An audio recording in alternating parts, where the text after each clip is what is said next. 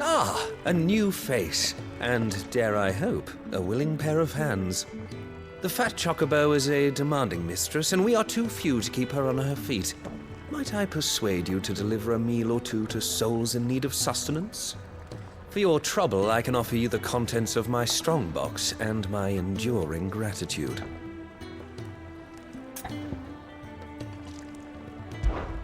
I don't see why not. Marvelous. And who exactly do I have the honor of addressing? Clive. Delighted to make your acquaintance, Clive. I'm Kenneth, and mine are the weary shoulders upon which the weight of this fine establishment rests. Now, I have 3 hungry customers awaiting their victuals. Take these if you would, and be careful, they're hot.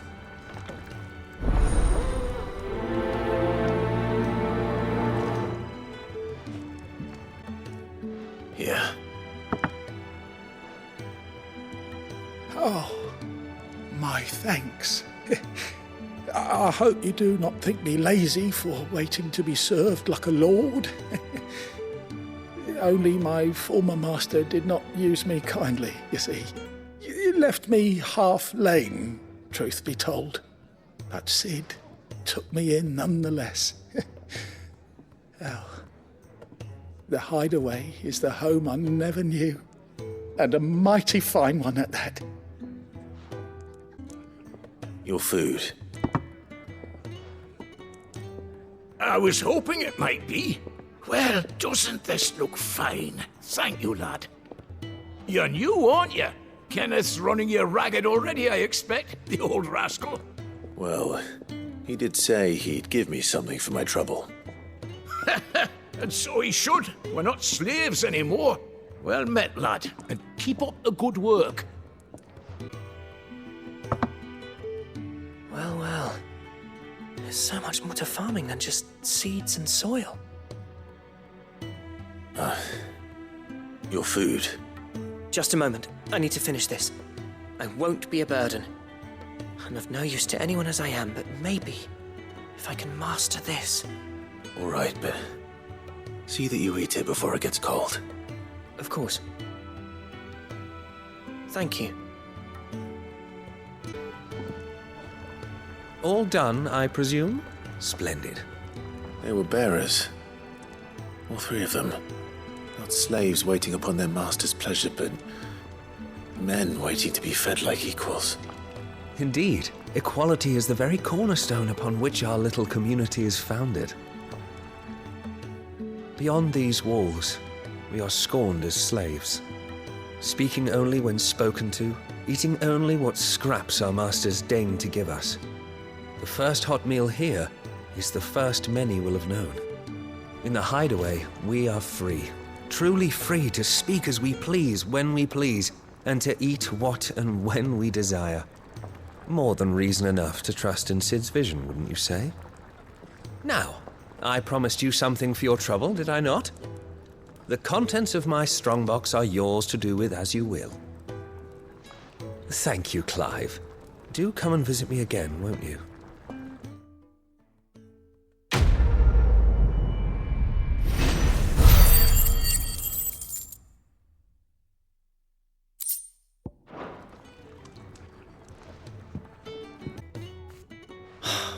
Damn it.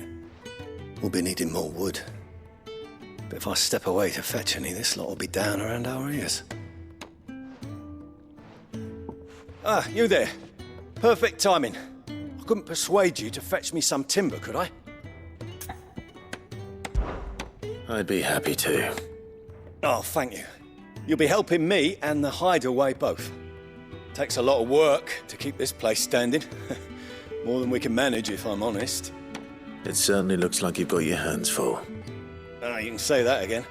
The Fallen knew their craft, make no mistake, but not even their handiwork lasts forever. That's why the walls need shoring up. Can't have the vegetable patch crushed before our first harvest now, can we? No, I suppose not. All right, where can I find this wood? Ask over at the White Ads. They'll point you in the right direction. Thanks again. I really appreciate the help.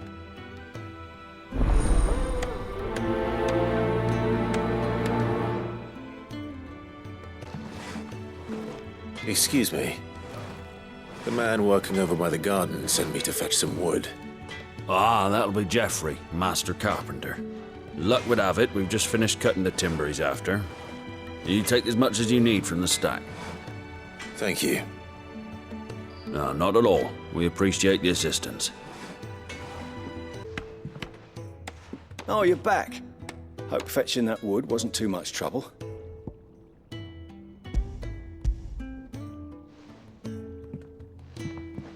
Will this be enough? This will do nicely, thank you. With a bit of luck, the walls won't be falling in on us just yet. That sounds ominous. Oh, it's not as bad as all that. And it's a damn sight better than the alternative. We're safe, we're warm, and we're hidden. What more could we ask for? Now stop fretting and take this. You've earned it. Welcome to the fold. There's no need to... That's not a matter of need, my friend. You're one of us now.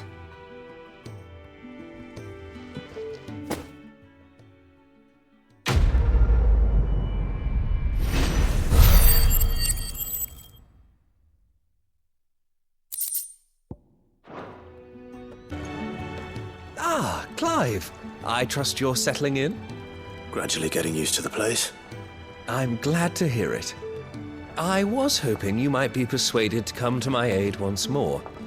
Your services will be rewarded, of course. I don't doubt it. Seems to be the way around here. We strive to be better than those we once served. Now, as to the task itself, I am once again in need of a pair of hands to deliver sustenance to our esteemed companions. I have 3 meals for 3 industrious souls. What say you? I'd be happy to help. Marvelous. The 3 individuals you'll be seeking out are busying themselves about the hideaway. You'll find one by the entrance, another in the bunks, and the other guarding the cells. Thank you once again, Clive.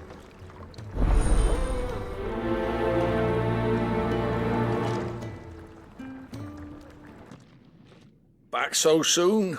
Fancied another kip in the cells, did you? Kenneth sent me. He thought you might be hungry.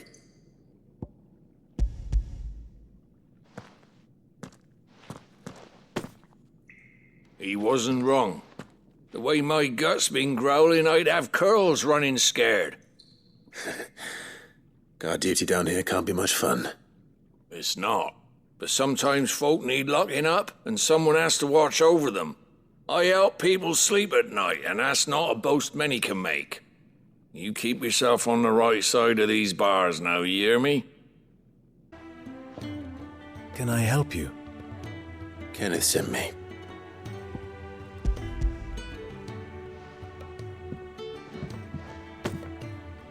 Ah, wonderful. Do you hear that? Our food has arrived. Does your appetite still elude you? Is he sick?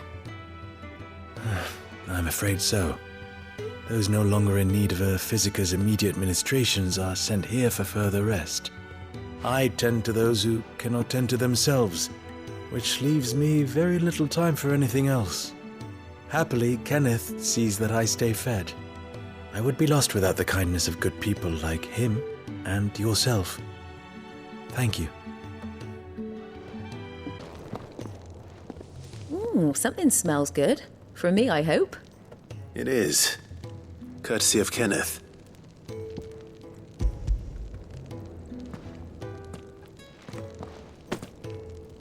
Oh, my thanks. These birds are needy creatures. They don't like me running after the fat chocobo behind their backs. They must keep you busy. Ah, there's never a moment's rest. Probably for the best I eat down here, reeking of the staples as I do. I'd only put people off their food. And who has time to wash and dress for dinner when they've got little darlings like these to wait upon, eh? Anyway, thanks for the food, and be sure to give Kenneth my regards. Ah, you're back. All done? Wonderful. Here, your reward, as promised. The hideaway's quite something. Everyone has their place. A fact we are proud of, believe me. I'm glad you've witnessed it for yourself. You have your place too, of course, as you have just so capably proven, and you will always have a place with us, should you desire it. It's kind of you to say so. It is the truth, and not a soul among us would deny it. I look forward to all that you will bring to our little community.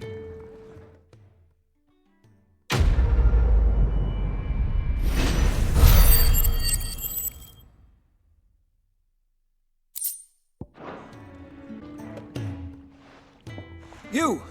Newcomer! I need help. What's the matter? It's my assistant. She left to gather soil, and I've seen nothing of her since. I cannot concentrate one whit for fear of what might have happened. Please, I beg of you, will you go and check? I have to know. All right, I'll go. Marvelous. Thank you. You'll be rewarded for your time, of course. Whereabouts is she? Gotan's Bales. It's on the outskirts of Lostwig. Not the safest place for an unaccompanied bearer, perhaps, but the soil there is second to none. Now go, and do not linger. Why, it may already be too late.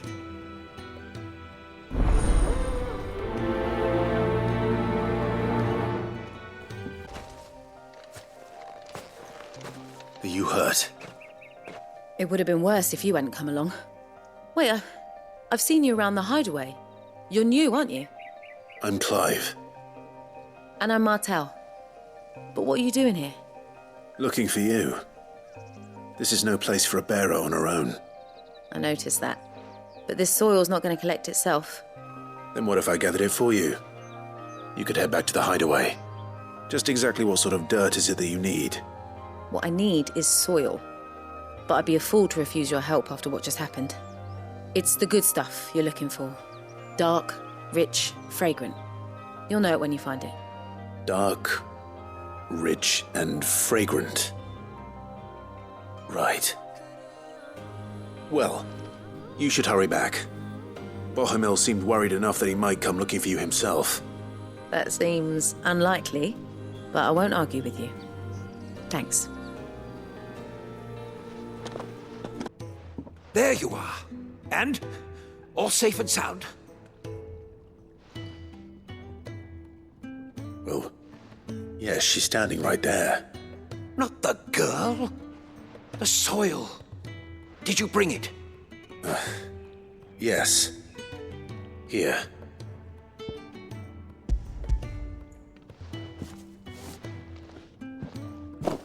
Glorious! When Martel came home empty-handed, I almost had a fit. But with this, my research can continue. First and foremost come the measurements. I must know how much ether each sample contains. From there... Wait, so you were never... Worried about me? Sorry to disappoint you, but the only thing he worries about is his research. But that's all right. It's just how he is. And if it wasn't for him, we wouldn't be growing anything in these ruins. It's a small price to pay. Although you shouldn't have to pay it too. Did he even offer you anything for helping? Ugh. Here. I know it's not much, but it's something, at least.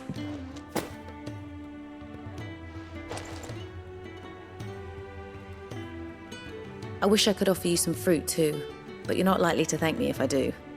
Still, we'll grow something worth eating one of these days, and when we do, you'll have first pick.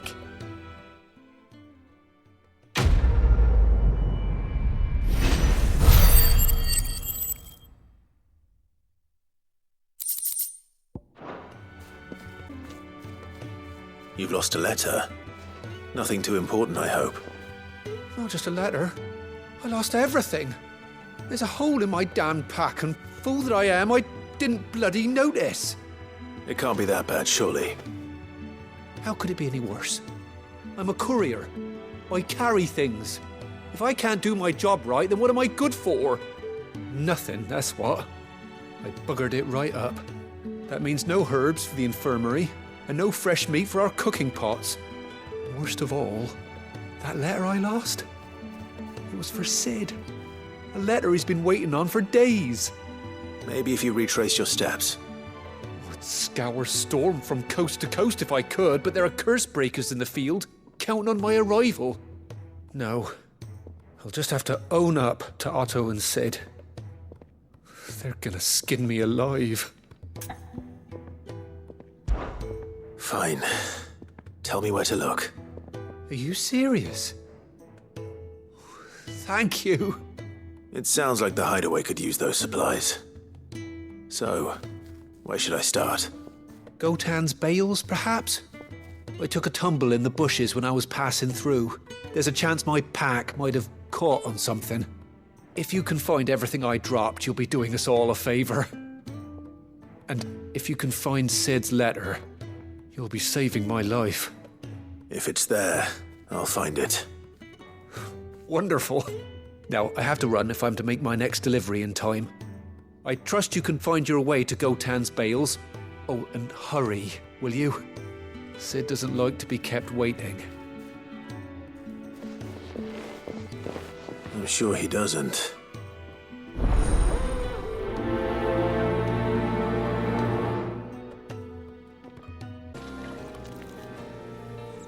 A little overdressed to be picking grapes, aren't you? Are you here for Master Quentin? I'm looking for a letter someone dropped nearby, and I suppose you've seen it. Can't say I have, sorry. Well, if you do... Wait, I did pass a dog with something in its mouth a little while back. Could have been a piece of paper. No idea if it was your letter, but you never know. Which way did it go? Towards Lost Wing? Seemed well looked after to me. Dare say someone there's been feeding it. To the village, then. Thank you.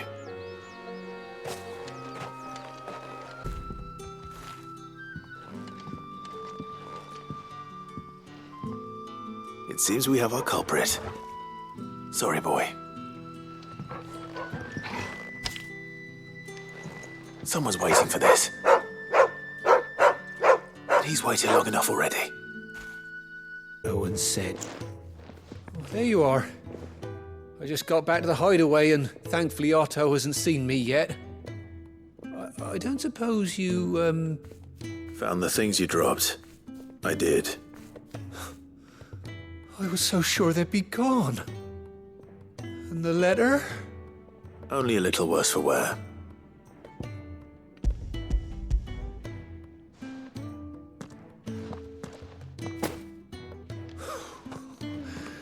No more skulking about in the shadows for me, then. And all thanks to you. Losing those supplies was one thing, but if Sid had found out about that letter... Is it about Cursebreaker business? If only. It's from his daughter. She's off studying in Canver, and her letters are all that keeps Sid sane while she's away. He never mentioned a daughter. Well, he's a busy man. And thanks to you, he won't be wasting his time smiting careless couriers with levin boats. So I'd say you did us both a service.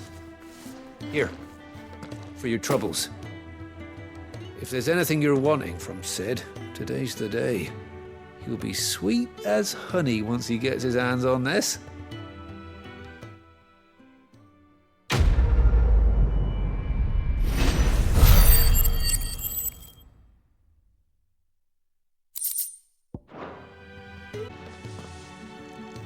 Where are you, Randall? Was everything all right? Forgive me, young man. I was in a world of my own. I'm worried about my friend, you see. He left some time ago and hasn't returned. And you know what it's like out there for a bearer on his own. Why leave the safety of the hideaway? For coin. Sad though it is, our need outweighs the risk. The hideaway can't survive on goodwill alone. And though Karen does what she can, her coffers aren't bottomless. Wait, you were a soldier, were you not? In the Imperial Army? I was. Then I ask a favour of you. I'm too old to be traipsing hither and yon. Will you go and find him for me? I'll do what I can. Oh, thank you. What can you tell me about your friend? His name is Randall, and I suspect you'll find him in Lost Wing. He's been working for Quinton, the tavern keeper. He'll know something, I'm sure. I'll speak to him. Safe travels, my friend. And thank you again.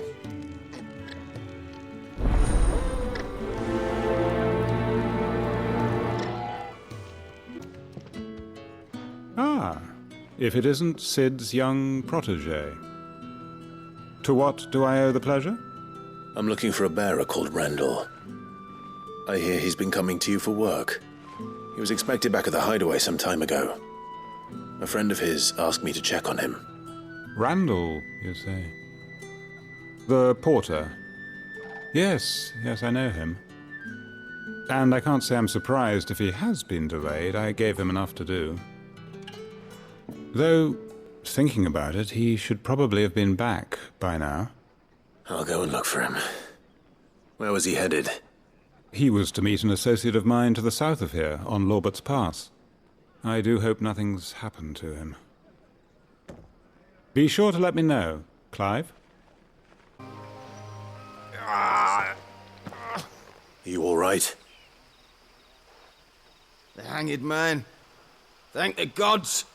You're one of us. We were attacked. Beastmen on the road. Randall knew he didn't play the hero, but reckless sod insisted on drawing him off. Where did this happen?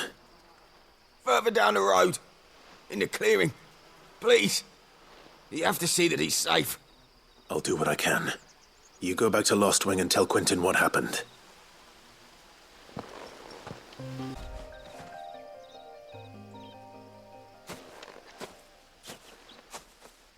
Sorry, Randall.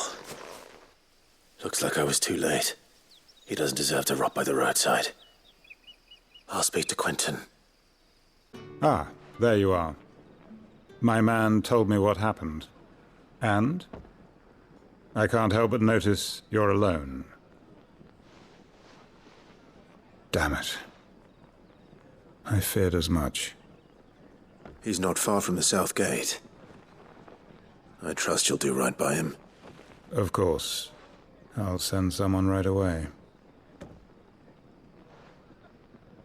I knew he was brave, though I didn't know he was reckless. Poor fool. And you've known him long? A while. I liked the fact that he didn't shy away from dangerous work, and he liked what I paid. Because it helped keep the hideaway afloat. I'll tell Sid what happened here. I expect he'll be none too pleased to learn of Randall's fate. And I suppose you're none too happy either. For your trouble.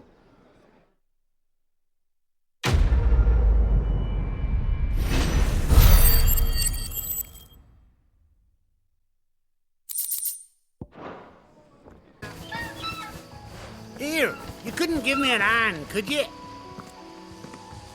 Typical. A bloody bearer. Just when I thought my luck had changed. Still, better a crumb of crystal than an empty hand, I suppose. Though it pains me to use another man's branded. Here, you understand me, don't you? I need your help. These blasted birds must have caught a whiff of my cargo, and now they've got me surrounded. No, it's funny, late as it was. I've got something special needs delivering before the rest, but I dare not leave my cart untended. You couldn't run it up to Martha's Rest for me, could you? Needs to get there quick, mind. Fine. That's the spirit. All right. Here. You hand that to the stable master and no one else. I'm owed a little something for it. If he gives it to you, pass it along to your master by way of thanks. Be off with you then, and don't go taking any detours on the way.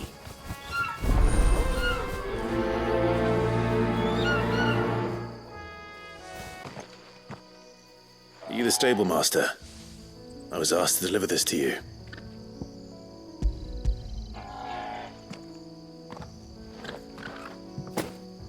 This is for me, right enough. Not sure what some bearer's doing bringing it to me, though. Where's that fool of a peddler got to? He couldn't come himself. His cart's surrounded by wild chocobos. Huh. Sounds about right. He'll have it full of Geezal greens, no doubt. crammed with him, if I know him. Gazelle greens. Chocobos go mad for them, don't they? And if you forget to seal the cart up tight, the smell gets out, and birds come running from miles around. Don't get me wrong. They're a fine investment for a savvy merchant, especially around these parts. But you can't get greedy, as our mutual friend is learning the hard way. Still, I got my wares, and that's all that matters.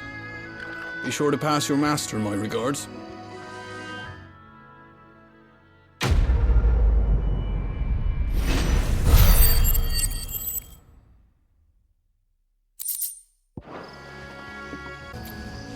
Excuse me, I'll use that blade of yours.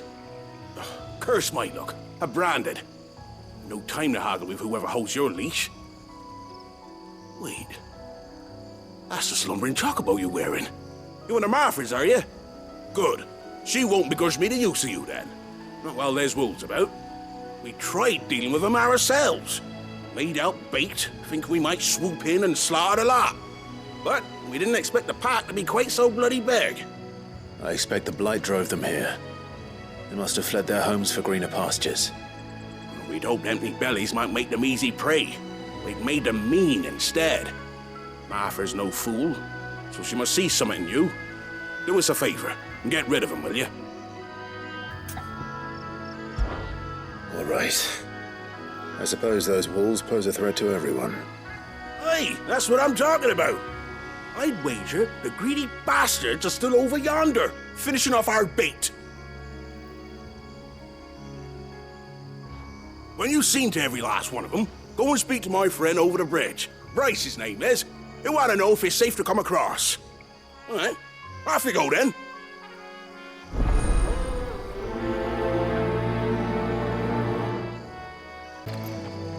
You, Bryce? What's it to you, bearer?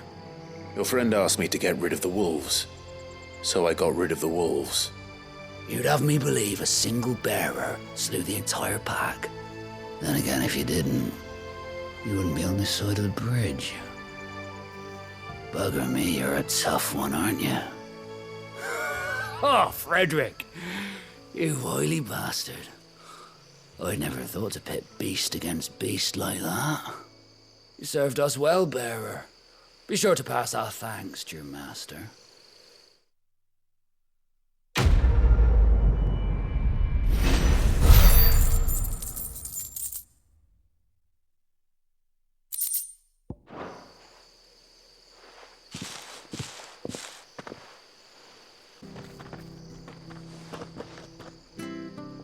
Can't talk now, Oh, you're Clive, aren't you?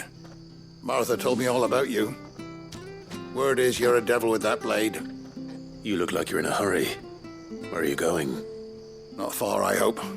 But I dare not waste a moment. It might cost a man his life. Sounds serious. What happened? It's not so much what happened as what might. They've discovered he's a bearer, see? And now, one of his erstwhile friends and neighbours wants to see him clapped in chains. Where is this bearer? He wasn't fool enough to wait for the Imperials to arrive. Poor sod took to the road, left his whole life behind. But they'll be after him before long. I need to find him and get him to safety, fast. Here, if you've the time and the inclination, I could do with a hand. Will you help me find him? Of course. We bearers have to look out for each other. Thank you, Clive. With your help, we might catch up with him yet. His name's Norris. We need to find him and get him to Martha before the Imperials sniff him out. You found him yet? You won't catch a bastard standing around clucking like old hens. That fucking snake played me false, acted like he was one of us, and the whole time he was one of them. We need him caught and handed over to the Imperials. Hanging's too good for him. Well, go on then. If he gets away, I'll see you fitted for a noose. All right, Ronald. We were just leaving. Look, this one's here to help. I was just filling him in. Ha! Send a bearer to catch a bearer, is it? Not bloody likely. That's it. I'll find the bastard myself. Come on now, Ron. It's dangerous out there. We wouldn't want you to come to any harm. You want something done right, you don't send a bearer. Clive, this might take a while. You start hunting our man, and I'll be along once I put Ronald's mind at ease. Someone said they saw Norris heading for the Fallen Gate. Maybe you could ask if anyone over that way knows anything. We have to find him. Don't let him slip through our grasp.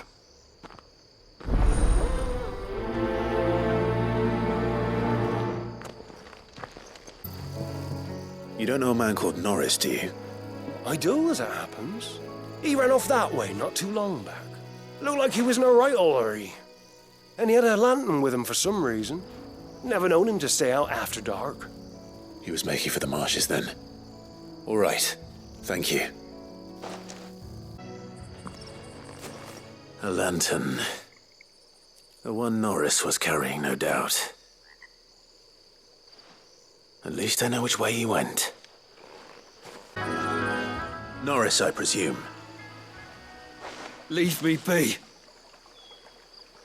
You were never branded. So that's how you stayed hidden. Ronald sent you after me, did he? Set an Imperial dog on his best friend. And when we were so close. I'll never forget the hatred in his eyes. But it doesn't matter now.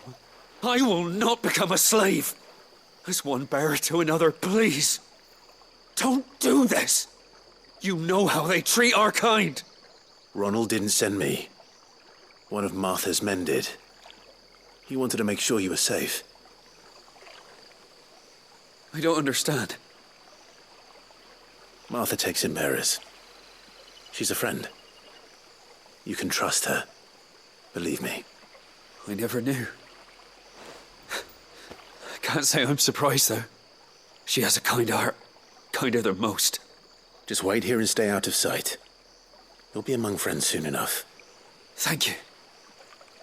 There's few would have been so kind. And sorry. You're no Imperial dog. Far from it. I've been called worse. Oh, I found a lantern back there. I assume it's yours. Thanks. I dropped it when those creatures attacked me. But if I'm honest, I wasn't all that sorry to be rid of it. Ron gave it to me. All right. I'll keep hold of it. I might be able to use it to put an end to the Imperial search before it begins.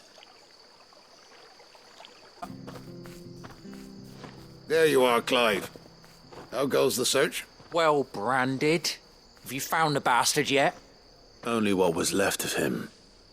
A corpse, torn apart by monsters. And this. Let me see that. No. It can't be. Shall we consider that the end of the matter, then? Or do you need to see a body? No. I mean, I've no use for bearer bones. He's dead. Let that be an end to it. Only wish those whose job it was had done what they were supposed to do and spotted him sooner. Letting a bearer go about without a brand? It's not right, I tell you. Who'll want anything to do with me now, eh? There goes the bearer lover, they'll say. I'll be a laughingstock.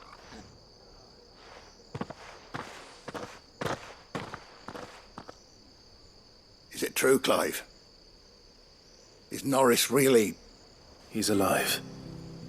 You'll find him in a hut in the marshes. He's expecting you. Oh, you crafty. Still, you did the right thing. Thank you. It's not much considering, but please, take this.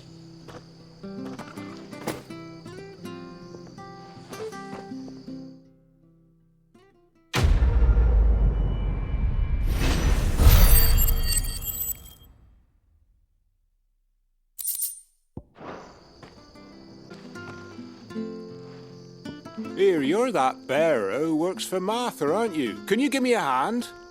Curse my luck, I dropped my crystal off a cliff into the bloody swamp like an utter fool. Now, I've not got your knack, see, and I need that shard to chill my fish if I'm to take him to market. But it's just a short climb down, I'll make it worth your while. I can't promise anything. Well, just promise you'll look. Ah, there may be one thing I failed to mention about the crystal. A creature might have already claimed it. Claimed it? All right, eating it, but only might have, you understand. There were a lot of bog crabs down there. Nasty buggers, them. Sounds like I need to break a few shells. Oh, don't worry, there weren't too many of them. A veritable walk in the marsh, as they say, the ladders, right over there.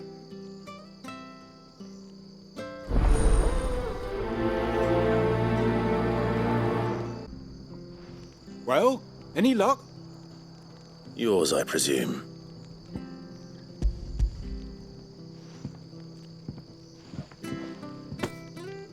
You found it! Oh, thank you!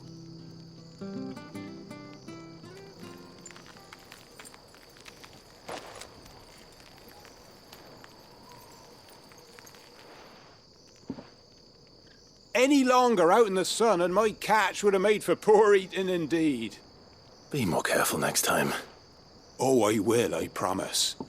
No point casting my nets of a morning if I'm without a crystal to see the catch to town. There was a time honest tax-paying folk could get new ones whenever they wanted. Can't now, though, not for love nor money. Crystals are scarce, and the Empire tightens its purse strings more every day. Lose this little beauty again, and I might as well scrap my nets and take to begging.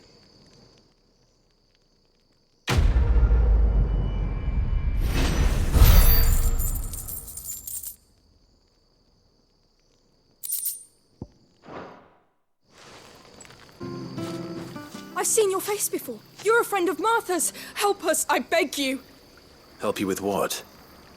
Bandits in the Golden Stables. They're waving their swords around. I think they're going to kill someone. When I saw what was happening, I slipped out the back. I should have stayed, but... Oh, please help them. All right. I'll see to your problem. Thank you. How many were there? I was out of the door too fast to count. They looked a nasty bunch, though. Be careful in there, all right?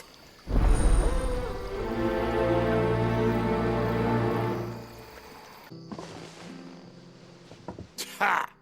Golden Stables my ass. All Martha's hiding back here is coppers. Huh?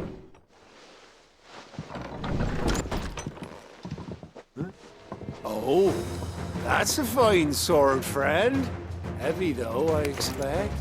What say we relieve you of it?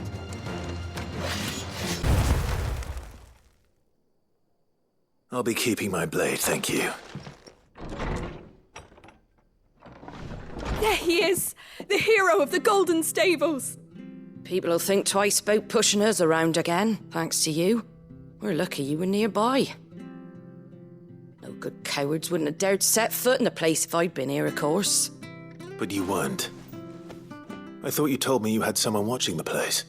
The Blood Axes keep an eye on the tavern, yeah. When they're not busy keeping the peace, that is. I've spread them as thin as they'll go. The Empire might be in charge, but that don't mean they care to keep us safe. If it weren't for the Blood Axes and me, merchants won't come near these lands for fear of what might happen to them. I see. Then you do Rosaria a great service. Just as you did today. You're a useful man to have around.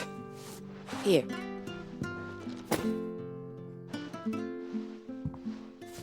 And there'll be a mug of something tasty waiting for you whenever you next stop by. Right, we've got work to do for to make this place presentable. You best be going before I arm you with a mop.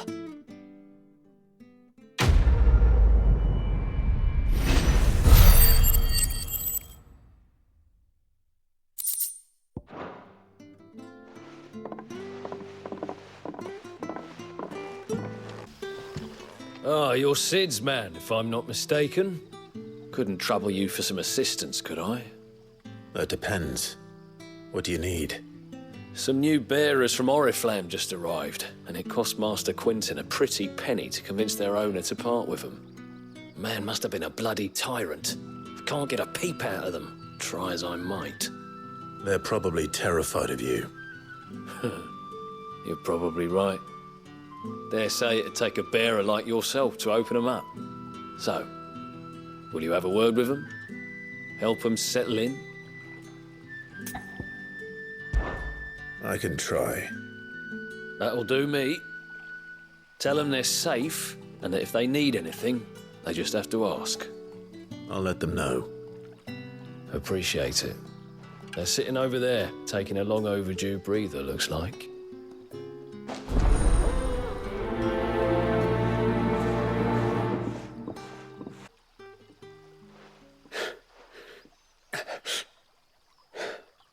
So you're the new arrivals. Is there anything I can get you? You're safe here. They don't punish people like us for speaking our minds. Truly. I'm hungry. My sister too, we're starving. Wait here. I'll fetch you something from the tavern. Thank you. I won't be long. You stay here and rest. I'll have 2 plates of whatever you're serving. Sorry. We've enough mouths of our own to feed without tending to the wants of outsiders. It's not for me. It's for some new arrivals. Oh, my apologies. I didn't see the mark. So you're a comrade. Well, in that case, you may have whatever you require. Take all the bread and wine you want. That's really all it takes. One look at the innkeeper's mark. Of course it is. I do as Master Quinton commands, as do we all. And Master Quinton commands that none of his favoured guests be left wanting. Well, don't keep our new comrades waiting. Take what you need and see that they eat their fill.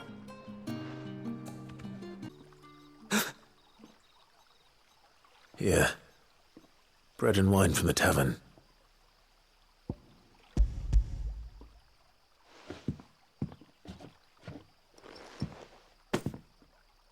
May we? Truly?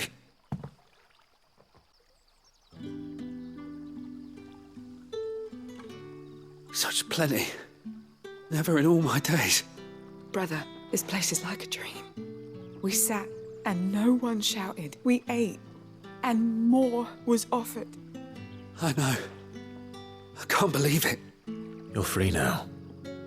And the next time you're hungry, you need only ask to be fed. Thank you for everything. Thank you.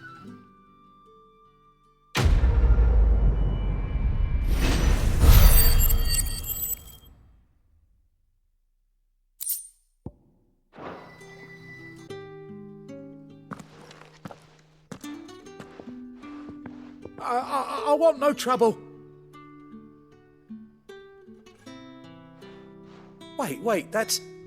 Oh, glory to Grieger. You were the hanged man. I took you for a rogue. If you're a friend of Master Quinton's, then perhaps you'll help me. His vineyard, Lostwing's pride and joy, has been beset by a plague of giant wasps. And you need someone to solve your pest problem. I do indeed. I've never seen them so far from the forest, nor so mean, for that matter. I suppose the smell's got 'em worked up. And little wonder. This'll be the finest crop we've ever known if the fiends don't eat it first. I tried chasing them off myself, but they won't flee from the likes of me. And if I don't bring those grapes in for pressing soon, Master Quinton will have my guts for garters. You look like you can handle that blade of yours. Will you put it to use for a comrade in need? Please. Rid us of these wasps so I can be about my business. All right. I'll see to it. Oh, thank you. You'll find them over at Gotan's Bales on the edge of town. And hurry, Lostwing needs those grapes.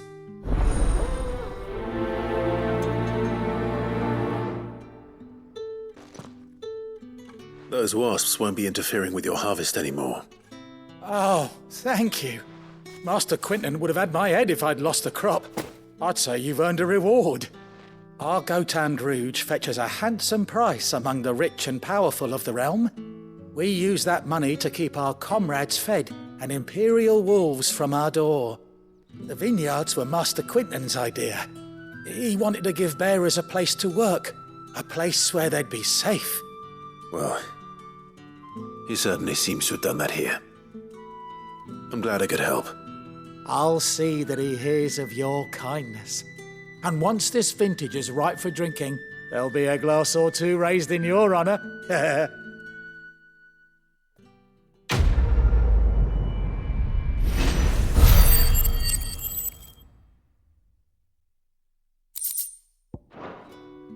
us two. Where's your commanding officer, Branded? Don't you know the training grounds are for real soldiers? Hey, you lost or something? Sorry, but the Imperial Guard's got no use for your kind. The infantry always needs more bodies, though. I'm just passing through. I don't bloody believe it. The bastard's wearing the moon and stars. That'll be why he's strutting about like he owns the place.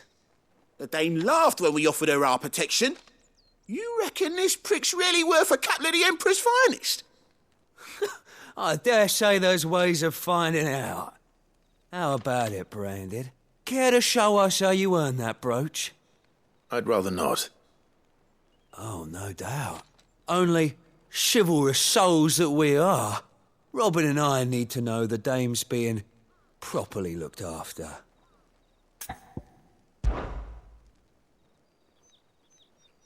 Fine. If it'll put your mind at ease. Oh, and just so you know, I won't be holding back. I suggest you don't either. Take a moment to get ready if you need it. Wouldn't want you whining about an unfair fight.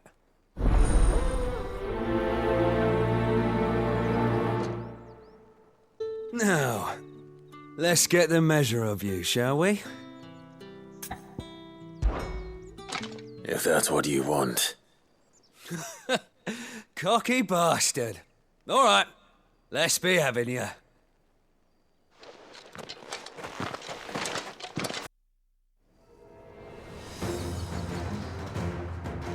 Oh, and when you go crying to your mistress, tell her it was Leon who gave you the pounding.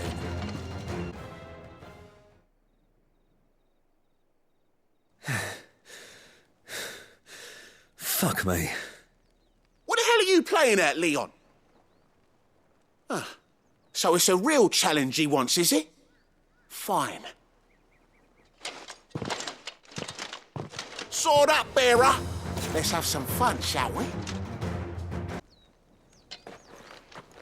Can I go now? Grieger's gas. The bastard didn't even break a sweat. The Dame's man or no, he's still a Branded. Best hope the sergeant never hears about this. Yeah, not after the bollocking he gave us for missing drills. Might be the old sod had a point. I'll leave you to it. Yeah, good bloody riddance. At least we know the Dame's in safe hands, I suppose. Do us a favour. If you have to tell the Dame about this, tell her we got a good few hits in, eh?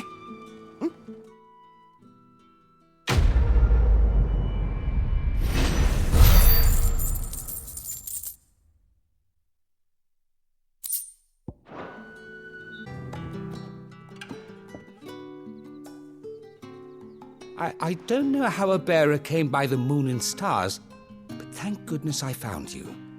Can I trust you to be discreet? About what? About this. About what I wish to ask of you. About the fact that I, a humble creature, assist the Dame of the Vale in her endeavours. As unlikely as it may seem, there are those within the upper echelons of Samberquois society who find the Empire's treatment of bearers to be barbaric. All right. But what do you want from me? This town is carried upon the backs of its bearers, and yet many would see their servants starve. Not for the want of coin, simple fare cost little more than a pittance, but to revel in the suffering of others, a simple act of cruelty. Contemptible though it is, my countrymen would sooner cut off their noses to spite their faces than see their bearers fed.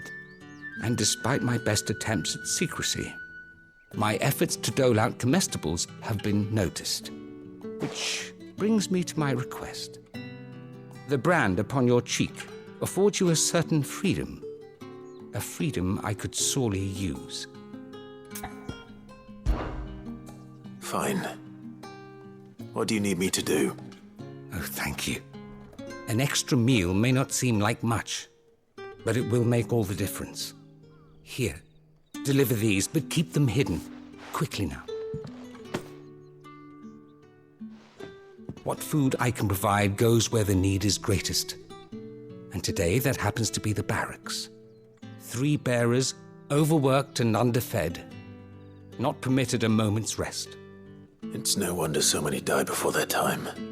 Tragic, true, but do not let anger make you careless. People will view this act of mercy as an undermining of the Empire's authority. Be discreet for both our sakes, and for the sake of those we feed. Oh, and when you're finished, a word in the ear of one of the dame's girls would be appreciated. You won't be staying then? I'm afraid not. I'm expected back in the capital, and have already risked much speaking with you this long.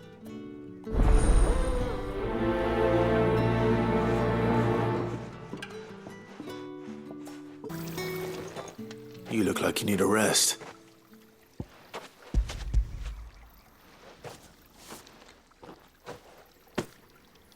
Not half as much as I need this. Thank you. I daren't eat it here, though. Not where anyone might see. Has it always been this bad? Oh, it was worse before the Chamberlain. I'd be dead without him. Me and many others. That's something at least. I have something for you.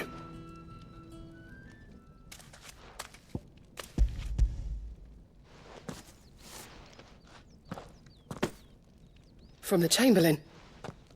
Thank you. You need to leave. Now. Please. Branded! Who told you to rest? Stoke those damn flames! And you! If you've got a message for me, out with it. If not, return to your post. Enough! Curse you! Get away from me! You'll work faster next time if you know what's good for you!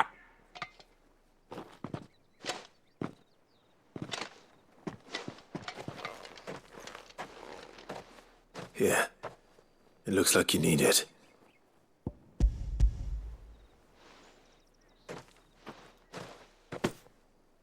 The Chamberlain must have sent you, but alas, my work is far from over. If I don't go now, they'll beat me. You need to rest. But I won't. I've wounds to heal and bones to mend. And what of your own hurts? They'll wait. As will my hunger. Thank you, though.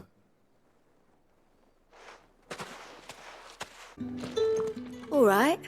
Are you here for business or pleasure? Business, though not my own. The Chamberlain put me to work delivering food. Ah, so he found someone to help him then. Just as well. I hear his friends back at court have been taking a little too much interest in him of late. So he really is a Chamberlain? There was a time when he was the Vale's most illustrious customer. Us girls thought of him as a generous uncle. He was one of the only people round here who seemed bothered by the way the Empire treats its bearers. Rare for one in his position. A fact not wasted on the dame. A little nudge from her is all it took, and he became the patron saint of Northreach's starving masses. My sisters and I may have lost an uncle, but bearers are being fed for a change, so we don't grumble. Much. Glad to hear it. Gives you faith, though, doesn't it? To know there are people out there like him. And you, for that matter. It's no wonder the dame's got a soft spot for you. I better be going.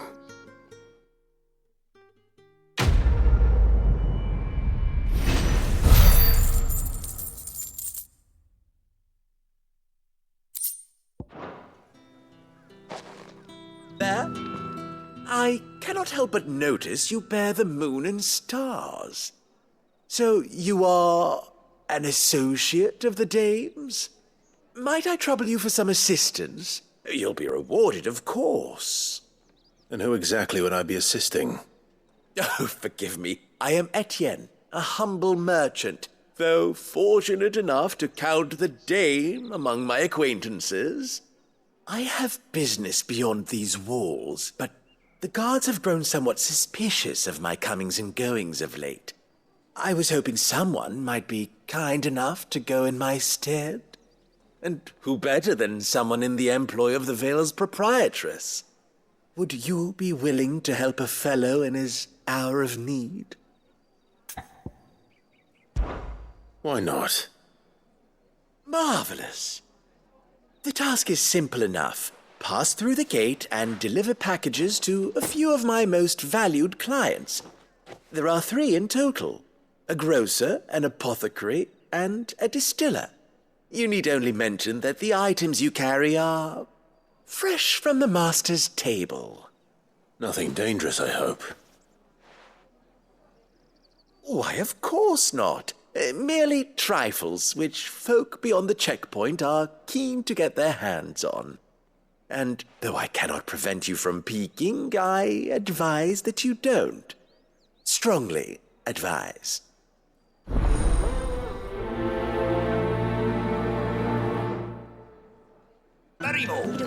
I warn you now, I don't sell to your kind, whether you have the coin or not.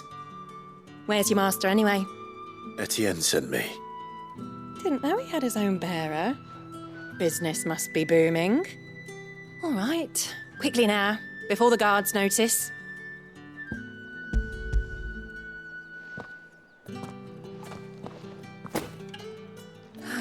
That isn't a burden off my back. And this is for Etienne. All this for a drink? Not just any drink. The very best, specially distilled for my most discerning customers. The guards find that, they'll seize it before you can blink. You keep it well hidden, all right? If Etienne likes it, tell him there's more where that came from. For a price, of course. Of course. I have no business with Branded. Well, I have business with you. A package, fresh from the master's table. I do not know you. Where is the merchant, Etienne? Somewhere the gate guards won't be paying him or his affairs any mind. Fine. Hand over the goods and be gone.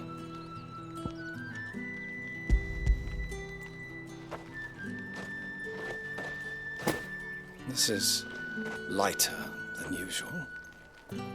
Branded, if I discover you have played me false... I can always take it back. You will do no such thing. Your master should cut out your insolent tongue.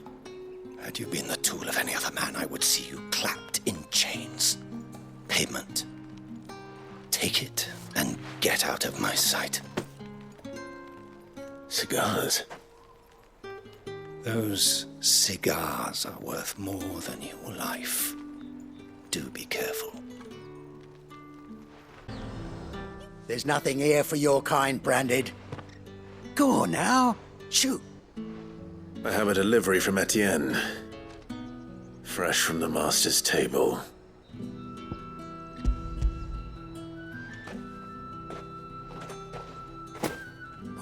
Why didn't you say so? Times are hard, but this here'll make 'em less so. For a while, at least. Sorry about the welcome. Meant nothing by it. You wait right here.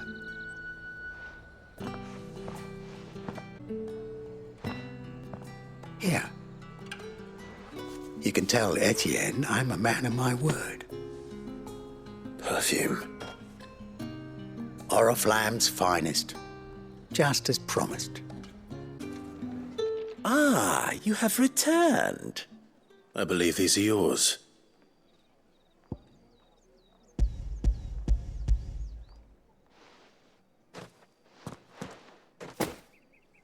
Delightful. The dame will be pleased. You don't say. And would she be pleased to learn what you had to exchange for those items? You mean the crystals? No need to be coy, my boy. Why not just tell me in the first place? An honest man wears deception like shackles about his ankles. I couldn't risk you stumbling under the gaze of the guards.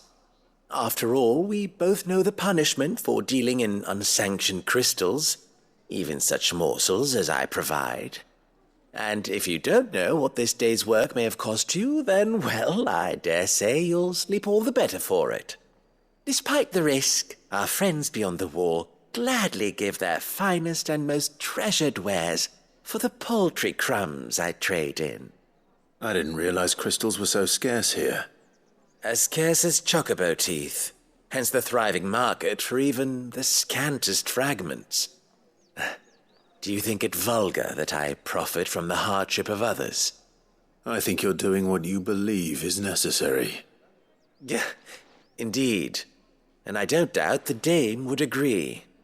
A reward for a job well done. I have the goods I was commissioned to gather, and the guards are none the wiser.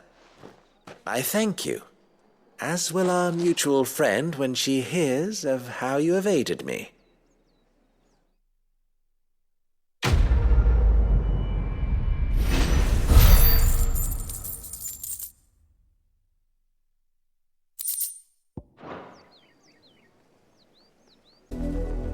You're late. What kept you? Late for what? Did they tell you nothing? A wild beast is savaging my boy. Well, don't just stand there gawping. Rescue him. All right. Where is he? My. I see they've sent me a branded with a spine for a change. He's over that way, towards the coast. Go, and see that you kill the beast.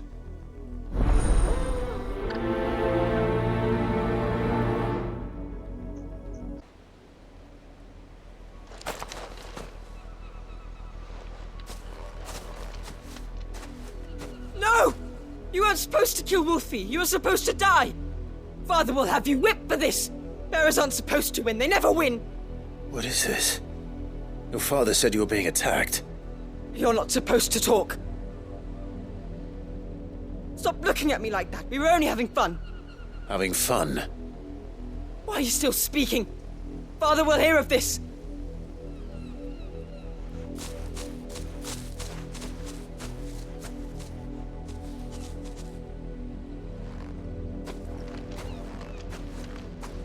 The wolf's work, no doubt.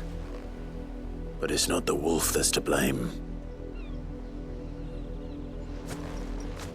Someone needs to put an end to this, before it happens again. How dare you frighten my son? You slaughter his poor pet, and then have the gall to return, head held high. That wolf was trained. Better trained by far than your worthless kind. You are the entertainment, nothing more. And we are most certainly not entertained. Nor am I. You'll pay for what you've done. See? I told you, he talks too much. It's not right. I don't like him, Father. You're not the branded I bought, are you? How dare you deceive me? Well, the sins of the slave are the sins of the master. Go! Summon the unlucky wretch you answer to. That unlucky wretch would be me. I'm my own master. I'm beholden to no one. And I take orders from no one. Lies! Do you think I cannot see that brand on your face? Shut your mouth and listen. Those bearers you killed, they were people. They felt fear and pain, just as you do. And unless you wish to share in their suffering, you would do well to remember we are not your playthings. Father, he's scaring me. How dare you threaten us? How dare you? Can't we just buy another hound? A bigger one, a better one. Of course, my son. I'll have the villagers fetch us another. With jaws powerful enough to nip this branded's head clean off his shoulders.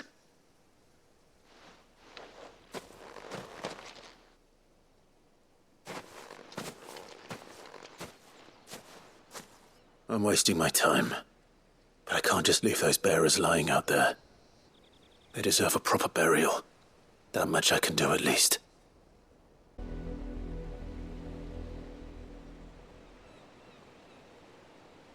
More victims of the nobles' games. You must be Clive. How do you know my name? The Dame. I'm in her service, like yourself. Never gets any easier, burying the dead. Is that what you're here to do? The mistress has me see to it that none are left to the crows. Since you're here, can you give me a hand?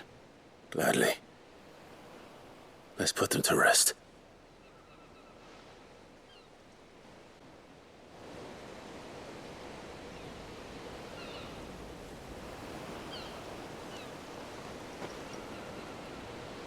May their burden finally be lifted. I take it you slew the nobleman's pet? I did. Now I expect they'll find another soon enough. And when it gets here, more bearers will die. How can they think so little of sending us to the slaughter? Simple. Because you are not them. Bearers are tools when they're needed, and toys when they're not. And if one breaks, well, you can always buy another. Still, such attitudes don't always go unpunished.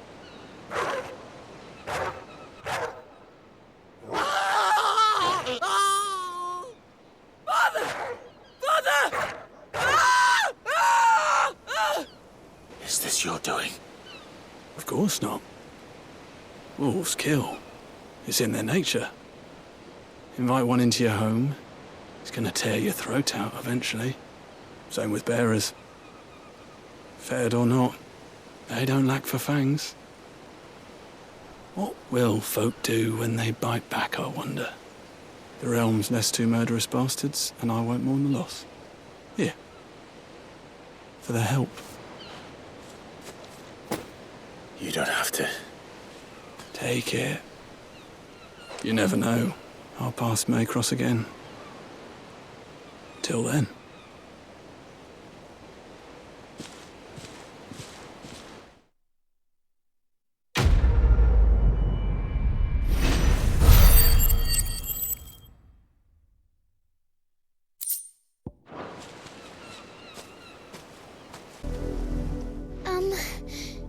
Have you seen my Chloe?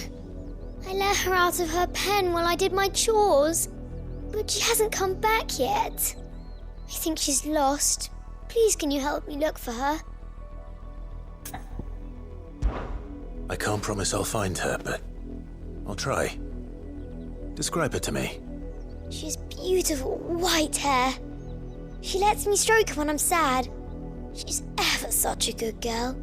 So quiet and kind. And she likes walking in the wheat.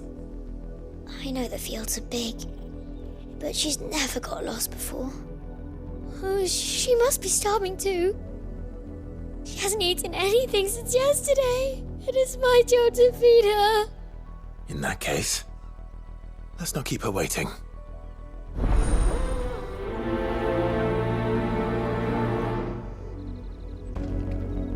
You work these fields? I need to ask you something.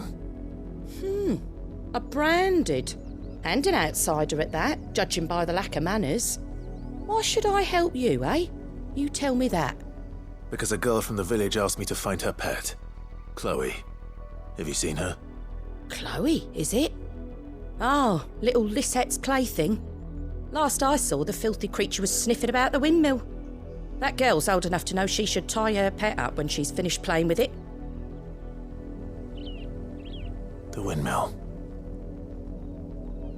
Off with you now. I won't have idle branded underfoot.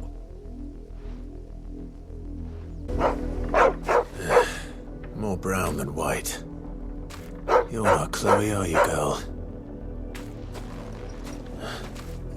Is that someone napping on the job? I hope they don't mind the interruption. The crystal's curse. Chloe, I was calling you. Didn't you hear me? What? Get up now. You've slept long enough. It's time to go home. Chloe? Why did you already turn into a rock? I only made you do a bit of magic. You knew you were my favourite. None of the other Chloes had pretty hair. It could be months before Dad gives me another one. I have to wait until they're too tired to work anymore. Is that all she was to you? A plaything? Do you really not care that she's dead? She's not dead. She's a rock. That? The crystal's curse? That's just how she died. And now she's gone forever. Giving another bearer her name won't change that. No, don't say that. It's true. And without that brand, she would have been just another girl. Somebody's daughter. Just like you. Dad said bearers don't have parents. They do. Parents that give them away. Families they'll never see again. But you became Chloe's family when you took her in. Remember that. And remember her.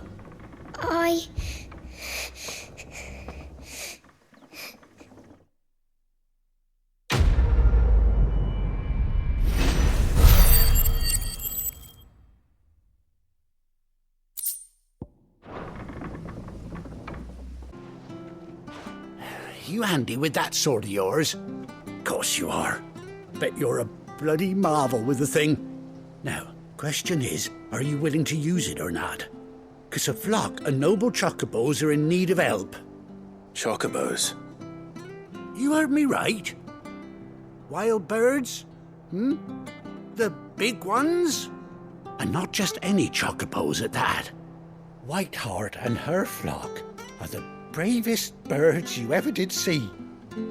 They protect travellers round these parts from bandits and the like. Chocobos? Fighting bandits? It's true. Why, they saved me from a gang of footpads only yesterday. Nasty lot they were too. And now they're back, looking to settle the score. Oh, go on then. Don't just stand there. Go and help them. All right. There's a good lad. Where can I find these chocobos? I saw him cut across the way over yonder. The rotten scoundrels were driving the poor things towards the old dock. It's a dead end, that is. You save Whiteheart and her flock, you hear me? There ain't a pluckier bird in all the world. She's a hero to us locals. And don't worry, you'll know her when you see her right enough. I'm sure I will. And good luck to you. And give those no-good bastards a hiding from me.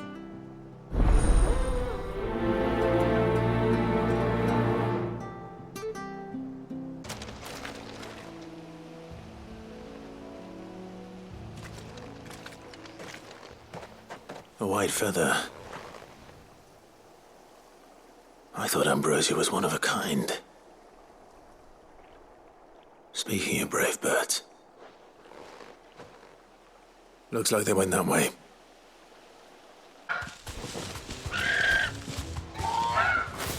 We got you cornered, Feathers. You didn't think you'd seen the last of us, did you? You've been bad for business. But I reckon someone will pay good coin to mount your head on their wall. Not around here, they won't. Oh. And why's that, eh? Because she's something of a hero in these parts. You hurt her, and I hurt you. Piss off. Or better still, how about we hurt you both? All right then. But don't say I didn't warn you.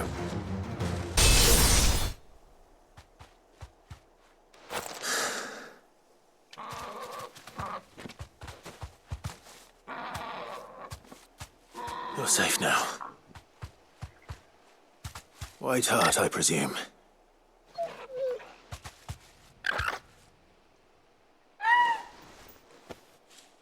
Do you know her, boy?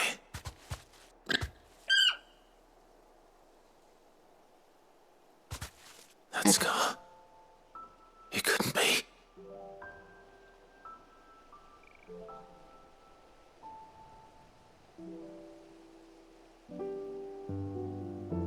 Ambrosia.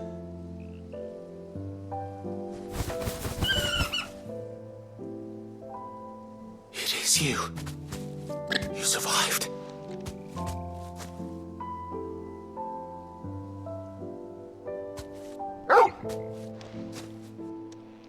And you found yourself a flock. Oi! Is it over? I thought I'd come and see how you were getting on. Oh, you sorted the bastards then. I knew you would. And the whole flock made it through unscathed. Thankfully, they did. And not only that.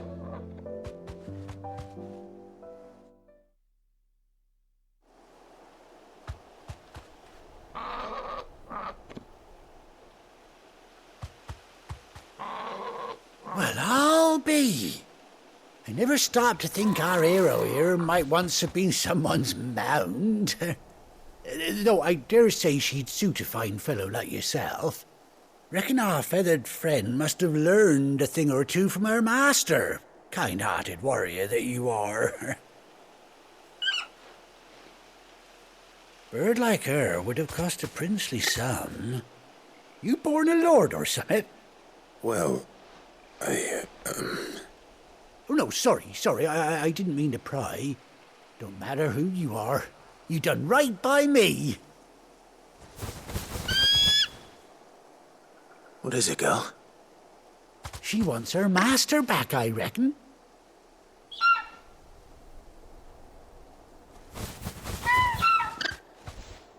Told you.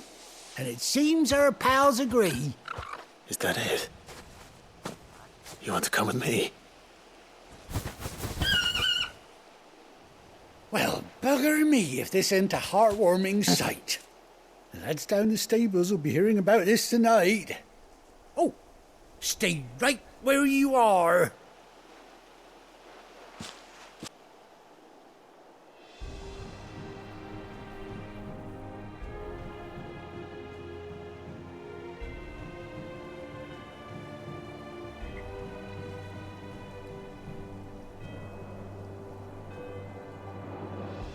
Doesn't she cut an handsome figure, eh? She does indeed. How much do I owe you? A few scraps of leather's the very least I owe old Whiteheart. Oh, I'll be sad to see her go, of course. But she's earned her right to happiness and more besides. Don't you worry, we'll get along just fine without her. You hear that, Whiteheart? You've earned yourself some time off. You have fun traveling with your master now.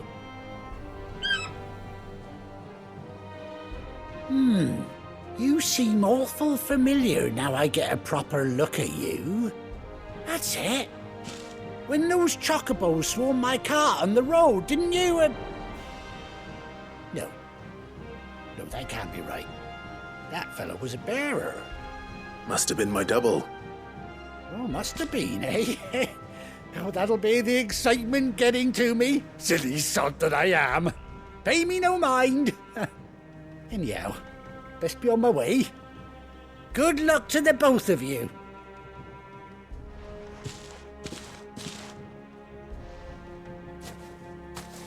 You take care of your flock for now.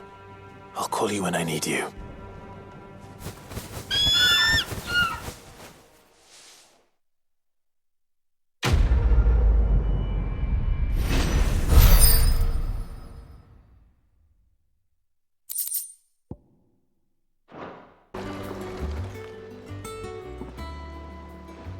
Damn blighted bilge. Is everything all right? Aside from the holes in my hull, everything's roses. The lake water doesn't agree with it, then? That's one way of putting it. And unless you got some grand scheme to suck the black from the lake like we do in the atrium, that slurry'll keep eating away at the timber like young Tech does our lemon tarts. Suppose a coat of pitch might stave off the rock for a moon or so, assuming we had any pitch, which we don't. Not any bloody moor. Doubt the old tub's got more than a dozen runs left in him. Of course, Obolus. Your skiff is our only means of reaching the mainland. Without it, we'd be lost. Well, I'm glad someone round here sees it that way. To make pitch, you need pitch trees. But in case you haven't noticed, live trees are one of the 1,000 things sorely lacking in the Deadlands. Now, I'm not so unkind as to ask you to fell a faraway forest and lug the logs back here to the mere, which is why we'll be needing a suitable alternative. And it just so happens I once heard the thorny pitchers of Curltail Falls cover themselves in a sticky wax to trap birds and beetles and whatnot. Might be enough to tide me over. Sounds easier than felling a faraway forest, that's for certain.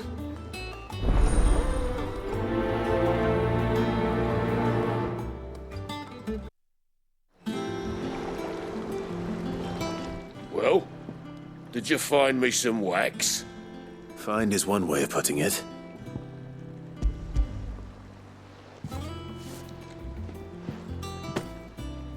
Ugh! Reeks like a chocobo's arse. Well, I don't suppose the Argo will mind as long as he stays above the waves. Argo? So your boat has a name? I didn't know. Yeah. Same as me old man. He was a ferryman himself back before the Blight came. The boat's all I have left of him. And thanks to you, he'll sail another day.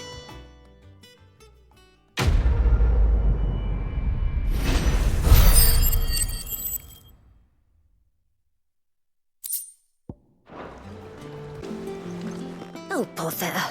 Whatever am I to do now, Clive? About what? I've 2 dresses that need stitching, but I haven't got a scrap of linen. Those girls' rags are so threadbare. It's a wonder they don't fall to pieces. And we most certainly cannot have that. A certain amount of decorum must be maintained, even here at the hideaway. You wouldn't want the poor things going without decent clothes now, would you? Of course not. What can I do to help? Oh, aren't you a dear? You see, I've paid for 2 bolts of cloth from the drapers in Northreach, blue and red. But they don't deliver, not to places that aren't on the map anyway, so I'll need someone to take this receipt and collect them. And you'd have this someone be me? I would. And don't let them fob you off with anything less than what I paid for. 1 bolt of blue and 1 of red. I expect them both.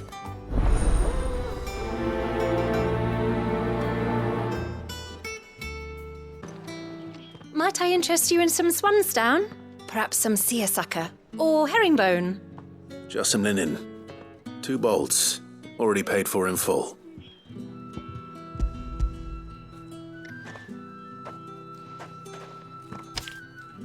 Apologies, my lord, but your items aren't here.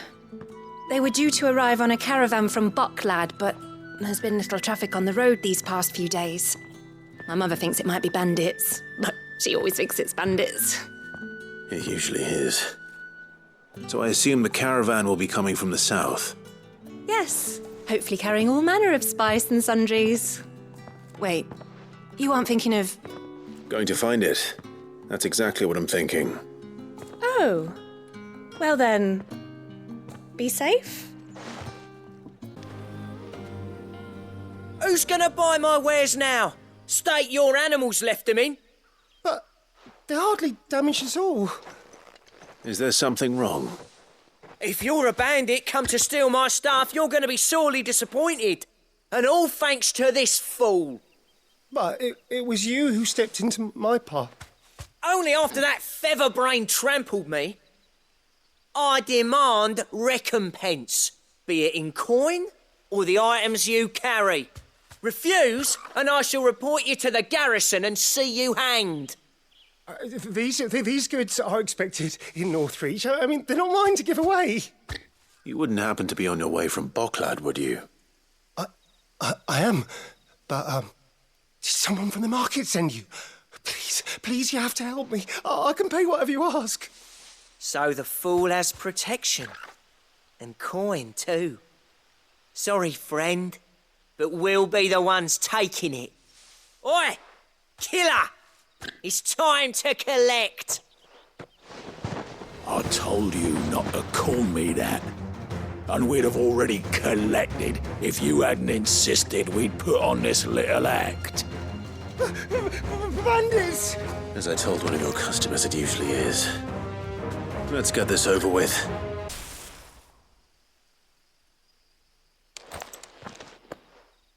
All right. You made your point. Killer my arse. Did he hurt you? No, thankfully. He seemed intent on letting the bandit do his dirty work for him, and he would have succeeded had the great lender not sent you. My shipment is safe, and my livelihood with it. You must allow me to reward you. We can speak of that once you're safe in Northreach. I'll accompany you there.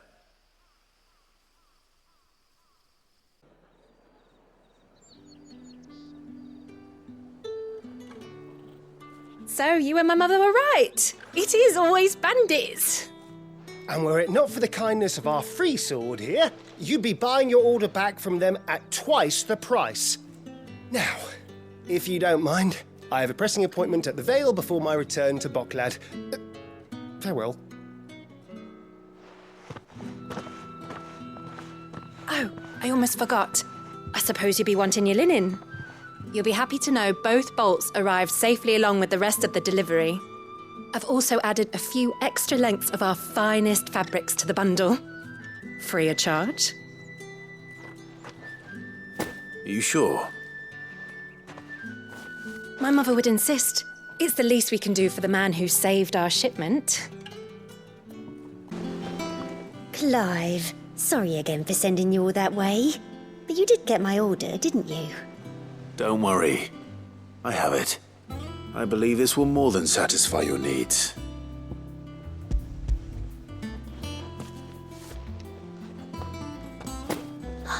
Let's see here. One bolt of red, one bolt of blue. What's this? I don't recall ordering any silk or velvet or... Is this gold work? Krieger's ghost. If that devilet of a draper expects me to pay for these... You needn't worry on that score, Hortense. They were a gift. For services rendered. I can always return them if you like. Oh, no. Oh, there's no need to be hasty now, Clive. I'm sure I can put all three to good use. Speaking of which one's most to your liking? I don't know. This one, I suppose. I've a mind to give a piece to Jill. Did you know she's quite the little seamstress? I know needlecraft was amongst her lessons at the castle. Her lessons? Oh, that's right. The two of you were raised together in Rosalith, weren't you? Not quite together, but when my father put down the uprising in the Northern Territories, Jill was taken as a ward to ensure that her father, the Silvermane, would keep the peace. She's an honest-to-goodness princess then, isn't she? I could tell, you know. Some people just have that air about them. Not many round here, mind. I'd offered to sew her something that might better suit her station. But she'd most likely turn me down, as she always does. Tell me not to waste the fabric when it's better used on the children. Don't take it the wrong way. She certainly seems to be attached to the last outfit you made her. Oh, sometimes I think she never takes it off. Or perhaps she'll make something for herself with your gift. Either way, I'm sure she won't turn it down. We'll see, I suppose.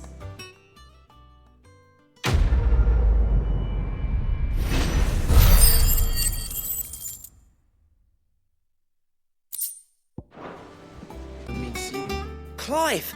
Oh, am I glad to see you? Is something wrong? It's Blackthorn. He ain't himself. And if I'm honest, he ain't been for a while. Normally it only takes a couple of drinks to perk him back up, but not this time. Something's getting him down.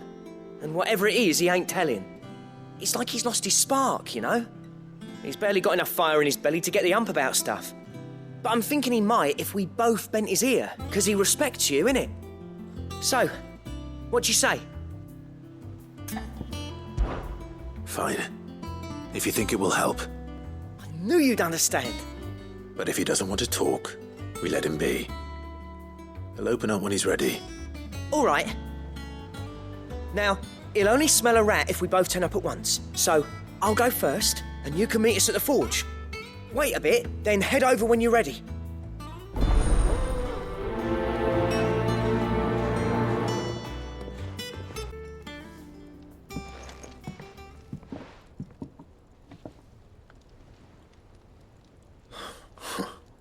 First August, and now you.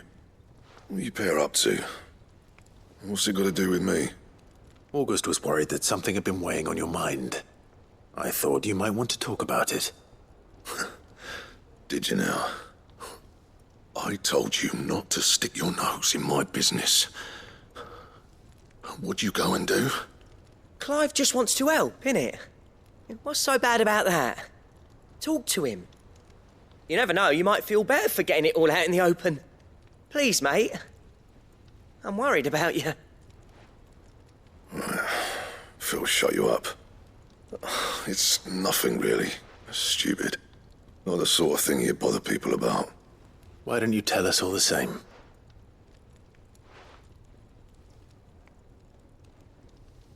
Karen and I have an arrangement. I keep an eye on Goots, and she shows me what the competition's up to. Interesting arms and armor, things like that. Anyway, the other day, she shows me a cuirass she's come by. Masterpiece of level work. Light, supple, and tougher than it had any right to be. Made my stuff look like every clumsy shit. I should have brought the bastard thing there and then just to study it, but I was too proud. And now every time I reach for my hammer, I'm reminded that I'm not the craftsman I thought I was. There. You happy?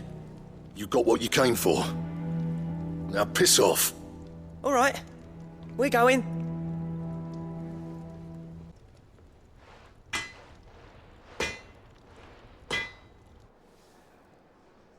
I always thought of old Blackthorn as a bit of a force of nature. Like a storm cloud full of hail. Didn't think anything could rattle him. Least of all a stupid piece of leather. Blackthorn's always taken pride in his craft. Questioning it means questioning himself. Something tells me this is only going to get worse. If he has doubts, it will affect his work, which will only add to his problems. We need to nip this in the bud. I couldn't agree more. He said he should have bought that cuirass. Perhaps we should track it down for him. Assuming you're happy to help, that is. Too bloody right I am. Glad to hear it. First things first, then. We need to speak to Karen. Karen, do you have a moment? Blackthorn mentioned that you'd recently come by a leather cuirass. An exquisite example of the craft, from what he told us. And he ain't been himself since he saw it. So we thought we'd buy it for him. Sorry, sold it already. Didn't think Blackthorn cared for it the way he turned his nose up. But it was nicely put together, that's for certain. Even if the bloke who made it is a bit of an odd one. Happened across him on my travels. Makes all his stuff to order, but the fella who commissioned it refused to pay. He didn't like the colour of summit.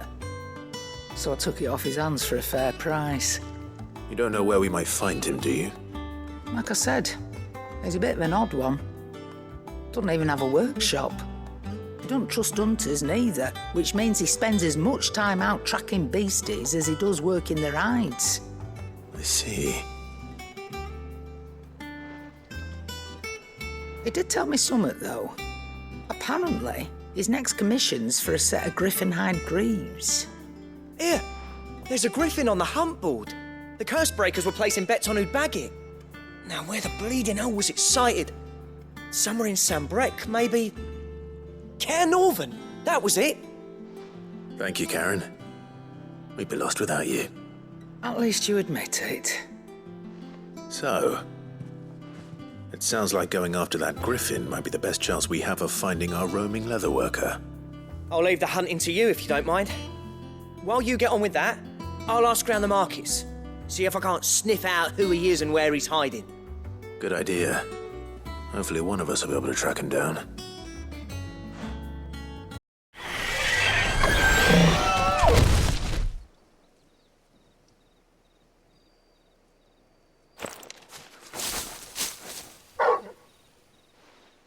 Is something there, boy?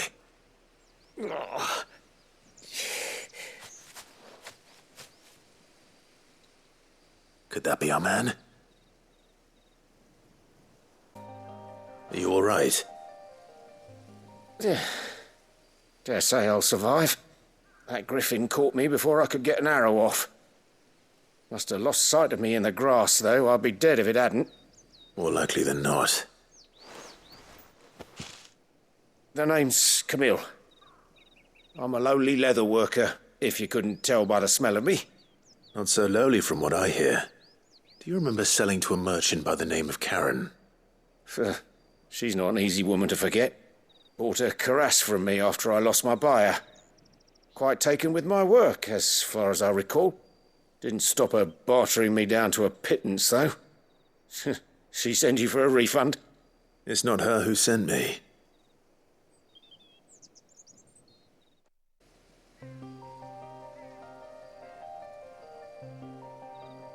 Well, consider me flattered. You should be. He's a master of his art, and not an easy man to impress. Blacksmiths are proud folk. It's a rare thing indeed for one to praise a glorified tanner. And I don't imagine an impressive swordsman like yourself would be getting your steel from any but the best. I'd dearly love to help a fellow craftsman, but... Well, actually, I suppose you could give him this. What is it? Treated leather. Same stuff I used to make that cuirass. If your man's as skilled as he sounds, he'll know what he's looking at. You sure? Well, you did save my life. And thanks to you, I'll be going home with all the griffin hide I can carry. I'd say it's the least I can do. Short of showing him how to make the thing myself, that is. But there are rules against it. Secrets of the trade and whatnot. In that case, I'll see that he gets it. I'd be much obliged if you would. Right. I've got some greaves to make. You send your blacksmith my regards. Will do. And thank you.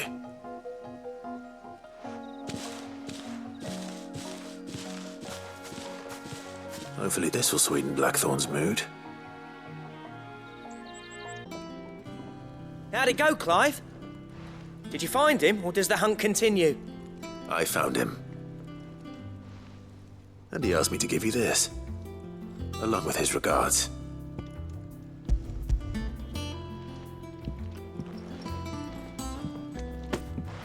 You're joking.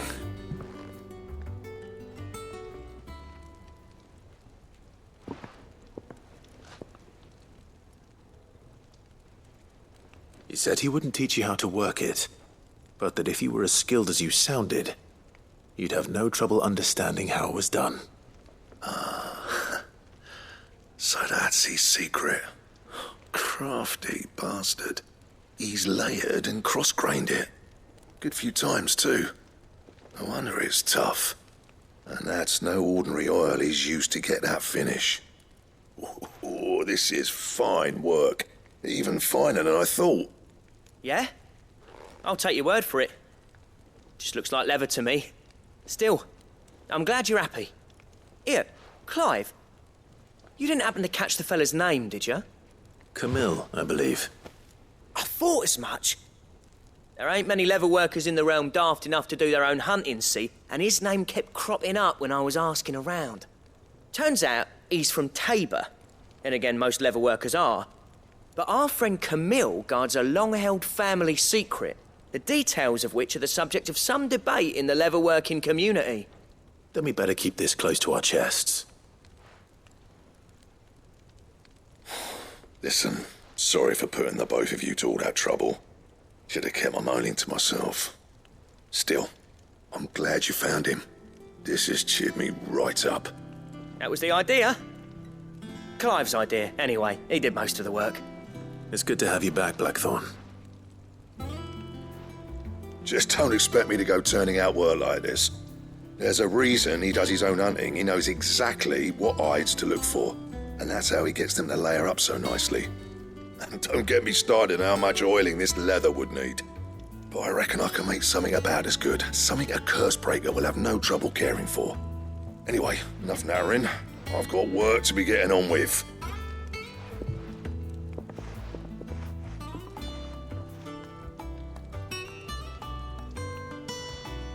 Looks like we won't be needing a new blacksmith. As if there was a better one out there. It wouldn't have been the same anyway. No one spins a yarn like old Blackthorn in his cups. Right, now that's sorted, I've got duties to attend to. Thanks, Clive. You've given me my mate back.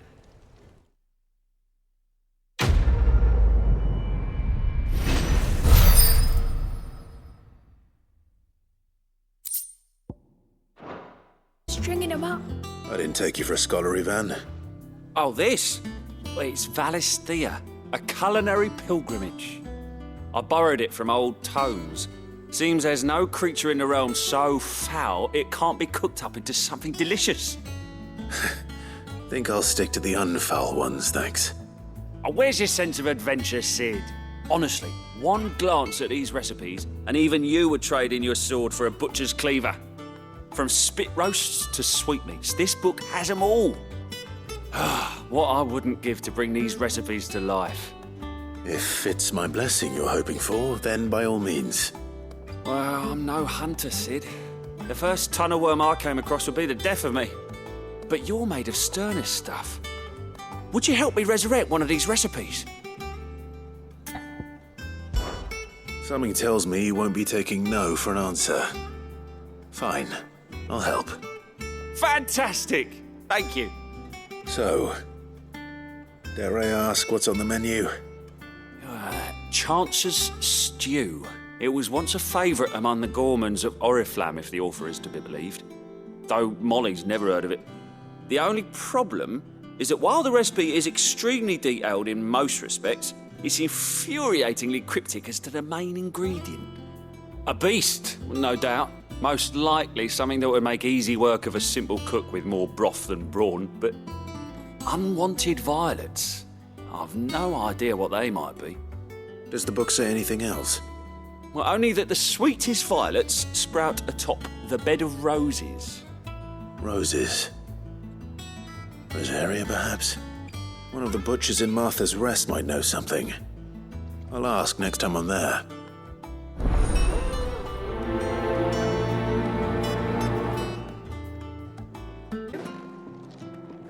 Ah, welcome. Times may be hard, but if you got the gill, I got the goods. What can I do you for? Unwanted violets, if you have them. Though I'd gladly settle for learning what they are if you don't. Why, I haven't heard folk call them that since I was a lad. You're looking for scorpion tails. Unwanted violets is what folk used to call them back in the day.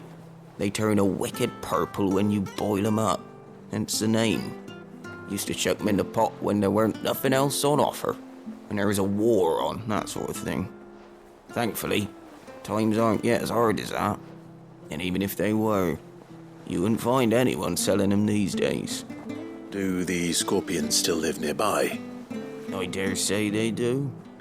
3 Reeds would be your best bet, if memory serves. Thank you.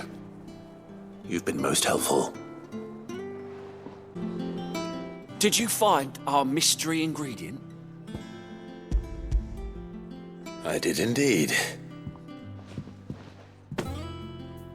Marvellous! Let's see. What am I supposed to do with this? It's poisonous, surely. You wouldn't be wrong. But that's your unwanted violet. Into the pot it goes, I suppose. Wait here. I won't be long.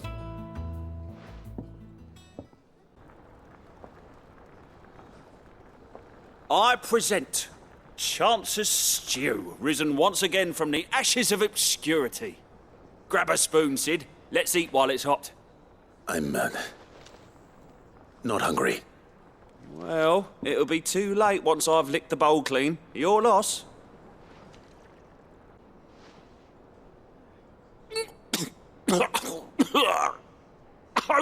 Odin's teeth! What an assault on the senses! It's like choking on swamp water. And yet, up through the pungency there rise complex, meaty notes. It takes a moment to recover from such an onslaught of flavours, but never have I tasted anything so fine. Thank you, Sid. Thank you. You're, welcome. I must share this gift. I won't rest until a steaming bowl of Chance's stew sits before everyone in the hideaway. A single mouthful, and Molly will be breeding scorpions of her own.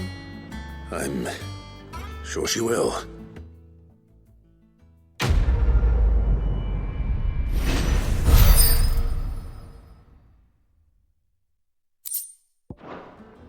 Tal? Sid, I was hoping to speak to you. Is everything all right? Oh, yeah, it's just, well, as you know, we've been trying to grow fruit down here. It's good to know that something of the old hideaway still lives on. Martel's pride and joy. It was a sapling when she rescued it from the rubble, but look at it now. All our hard work's finally paying off. I took it on, you see, after she died, and now the fruit's finally ready to eat. And not only is it ready, it's actually tasty. Sweet as you like, in fact. She bred the bitter right out of it. Impressive. And welcome news to more than a few, I'd say. I thought this first harvest could go to the curse breakers, on account of all they do for the hideaway. You couldn't take them some, could you? Seems better them coming from you. It'll be nice being the bearer of good news for a change.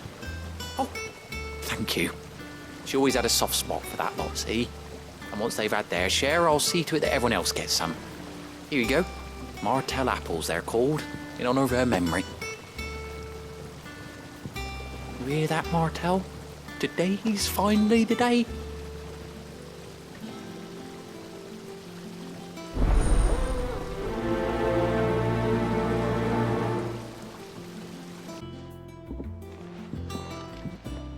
You two look like you could use something to eat. Here, courtesy of Martel.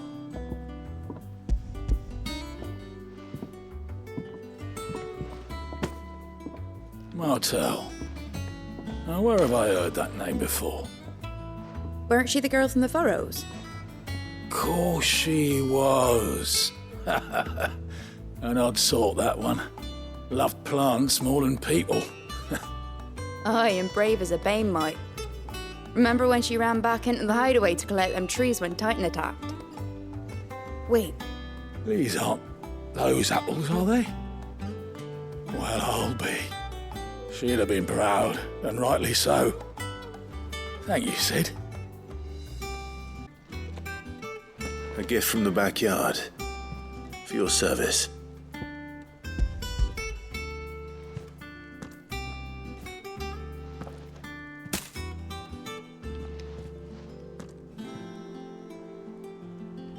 Blimey, these take me back.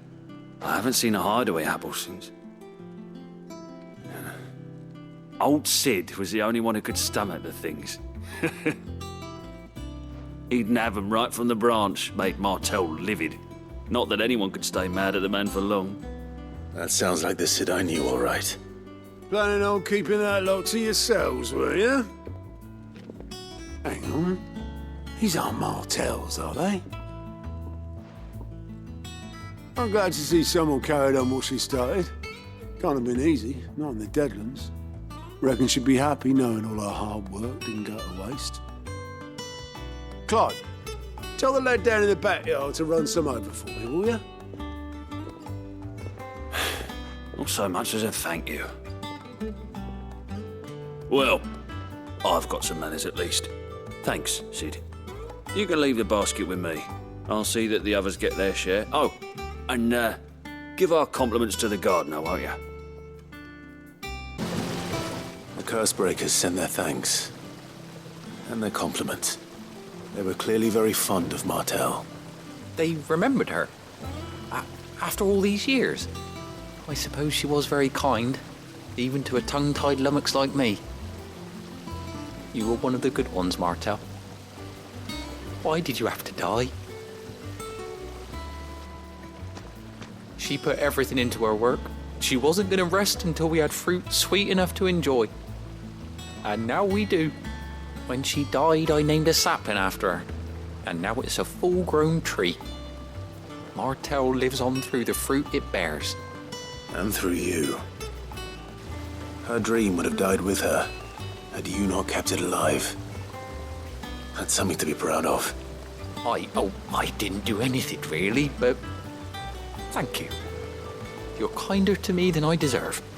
By the way, Otto's expecting some of your crop. And I wouldn't mind some of it either, if that's not too much to ask. Of course not.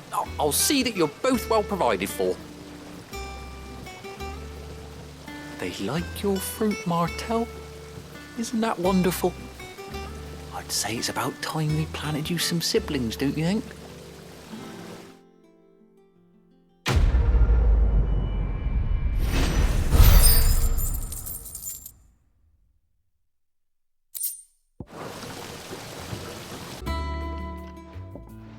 Sid, I know that when we came to the hideaway, we chose to let go of our past in order that we might focus on our future. We did. Nonetheless, I was wondering if... Well, I know you are from Rosaria, and I'm in need of someone with intimate knowledge of those lands. Apparently, the duchy is home to all manner of curative herbs found nowhere else in the realm. Among them is a flower called a morganbeard that increases the potency of lesser medicines.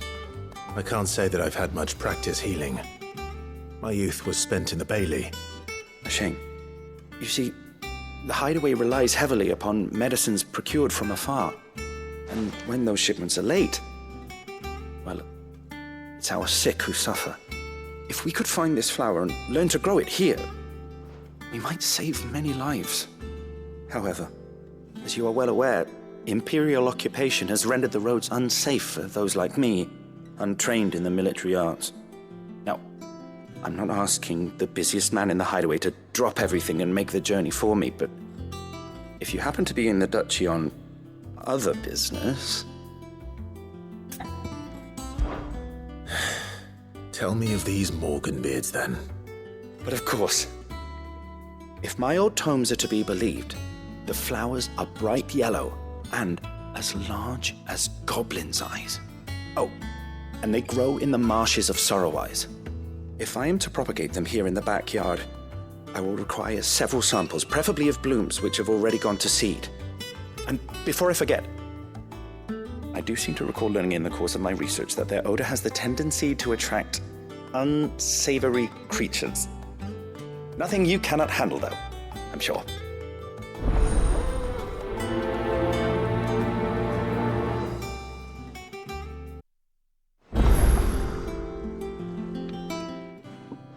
It is rare that we see you so often in the backyard, Sid.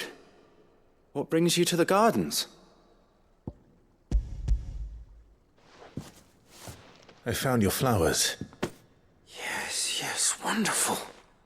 These are almost identical to the plates in my tome. Did you have any trouble locating them? Finding them was the easy part, but it's odd. They remind me of my childhood somehow. I don't remember these flowers specifically, but we must have grown them in the castle garden. If the petals are meant to improve the effectiveness of medicines, it's possible that the court physicers grew them for the tinctures and treatments they made my brother. If the ducal healers were convinced of their properties, that is all the more reason to begin growing our own supply here. Oh, allow me to use some of the flowers you brought me to make something that might aid you on your travels. I need only a moment to extract the essence from the petals.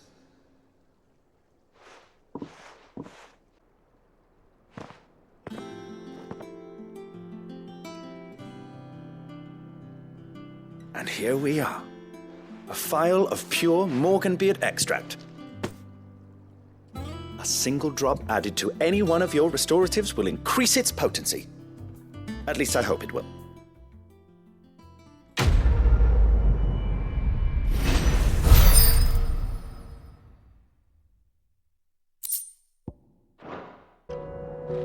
You have the look of a man with the twins upon his shoulders, Rodrigue. Taya has tasked me with removing a Cursebreaker's brand. But it's my first time and I don't think I can do it. I'm afraid of what happens if I fail. You survived, I know, but there as many die as recover. Is it really worth the risk? You don't need me to answer that. You know full well what we're fighting for. I hope as much as you that one day bearers can walk among others as equals. But until that day, a brand is a burden, and we must lift that burden in order to go undetected. The operation may be dangerous, but it's also essential, and we undergo it willingly. I know. I still wish there was some other way. But griping about my lot helps no one, I suppose. Don't worry. I'll do what must be done. I know you will. Unfortunately, the first thing that needs doing is the preparation of a draft to dull the pain. Something I can't do with the infirmary's ammonia supply so low. What few leaves we have would barely be enough for removing a splinter, let alone a brand. Just tell me what you need. You'll go? Oh, thank you. No one knows herblore like Taya, and she swears by ammonia for easing pain. It's simple enough to find, if you know where to look. And fortunately for you, I do. Along the river near the village of Amber over in Rosaria. Just search for the bright blue blossoms.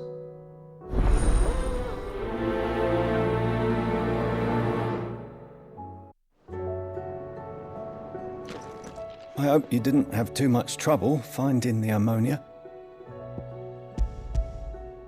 Only the usual. Oh, yes. This is it. And more than I was expecting. I dare say the patient won't feel a thing. That is, unless I... You'll do fine. Taya trusts you, which means I trust you. The hideaway would be lost without skilled physicers like yourself. Thank you for the kind words. Truly.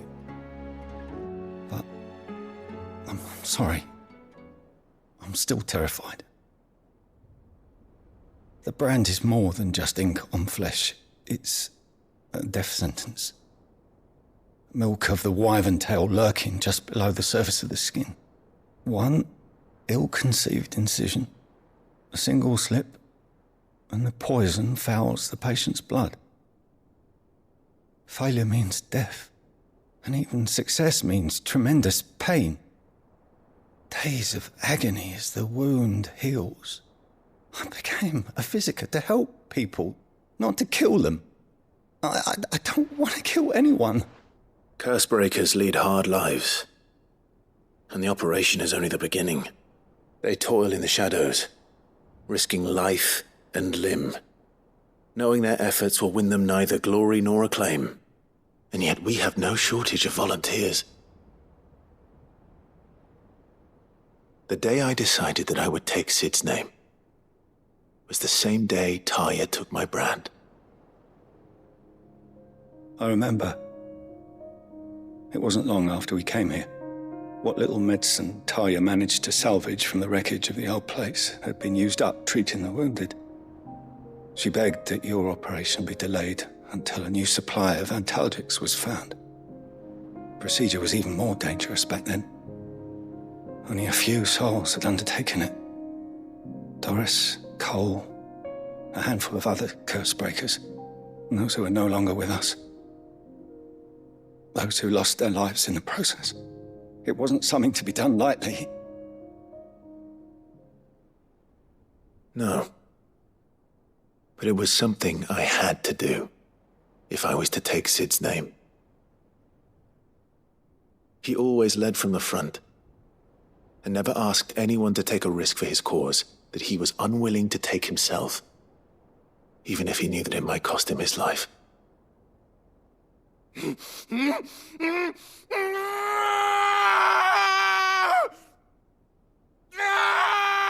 Hold still, Clive! Hold still!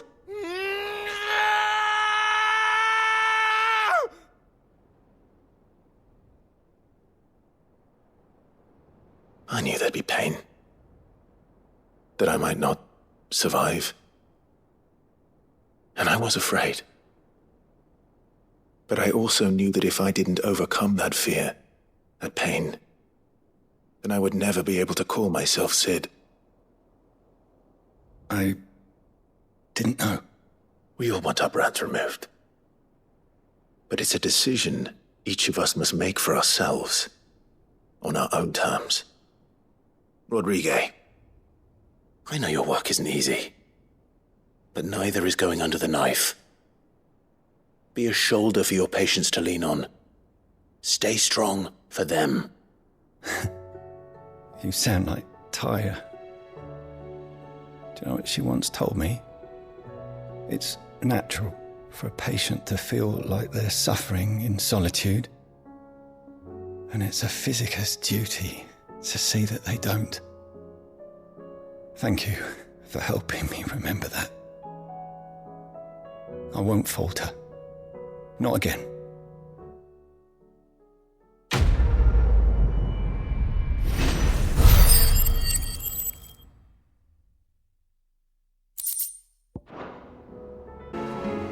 Do you have a moment, Sid?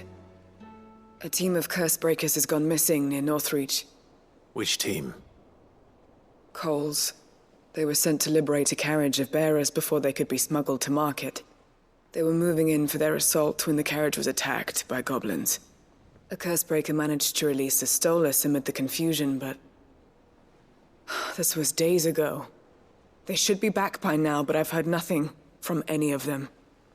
I can't help but worry that... They know the work is dangerous. But I'm sure they're fine. But what if I've got them all killed? Before they go out, I always remind them why we're doing this, what they escaped, and what we're freeing people from. But I never really thought how my words might affect them. What risks they might take because of the things I've said. I'll go and find them. We'll both rest easier knowing they're safe. Thank you, Sid. And I'm sorry to trouble you with this. The plan was to intercept the slaver somewhere in the Dragon's Eyrie. I can't tell you much more than that, I'm afraid. That should be enough to go on. If they were there, Torgal will track them down.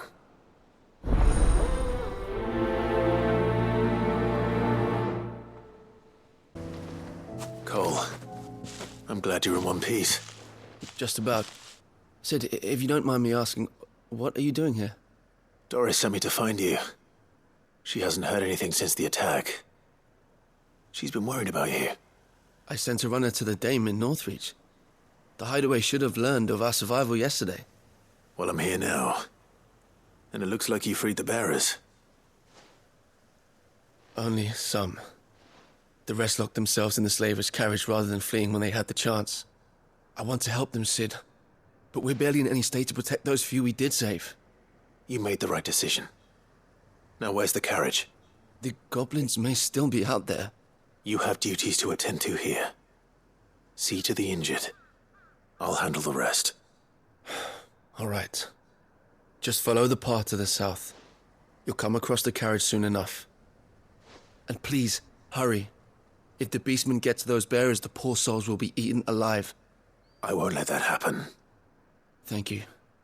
And Sid, it's good to see you. Don't thank me just yet.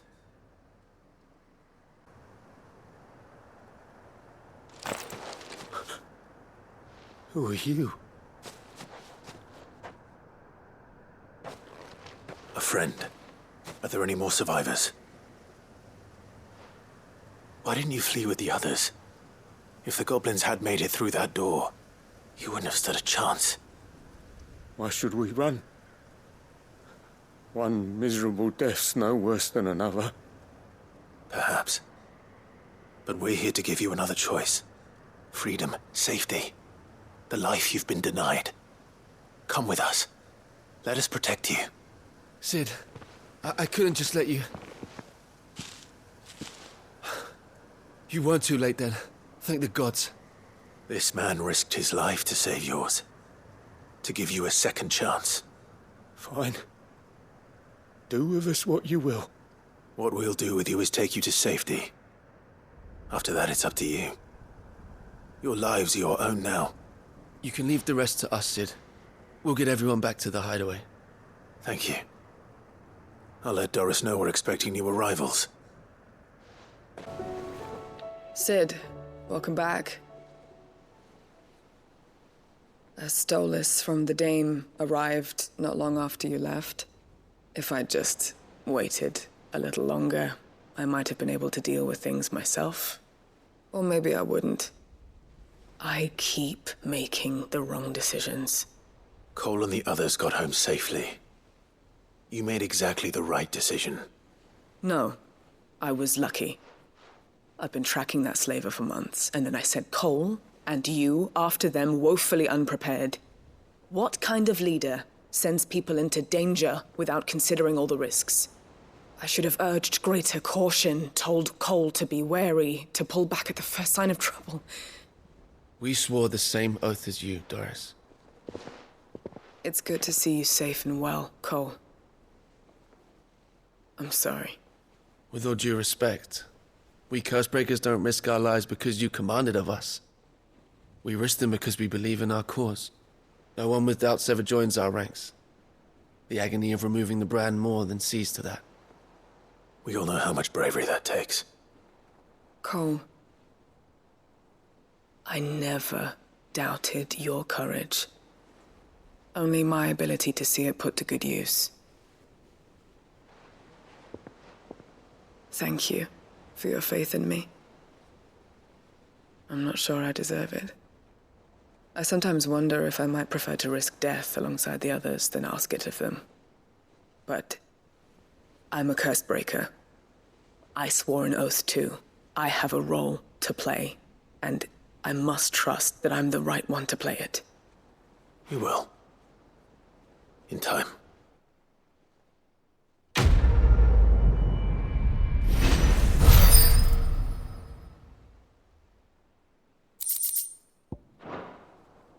Dogs. Here, Sid. Reckon you might be just the man to help me out of a bit of bother, if you've a mind to. Let's hear it. Well, it's about this alembic the chief's got me making. Lovely bit of kit it is. Bung in a solution you want splitting, and it will separate it out, just like that. Problem is, it won't always get rid of all the impurities. And with some of the stuff we need it for, that ain't good enough. Which is why I've been looking for something to filter the liquid we'll be cooking off. And that's where I was hoping you could help me out. I imagine Ty could get some use out of this alembic too. Distilling medicines and the like. All right. Why not? Proper job! So what exactly do you need for this filter? Nothing but bomb ash'll do, says the chief. Gave me a sample she'd obtained from the university stores. Couldn't believe my eyes. You pour the blackest blight water through it, and it comes out clear as a mountain stream. So, I did a bit of reading about where I might be able to get hold of some. And do you know what I found out? It's only the blimmin' bones of a bomb king. They leave them behind when they die, see? I take it that's where I come in. If you wouldn't mind. I saw a billet on the hunt board for one just the other day. Would have gone myself, but, well, fighting dirty great balls of flame isn't exactly my forte. You, on the other hand... All right. I'll see what I can do. Thank you kindly. And a good hunting, eh?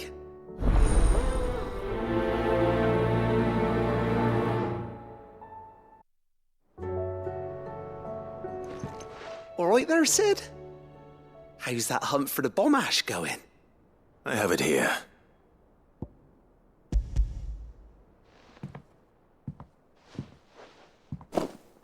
That's the stuff. And plenty of it, too. Enough to keep the alembic bubbling away for a good old while. You're a gent, Sid. Let nothing say otherwise. Right then, let's get this contraption up and running.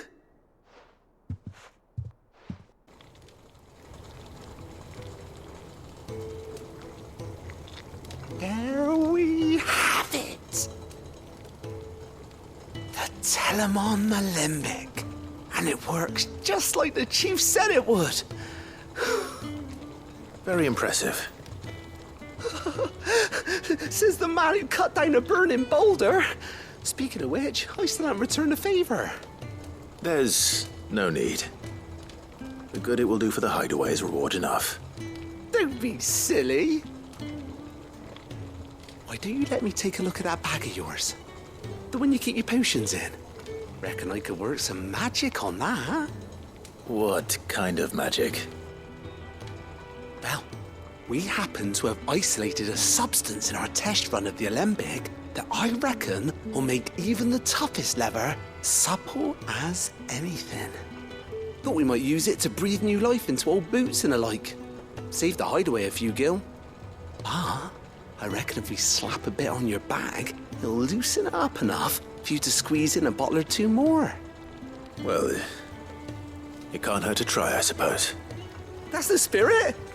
Leave it with me. I'll only be a mo.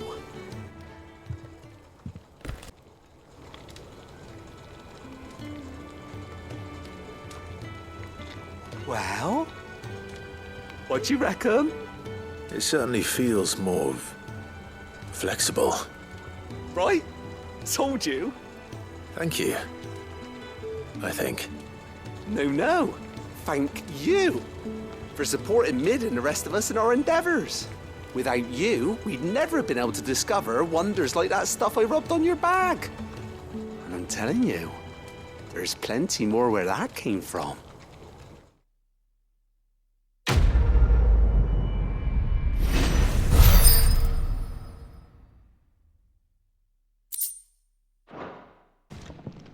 Ah, Clive. Your timing is exquisite, as always. I have a concern which you may be able to assist me with. Go on. There are whisperings afoot of shadowy figures having been sighted outside the village. Rustlings in the undergrowth, suspicious noises.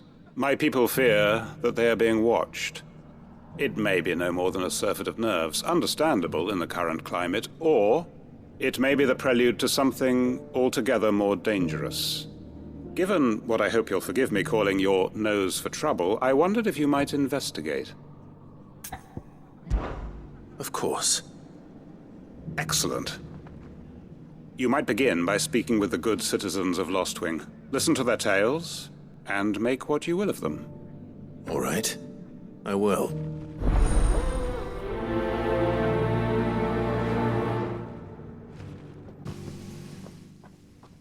You all right, Sid? Something on your mind? There is, actually. Can I ask you something? Quentin tells me people have mentioned shadowy figures out in the woods. Have you noticed anything unusual? Oh, that. No, sorry, can't help you. I heard the rumours, mind, from the lads working over at the vineyard, but none of them has seen anything either. All right. Thanks anyway. Do you have a moment? There's talk of suspicious figures in the woods. Have you seen anything out of the ordinary? No, but I've heard something. Sound of scraping metal, like someone sharpening a sword. Where was this? In Lorbert's Pass. Was out foraging for herbs when I heard it, screeching out from between the trees. Ran back here as quick as my legs would carry me, and I ain't been back since. I see. I'll look into it. Thank you. You there. Fuck! He's seen us. Get them before they escape! Black shields. Here. Clive, how goes the hunt for our sinister figures? I found some black shields hiding near Lorbert's Pass. They're gone now. Black shields. The Empress's former bloodhounds. though they serve another master now. One who means to root out and destroy both me and those I care for. And it would appear the pack has finally caught the scent of its prey. Damn it all. I had hoped I would have more time than this. More time to prepare. But if we are cornered, we have no choice but to bite back. And bite back we shall. I'm sorry. You're going to need to explain. Who did the Black Shield serve now? And why would that person want you dead? Because I want him dead. Who? The former Lord Chief Justice of Sanbreque. All that I have built here is for him. I don't understand. Why him? Why Lostwing? I suppose it is better that you know the truth. I was a member of the judiciary once. So sickened was I by the injustice of this world, I swore to fight it. And fight it I did in my own small way. I saw more than a few corrupt officials condemned to the very cells into which they had thrown blameless innocents. Men to whom the law was but a scourge to turn against the powerless. And throughout, it was the Lord Chief Justice who backed me, who was my one true ally in the quest to see justice done. So what changed? I discovered that he hunted bearers for sport. I was a fool to think he shared my hatred of venality and vice. His support for me was no more than a facade, a means of ridding himself of his rivals, a mask to hide the rot beneath. I filed suit against him immediately. His response, however, was rather more visceral. He had my entire family slaughtered, and he faced no punishment whatsoever. I lost everything. My loved ones, my livelihood, my position, the faith I had once held that any modicum of justice might be achieved through the courts. So I set about enacting my own. I tracked down every soul who served him, and slit their throats myself. But the man himself proved an altogether more difficult target. With money and power come protection. And so I saw that I would need an army of my own. I came here to Lostwing and began recruiting like-minded individuals. And everyone here knows this is why you do what you do. Of course. They too have lost loved ones to the bearer hunts. Seen faultless friends sent to the gallows to spare the guilty. All under the watchful eye of the Lord Chief Justice. Our wounds are the same. And our cause is the same. We are comrades. And our revenge is already in motion. We know where he hides, how numerous and well-trained his guard. What we did not know until now, however, was that his plans may already be in motion too. Quentin. Our time is short. He may move against us at any moment, unless we move against him first. My friends and comrades, it begins. Make ready for war.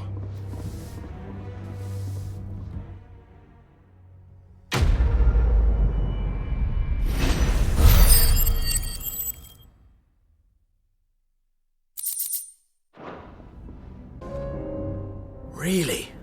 It's as bad as that? Oh, aye. There's trouble up ahead. And too much of it for us to handle. I take it there's danger on the road. Oh, what about this fearsome-looking fellow? You think he'd be equal to the task? Well, no doubt. Assuming he's willing to hear us out. Well met, friend. My brother and I have been tasked with finding a merchant's missing cart. You seen it by any chance? How does a merchant misplace his cart? Oh, the man's a coward.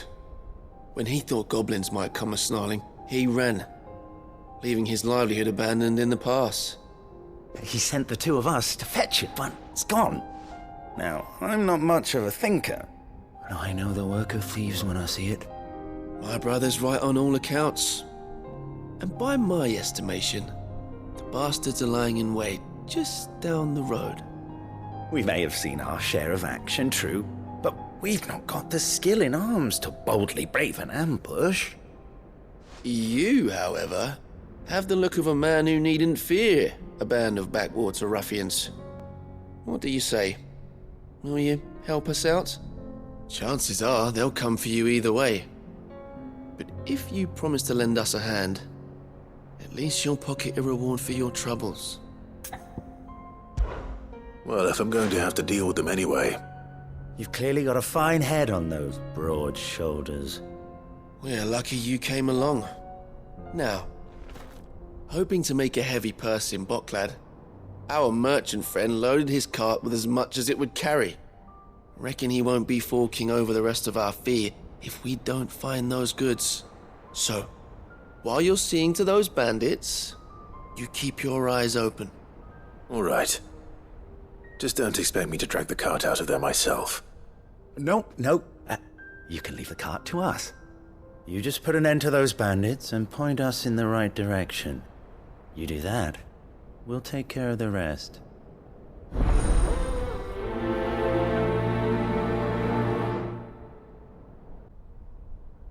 Getting all of this out of here will be a nightmare.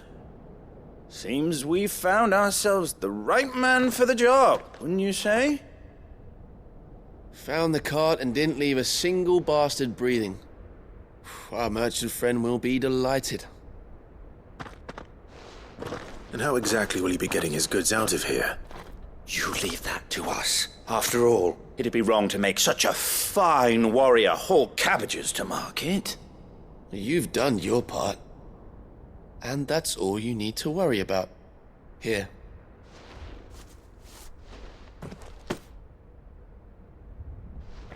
It's been a pleasure. Now piss off. There's no need to be so rude, brother. What if we want his help again next time?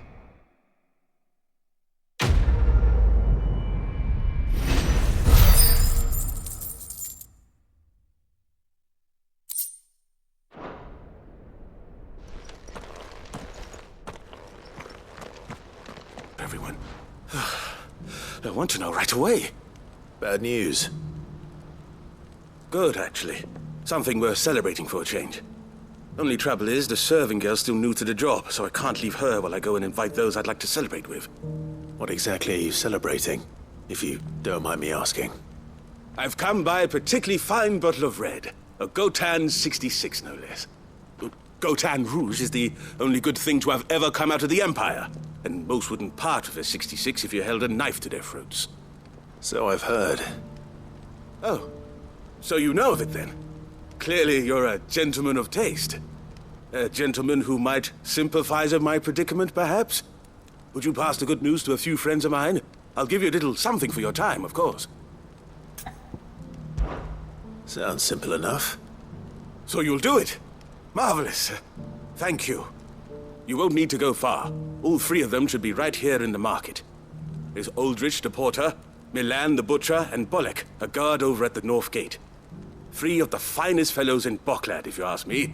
Tell them to come to the tavern when they've finished for the day. Stop by again when you let them know, and I'll give you your little something. I'll be right back.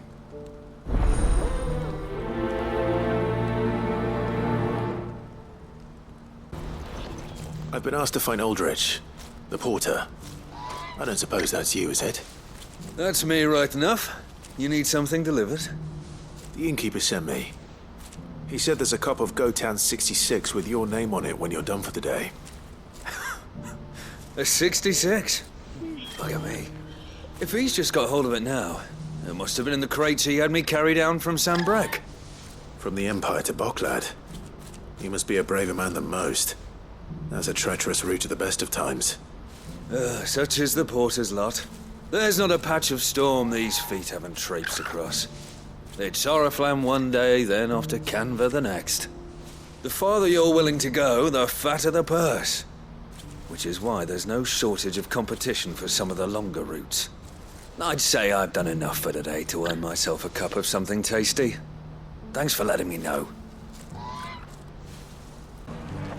Are you Milan, the butcher? That's me. What can I do for you? The innkeeper's just had a special delivery. He thought you might like to join him for a cup of wine after you pack up for the day. He knows me only too well. And I've got a ham here that will go handsomely with a nice drop. Wine and ham to spare. Boklad clearly isn't suffering then. Comes with being the place everyone has to pass through to get to everywhere else. Those who travel the Crystal Road bring all manner of goods with them. We get meat from San Brec, herbs from Rosaria.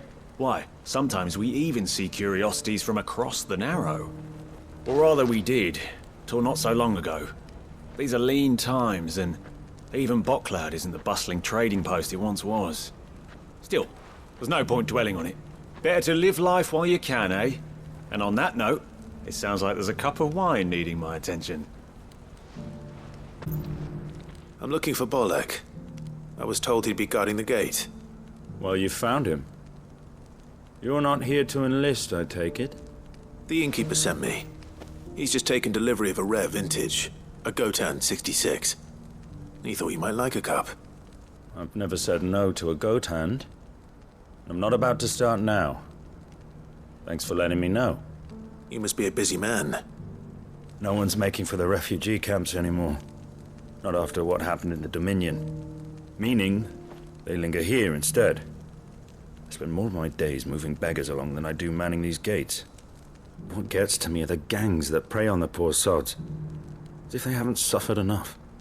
Some days you can't help but wonder what the world's coming to. You know what? That wine's sounding better by the moment. I spoke to your friends. They'll be along soon. That's fantastic news. Thank you kindly. It's been a while since we all sat down together.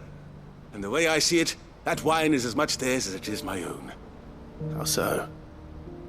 Well, I wouldn't be serving anything but slops without Aldrich to go and fetch the good stuff for me. And then there's Milan, who always sends customers my way. And Bolek, an even-handed keeper of the peace, if ever there was one. Those three are the backbone of Boklad. Lose any one of them, and the market would soon fall apart. And without the market, I wouldn't have a single customer. I'd say that's worth a bottle of 66, wouldn't you?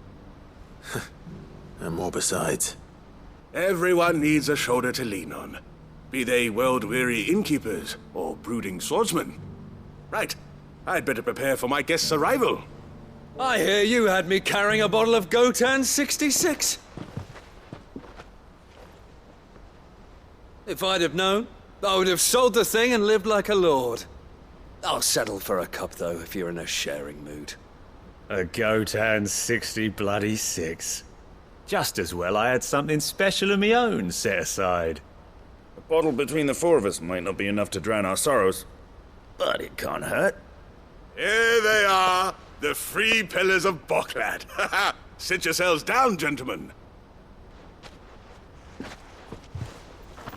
The woes of the world may be monstrous in many, but there's nothing like a few good friends to keep the misery at bay. Never a truer word spoken.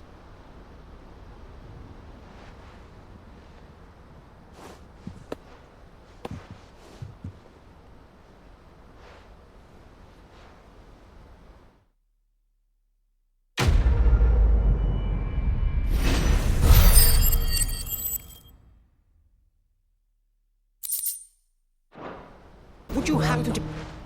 That well-notched steel and impressive physique. I have need of a sword for hire, and yours looks to be a weapon well worth the coin. Might you be convinced to offer me the use of those formidable arms? How exactly do you intend to use them? Well, being something of a scholar of Zemeckis history, I wish to investigate the ruins near the city. And I require a rugged companion, lest I find myself waylaid by ne'er-do-wells or the beasts sent to roam the area. Should you accept, you will not only earn yourself material wealth, but partake of the true treasure that awaits us there. The rich and storied history of Zemeckis. Well, were you ever party to a finer proposition?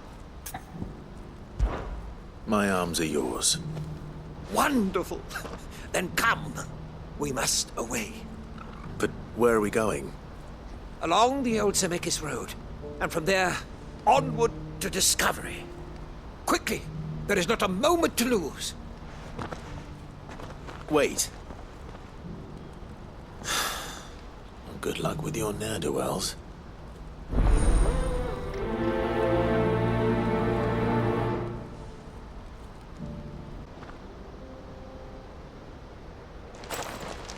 Are you hurt? Happily not, good sir.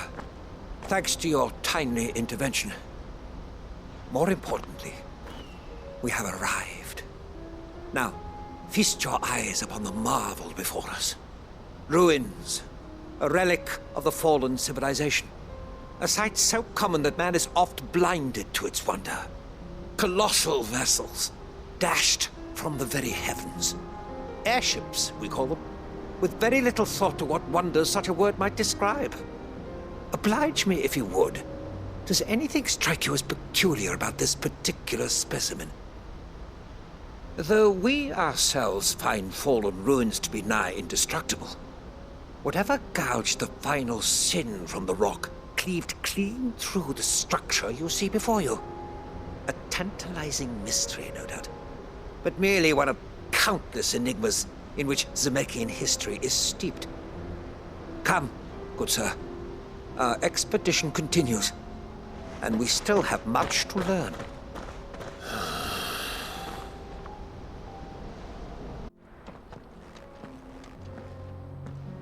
You're going to get yourself killed. Oh, that would not do. That would not do at all. Not when such majesty stretches out before us. Behold, the final sin in all its glory. As Moss tells us, a battle was fought here in ancient times. A battle of such ferocity that it tore a great crater in the very land upon which it was waged.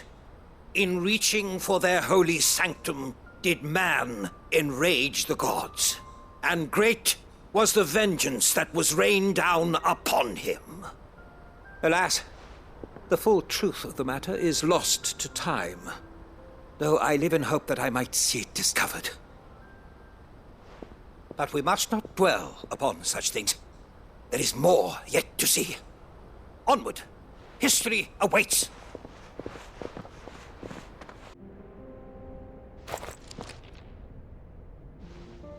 Still in one piece? It would seem so. Once more I am in your debt, and once more you impress me with your prowess. These were no ordinary foes, but ones we in the field call echoes. Though Moss the chronicler concurs with the legends in attributing the fall of Zemeckis to a wrath wrought upon mankind by the gods, he offers little in the way of explanation. Could the ruins we see before us here, in all their elaborate beauty, perhaps suggest an answer?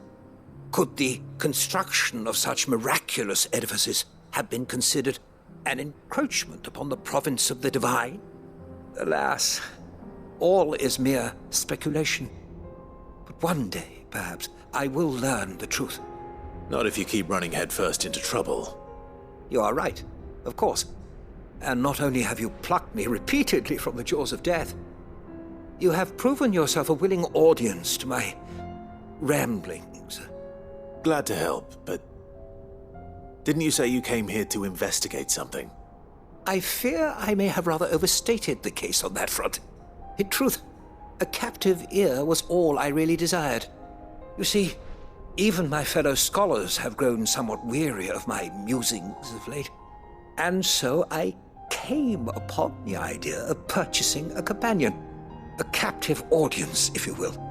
That's what this was all about. I am afraid so.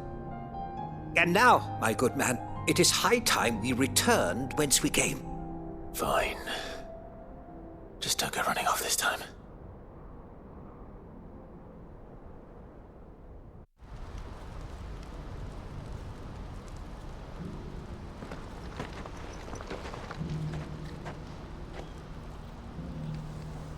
And so ends a delightful day. Here, your reward for humoring my selfish whims, plus a little extra for the trouble I have put you to.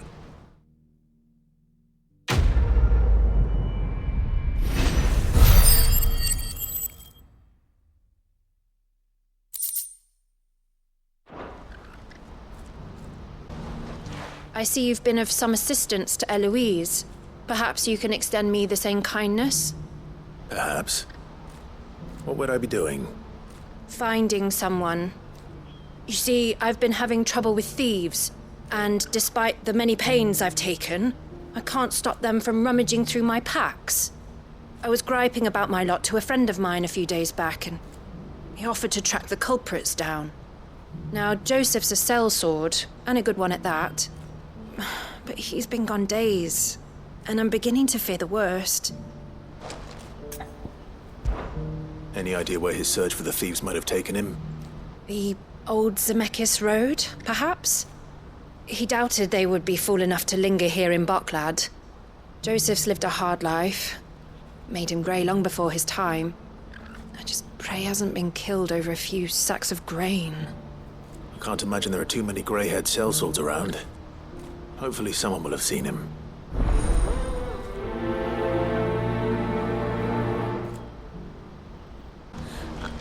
What do you want? I've no coin on me. Just information. Has a sellsword passed through here? Grey hair. Now you mention it, there was a young man with salt in his mane sneaking around out there a while back. Which way did he go? How am I supposed to know? Buggered off down the road, I expect. Now why don't you do the same and leave me be?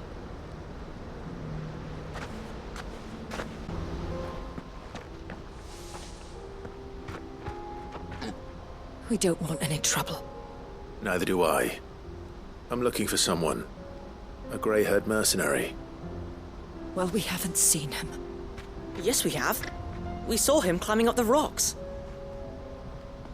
Those ones, over there. Maybe he found his thieves. Mum won't let me near them. She said there's goblins up there, and that they eat little boys for dinner. Shush now. You've said quite enough already. I only told him what you said. I'd listen to your mother if I were you.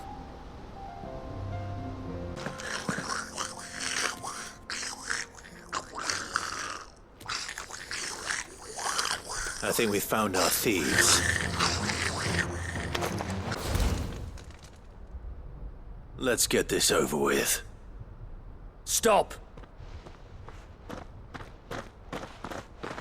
Don't kill him, he's just protecting his home. Joseph? So the boy was right. I don't know you. Your porter friend sent me to find you. She was worried you might have got yourself killed. Have I been gone that long? It wasn't hard finding the thieves. The problem was knowing what to do with them when I did. I take it things are more complicated than they appear.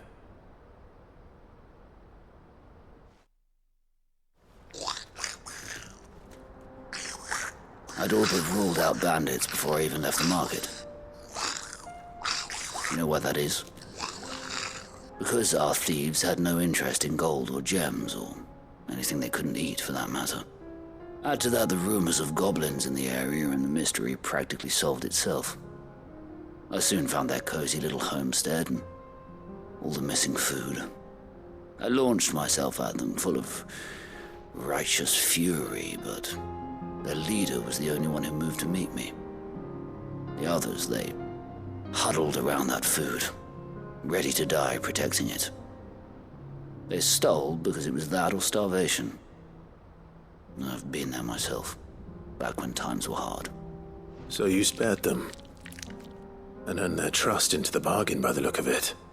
These goblins aren't native to the area. They don't know how to survive such barren lands, so I've been teaching them. And once they've learned to hunt and forage, they won't be fool enough to risk their necks in Bocklad. I'm impressed. I didn't know goblins could be reasoned with. Do me a favor. Let the porter know I'm safe. I'll head back to the market once my work here is done.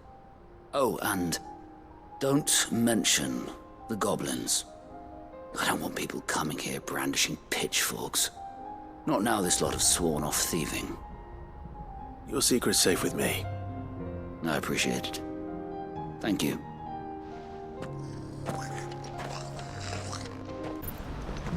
Joseph's fine. He'll be back once he's tied up a few loose ends. That's a weight off my shoulders.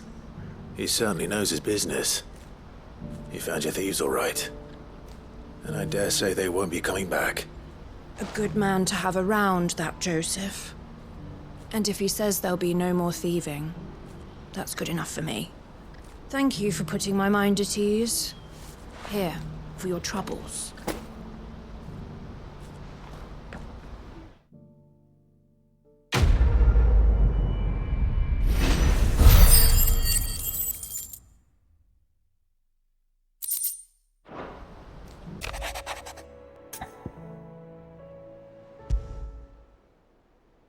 Trouble with the ledgers.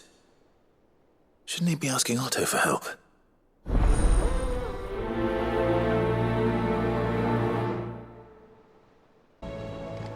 Clive, did you get my letter?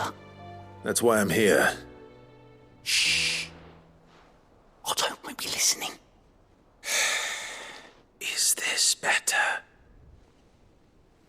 A little. Listen. I've some bad news. It turns out the hideaway may be slightly behind in its payment to certain lenders, and it's maybe my fault. But I swear to the goddess, I thought I had the numbers square. Sadly, that square turned out to be more of a circle. 0, you might say.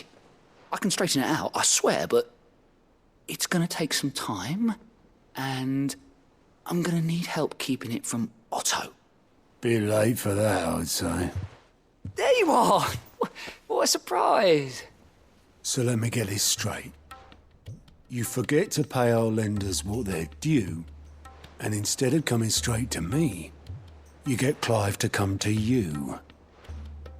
And I hope he'll dig you out of the hole you've dug for yourself. Clive, the man in charge of the place you've been cheerfully trying to bankrupt. And you thought this was a cunning plan. Why?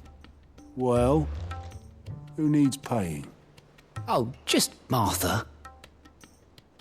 And the dame. And, well, Lady Karen. But only 500 talents.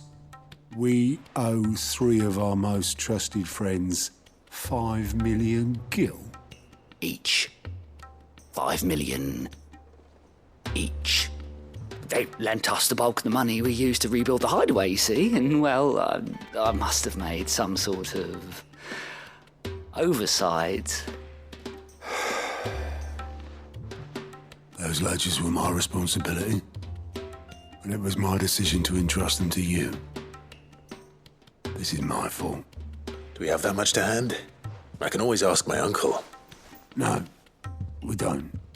And no, you won't. We've lightened Lord Rosfield's purse enough. After the king's ransom we had off him, he deserves better than to see our begging bowl. Besides, we'll need to learn to stand on our own if we're going to make this work. All right. But that doesn't mean you have to shoulder the burden yourself. Is there anything I can do to help? There might be. How'd you fancy taking these to Martha and the dame? Rocks. Rocks, he says. Worth 1,000 talents apiece, these are. A little something Sid and I set aside for when times got lean. And I reckon 15 million in overdue debt probably qualifies. I just hope our associates' eyes are a bit more discerning than yours. I'm sure there will be. Should be me making the rounds, really. But you know how it is with this place. Orders to bark, arses to wipe, and all that. I know. Which is why I don't mind going in your place. Go. Do you know why I only gave Master Clive here 2 star rubies? Because you'd rather Lady Karen killed me. Because I'd rather Lady Karen killed you. Yes. Well, I suppose this is goodbye then. Don't worry. I'm sure Karen will understand. Really? Do you think so? No. Milady, I come bearing gifts. Gifts? Whatever is the occasion.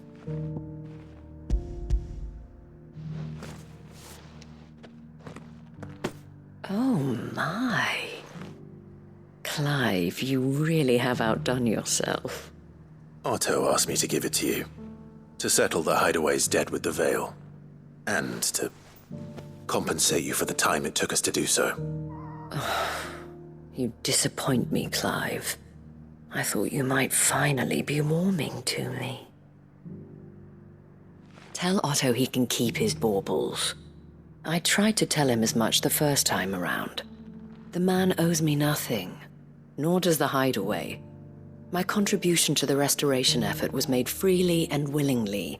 It was the least I could do. You once told me Sid did you a kindness. I'd like to do the same. Please, accept it. For my sake. And for Otto's. For all of us. For all you've done. It is rather fetching, isn't it? Very well. Otto is lucky to have you, Clive. I doubt anything could ever replace his son. But you and the others at the Hideaway are the closest thing he has to family. Otto had a son. Long ago, yes. Sid told me Otto lost him when he was just a boy, and blamed himself for not being able to stop it. I don't know how it happened, whether there was anything he could have done, but it was clear that it weighed heavily on him.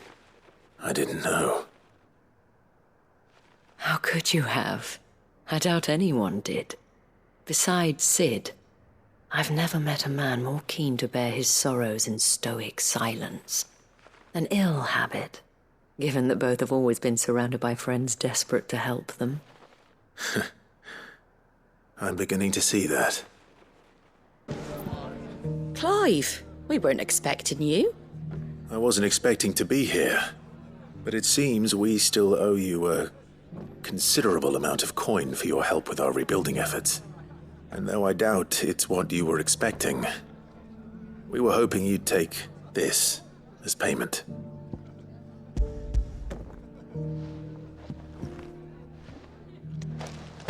A star ruby? I can't accept this. It's worth at least twice what you owe me. More if you can find yourself the right buyer. Think of the difference as interest. Interest? If word got out I charged that much, no one would ever borrow from me again. Anyway, why are you the one here asking me about this? I'd have expected Otto. Bit much sending the Lord Marquis out to settle your debts, isn't it? The old goat working himself to death again. Something like that. Most days I think he's the only reason the Hideaway's still standing. Same as always, eh? Back when the place was nothing but a twinkle in the eye of a recently retired Lord Commander, word is he was the first one Sid reached out to. Probably knew that without his strong arm and level head, the idea would never get off the ground. Sid may have been the face of the Hideaway, but Otto's always been the backbone. And when Sid passed away, we were all worried that would be the end of it. That Otto would just give up. His death was hard on everyone. But it must have hit Otto hardest of all. But he didn't give up, did he? Quite the opposite, in fact. If I recall, he was the one who nominated you as Sid's replacement, and rallied the rest around you. I reckon what he saw in Sid, he saw in you too. And don't we all? Doesn't hurt that you're half as stubborn and twice as handsome, neither. That, and you keep good company. I suppose I do. Good. Still alive, I see. So Lady Karen accepted the ruby. About that. I tried my best, but she was just too stubborn to take it. She threw it right back in my face, in fact, and told me I could stick my stupid stone where the sun don't shine. Karen refused payment. I hope it wasn't something I said. I'm sure you were as tactful as ever. Let me see what I can do. Oh, wonderful. I hope you have better luck than I did.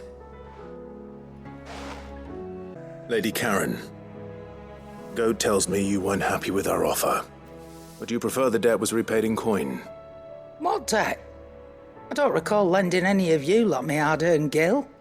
I may have tossed a talent or two in the Hardaway's coffers, but those were donations, and you can hardly call it charity if you go asking for it back. Of course not.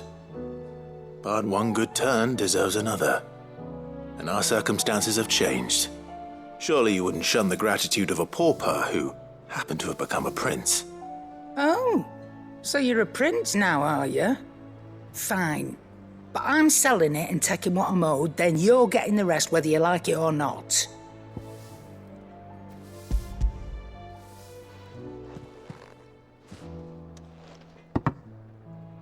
Where'd you even get this? A decent trader might nab 1,000 talents for a star ruby. A canny one, meanwhile, might claim it were nicked from the belt of Sid the Outlaw himself and ask twice as much. Might be I already have a buyer in mind. Might be you even know her. A fine continental maid whose beauty's only eclipsed by a guile in commerce. You wouldn't mind, would you? Not at all. Just be sure to tell her that it's always a pleasure doing business.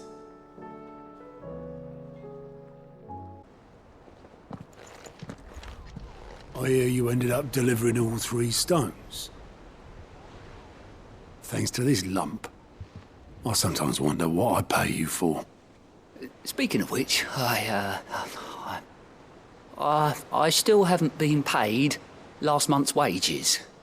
Oh, so you remember what's owed to you then? Get your ass behind that disc of yours and don't get up before those ledgers are square. Right away.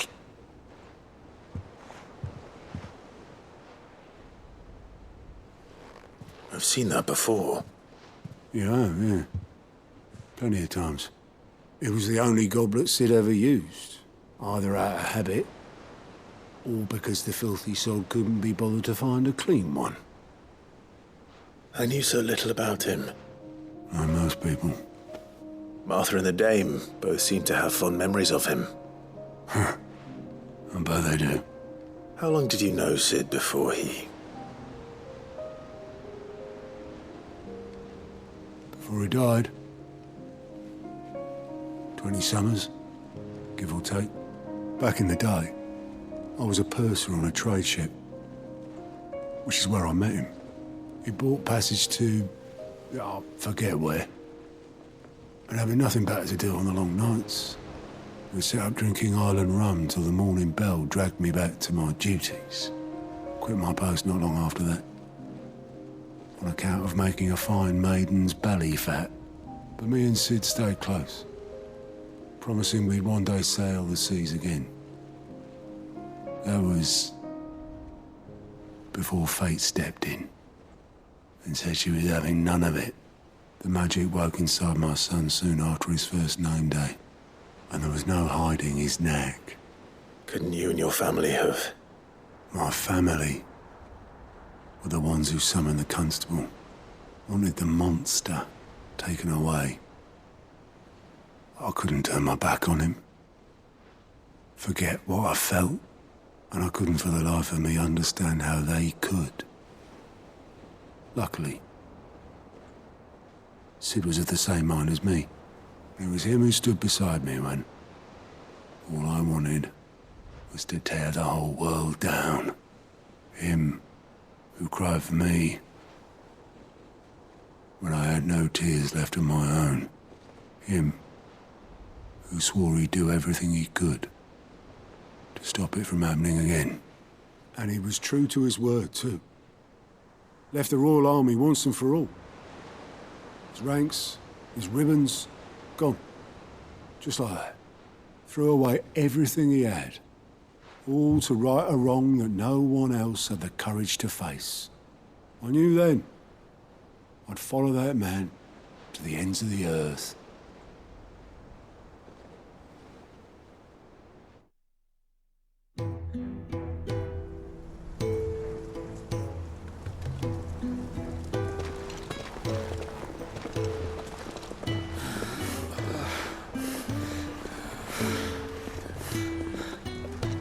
He was always too clever for his own good, was Sid.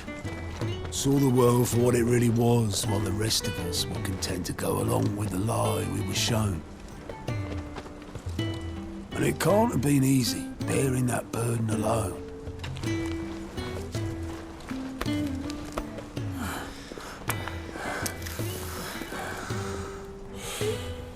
But he didn't let it stop him. He never lost faith in what he believed was right. And that gave us faith in him. Faith he'd steer us true. So I swore to myself that I'd always be right behind him, ready to catch the stubborn sod, if ever he should fall.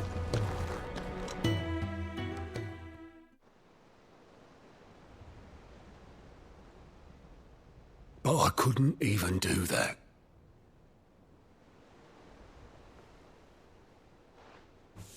Ignore me. Just the ramblings of a tired old man. Leave that lot. I'll tidy it up in a bit.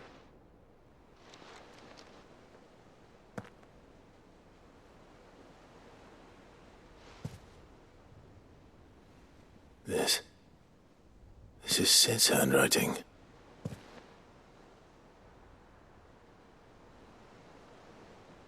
Dear Otto.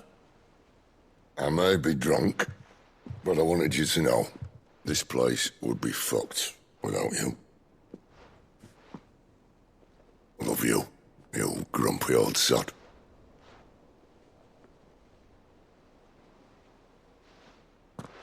This note. What about it? Sid was right. Without you, we'd all be lost.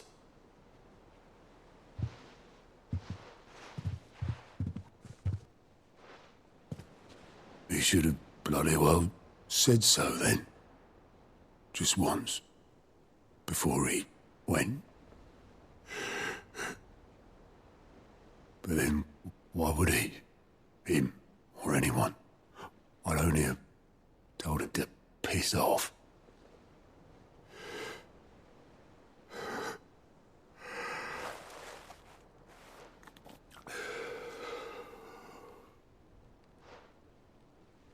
You're wrong, though.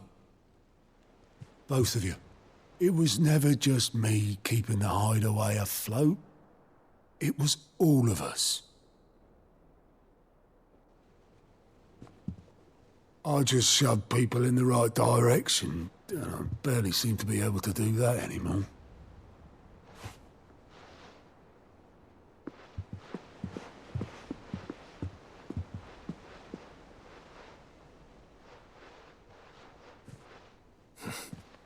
Would you rather go at the helm? Well, maybe I've got a few more years left in me. I'm going to hold you to that, Otto. Before you go,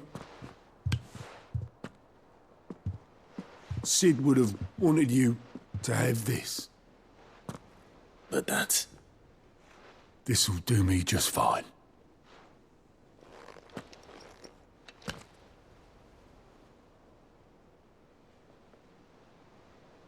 Thanks for the ray of sunshine.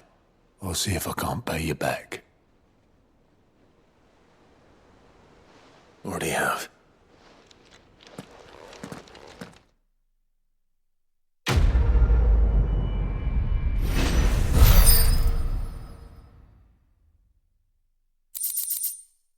There'll be none. Gone, just like that. And without so much as a by your leave. What's the matter? It's my apprentice. He up and vanished while my back was turned. I'd go and look for him myself, but I've got a bakery to run. A bakery that's now short one pair of hands. loath though I am to rely on the kindness of strangers, I'm at a loss. Please, will you see if you can find him? I'll see what I can do. Do you know where he might have gone?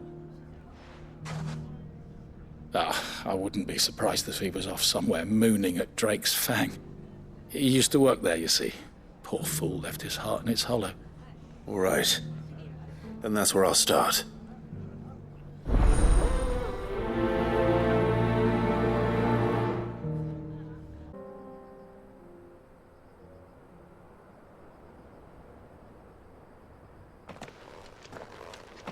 Excuse me.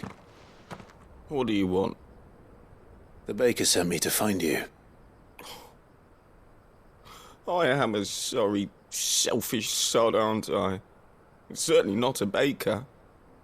Master must have ruled the day he took me in. Time was the sight of the Fang used to calm my nerves. But now look at her. I take it you missed the Mother Crystal. I hated her, but she was all I knew. Worked her mines for years. And when she shattered, part of me shattered with her. I had to trade my pickaxe for a rolling pin, but I'm no good at baking. Every loaf I touch collapses. My bread's as hollow as I am. She was the only thing that could fill the hole inside me. Oh, I loved her, damn it. But now she's gone. She's never coming back. What am I supposed to do? I ask her. How does a shell of a man learn to live again? Try to remember the good times. Do that, and the Mother Crystal will be with you no matter where you are. Even in the bakery? What a fool I've been. Thank you, my friend, thank you. You've opened my eyes. I have to get back there right away. Farewell! Wait. Ah, there you are. The man who lit a fire under my wayward apprentice. Though I worry you might have stoked the flames a little too high. He damn near ran me down trying to get to my oven. Master, it's ready. Behold the Drake's Balm. A truly unique creation. I dare say it is. Just look at it. A perfect likeness of the Fang herself. Her steepled peaks, her fulsome spurs, her inviting hollow. True, my loaves collapse more often than not, but what's the Fang without her crater? Why, no Fang at all. And look, inside. She's filled to bursting with a bounty of beautiful crystals. Salt crystals! Master, I have found my purpose. I must use my work here to preserve the memory of the Fang. Well, if it tastes half as unique as it looks, I'd certainly say you're onto something. Not only is my apprentice back, but he's finally pulling his weight. With any luck, I might even have a new delicacy on my hands. I don't know how you did it, but you have my thanks.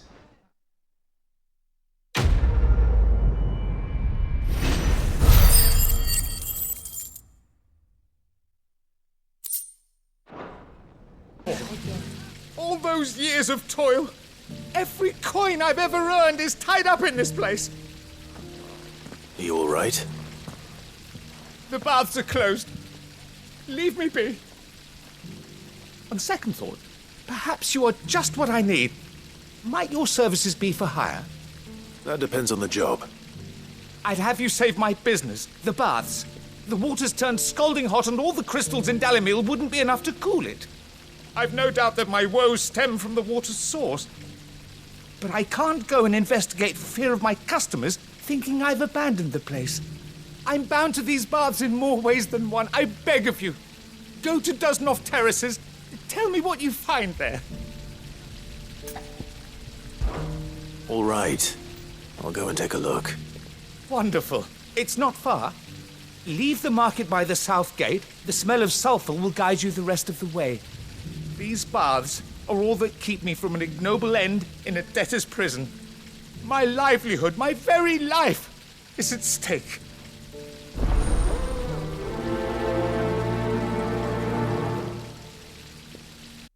There he is. The man who saved... I was hoping we'd be seeing you again. The baths grow more bearable by the moment. It won't be long now before we are back to business as usual. I'm glad to hear it. Now, tell me this. What did you find at the terraces? What threatened to make me a pauper? Not what I expected, that's for certain.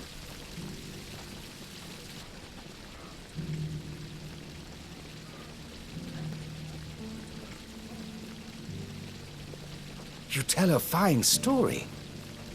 That's not to say I don't believe you, though. Creatures made of flame, eh? That's something new to worry about. But I've burdened you with my worries enough already. Here, a small something by way of thanks. Right. It's high time I got back to work. With a little luck, the day might yet be salvaged.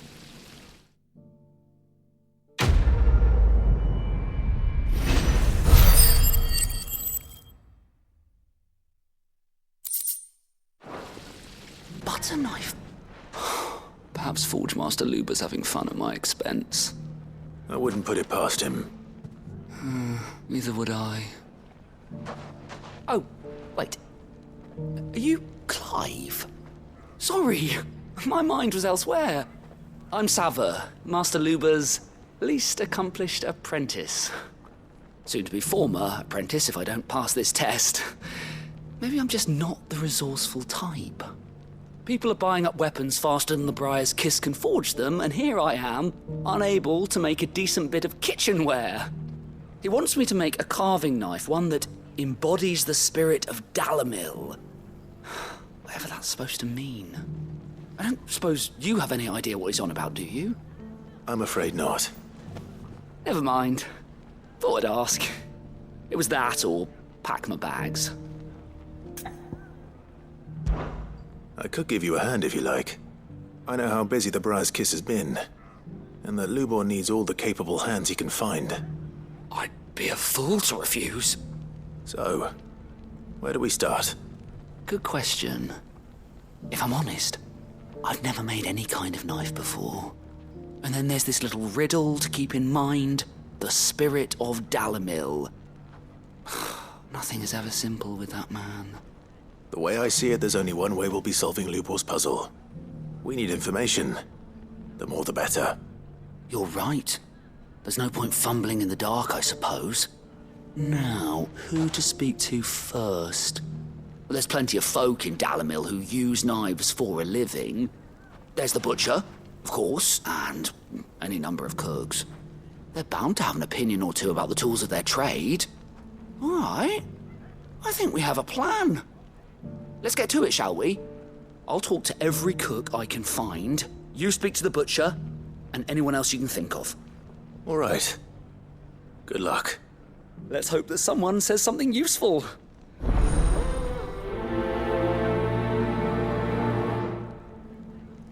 Come back. Welcome, sir. What can I do you for? A question, if you don't mind. I need to know what makes a good carving knife. You a blacksmith or something? Something, I suppose. Fair enough. Knives, is it? First and foremost, it's got to hold an edge. Most knives will make it through fat, no problem, but sinew dulls cheap steel in no time. Give me a blade which can slice through anything that crosses my chopping block, and I'm a happy woman. So a knife that stays sharp. Makes sense. What is it? I'm in no mood for chatter. Sorry. Do you mind if I ask your trade? Hunter, why? I have a question. Can you tell me what makes a good carving knife? I assume you use one out in the field. Has to be able to put up with some punishment. Can't be dealing with a brittle blade, not while I'm on the hunt. If your knife snaps every time you use it, you'll be spending coin as fast as you make it. Times are hard enough as it is. Thank you. I won't keep you any longer. All business, eh? Man after my own heart. And with... So, how'd it go? You learn anything useful, or should I be looking for a new trade?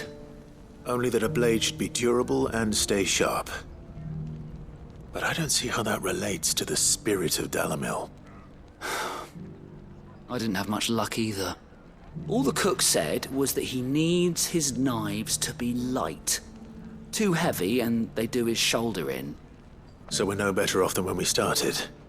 Perhaps Lubor didn't mean anything with his Dalamil remark. But that can't be right. I've bandied enough words with the man to know that he chooses them carefully. No. We must be missing something. Something right in front of our noses, most likely. No doubt you're right, but I have to make a start soon. I can't put off making this knife forever. Agreed. Lubor wouldn't like that much. Right. I've been trained to work iron. The cheap stuff, mind. But it's hardy enough if you don't hammer it too thin, and it sharpens up nicely with a bit of effort. Trouble is, it's either durable or it's light. Meaning someone is going to be disappointed. Forge Master Lubor, probably. Is there no one else you can turn to? Someone who knows their metals, perhaps? The other apprentices know better than to help me with my test. But maybe there is someone I could turn to. A merchant, a favourite of Forge Master Lubor's, who sells metals to tradesmen passing through the Valcroy. I bet she'd know a thing or two.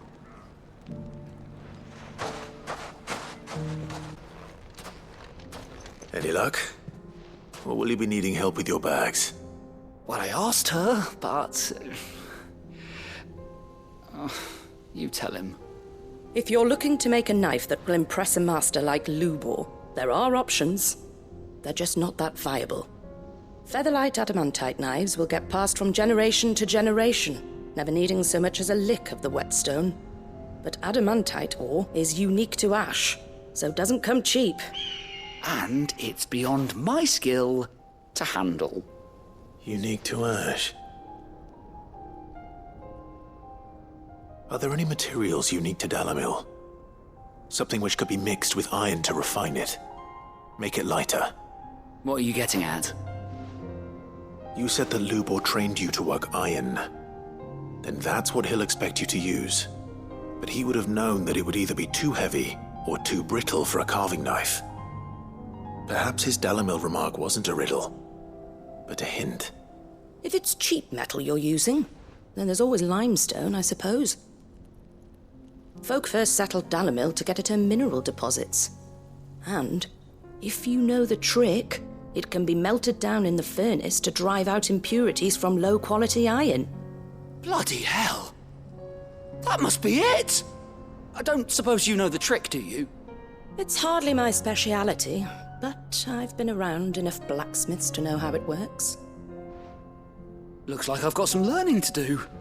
Clive, I hate to ask after all that you've done for me, but... Limestone? Fine. I can hardly abandon you now. Besides, I want to know if this is the answer to Lubor's little riddle. I can't thank you enough, Clive. You'll have no trouble finding limestone over in the terraces. The place is bloody made of it. Then I suppose I'll meet you back at the forge. Right you are. I'll see you shortly. I wasn't sure how much you'd need, but I hope this is enough.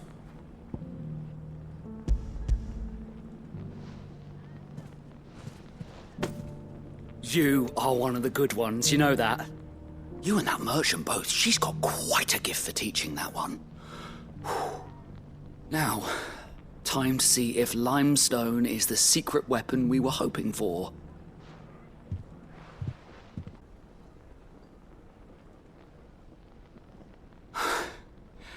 That'll do, I reckon. A knife forged from the very rocks of Dalamil. Her spirit, if you will. It's a fine-looking blade. I only hope Master Lubor agrees. That sounds like my cue. And just as well. I was getting tired of waiting. I'm sorry, Forge Master Lubor. Let's take a look then, shall we? First things first, Sava, do you think this is a carving knife worthy of the fine people of Dalamil? I'd like to think so. But what do you think? What do I think indeed? It's sharp-ish, but it won't last long with hard use. And it's heavy, heavier than it should be. You might not think it just to hold it for a moment, but sell that to a cook and you'll never hear the end of it. It looks like someone paid a visit to the terraces. The limestone was a step in the right direction, granted, but one that still leaves you short of the mark. And I was so certain I had it all worked out. I don't know who you found to teach you that little trick, but it certainly shows initiative. Next question. How much do you think I would charge if I'd made this? Well, if it took you even a fraction of the time it took me, I would say you could demand a heavy purse. And who would be able to pay that? The butcher? The hunter? The cooks over at the inn? Dalamil is home to humble traders, not wealthy lords and ladies. Rule number 1 in any business, Sava, know your customers. Yes, Forge Master. This is just about passable. But only just. I'd say you're worth keeping around a little longer. Starting tomorrow, you'll have an anvil of your own. I will. Thank you. I was wondering, what would you do if you were asked to forge a carving knife? I'd do what I always do. Ask who it's for. If it was for the butcher, I'd make sure it holds an edge. For the hunter, I'd make it as tough as Titan. For the cook, light as a feather. And for the nobleman, I'd make it cost an absolute fortune. There goes a master, all right. It looks like congratulations are in order. I couldn't have done it without you. So much for the Forge Master's riddle, though, eh? The spirit of Dalamil had nothing to do with limestone or anything much at all. Meaning, I had you run around for no good reason. You've passed your test. That's all that matters. You'll have a forge of your own in no time. And when I do, I'll craft you the finest carving knife you have ever seen.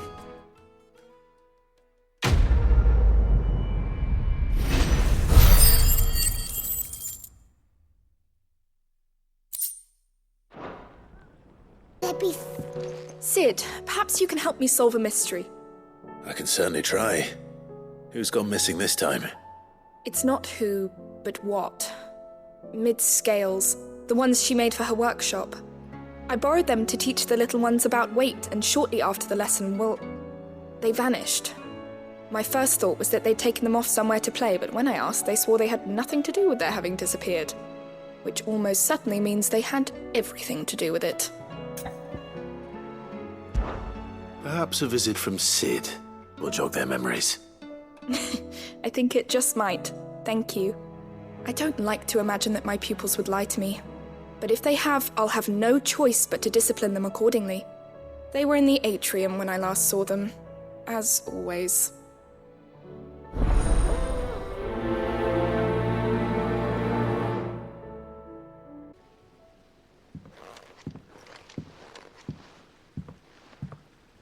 Sid! Hard at your studies, I see. And what is that? It's not a set of scales, is it?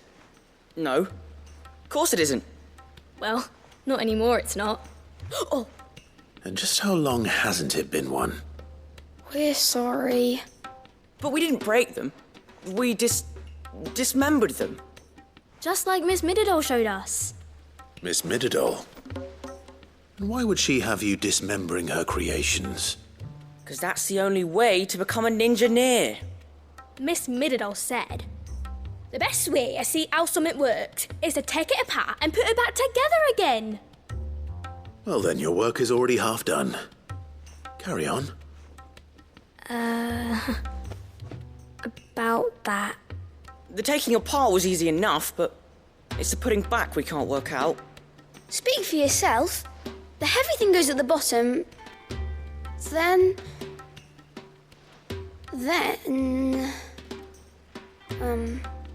You three need to learn to take responsibility for your actions. So let's have a look at these parts with fresh eyes, shall we? All right. Everything here was once part of Miss Middledor's scales. Every piece has its own role to play, and each is just as important as the others. If even one of them is missing, the scales won't work.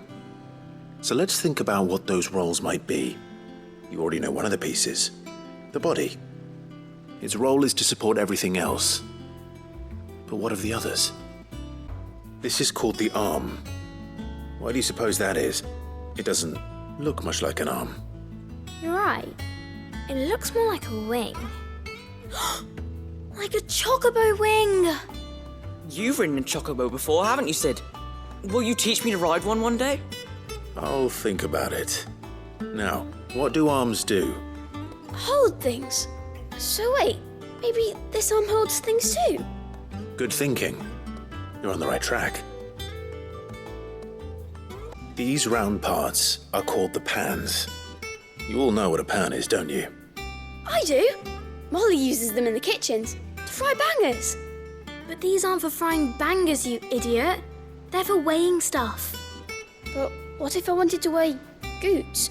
I don't think he'd fit on that little thing. Probably not. What are the chains for? Holding the pans up? Well spotted. Which means something must hold the chains up in turn. This tiny piece is what's called a cogwheel, or gear. Have you ever seen one before? I have. Miss Middledore's dungeon is full of them. Most are on the floor. She puts them in all her inventions. They spin round and round and round and round and... That's right. They're very useful when you want to make things move. Do you remember if there was anything on the scales that moved? I remember the arm moved when I tried weighing an apple. And then somebody ate it. Not my fault.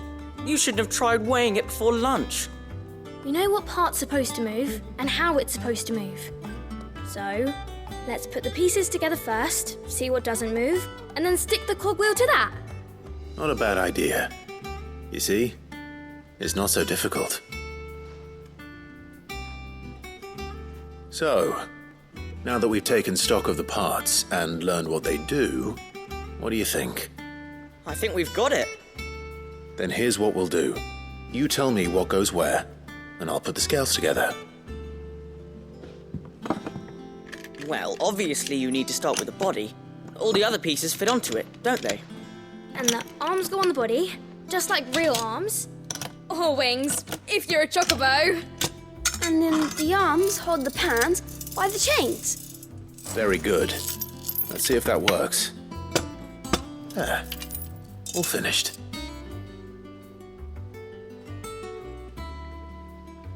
Yes! We did it! Well, with Sid's help. Oh, I just put the pieces together. It was you three engineers who showed me how. That's right. We're Miss Middledore's hairs. Her hairs?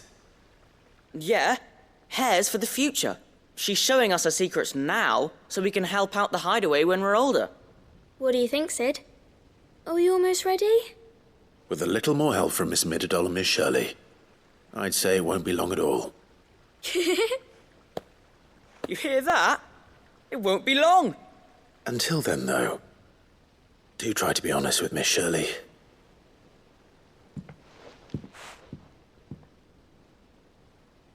Hey, look! We never used the cogwheel. You don't think Sid forgot about it, do you?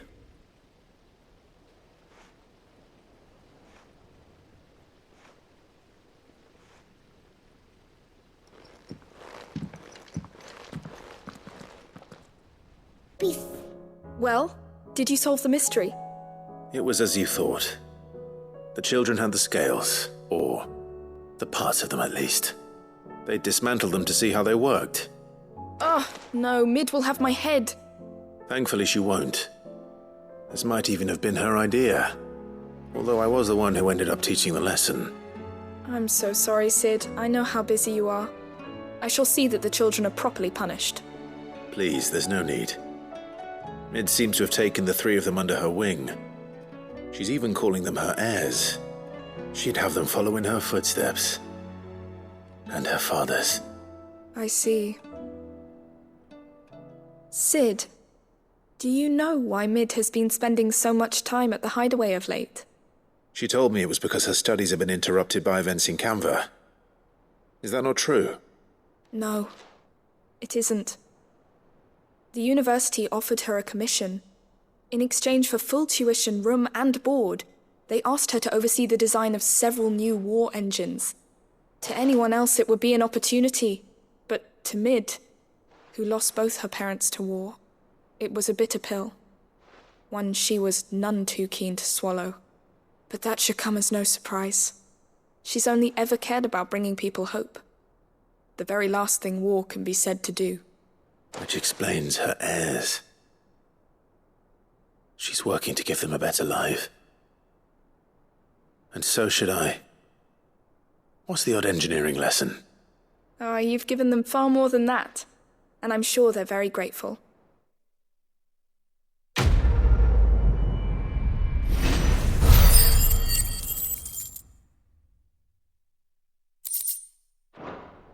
Book. Here, you put me in this situation, Clive. You can bloody well get me out of it. I need a hand with a recipe. Are you sure it's me you're looking for? I'm not much of a cook. I'm all the cook will be needing, thank you very much. What I want from you is a little of your time, right? Oh, and perhaps your sword. You remember Ivan's stew, right? Well, despite the look of the thing, and that awful stench, people wolf it down. So I thought I'd try making one of these supposed masterpieces myself. Had a peek at the book and gave it a go, but, well... It wasn't as straightforward as you'd hoped. Ivan had the same problem. Yeah, but this is my blooming kitchen, and I will not be outdone. So if you don't want to be seen as playing favourites, I suggest you lend me a hand. I've never been one to play favourites, Molly. And I would be only too happy to lend you a hand.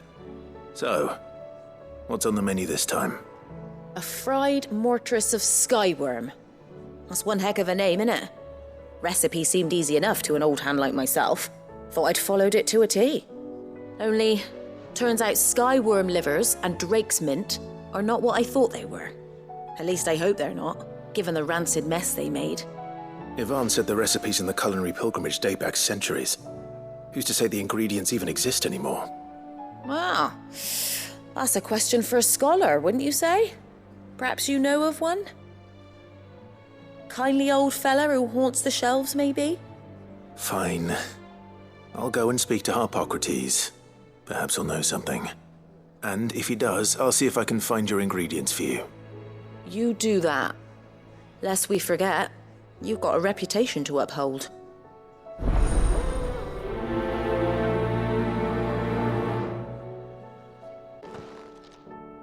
Lawsman Harpocrates. I've come to pick your brain if you don't mind. It's about the book you lent Ivan. Ah, Valisthea, a culinary pilgrimage, a classic. One of my favorites, in fact. The young man did a wonderful job with the Chance's stew. I do hope we shall be able to sample more such marvels in due course. That's actually why I'm here. I don't suppose you know where I might find skyworm livers and drake's mint. Ah, so the fabled Saint-Briquois delicacy is next on the menu. Delightful. The descriptions of fried mortress never fail to make my mouth water. Now, skyworm is a somewhat antiquated name for the wyvern, their ground livers being the paste from which the mortress is made. Dragon livers.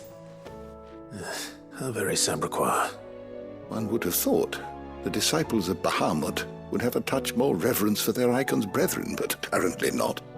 I believe the specific dragon the recipe demands is the blueback wyvern, said to be the very colour of the sea beside which it resides. So we know where to look for our liver. But what about the drake's mint? Saint's bonnet in contemporary parlance, a herb which grows along the North Reach coast. I gather that one can locate the cheerful yellow flowers by their heady scent alone, so I'm sure you'll have no trouble finding them. I may add that people once believed game was best served with the flora that sustained it in life, in which regard fried mortress of skyworm is undoubtedly a typical dish of the time.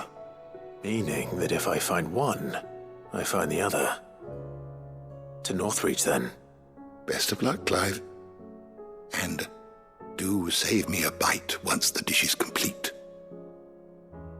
Sticks up. So, did you have that word with Tomes then? I did, and he was as helpful as ever. He told me exactly where to look, in fact.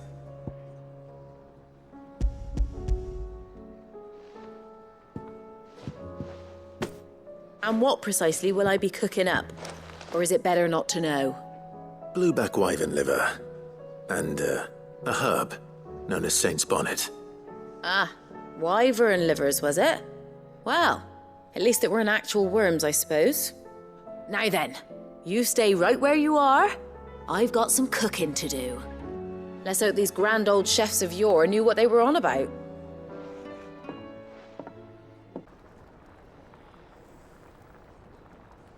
And here we have it. Fried mortress of skyworm. Ivan's offered to make sure it's fit for consumption. Well, I say offered. He as good as begged. And rightly so. Is there any higher honour than partaking in a slice of culinary history? So, not fit for consumption then? What witchery is this? The crackle of the crust gives way to an almost violent richness.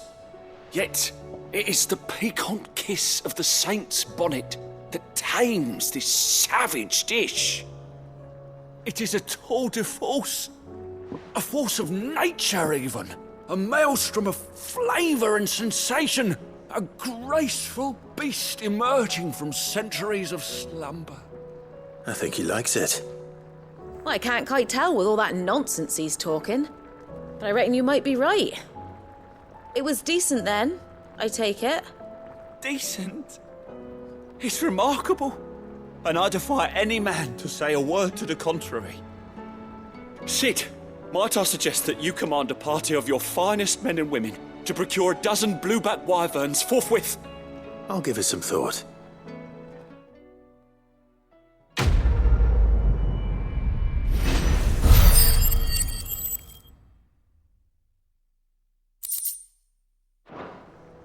What am I gonna do?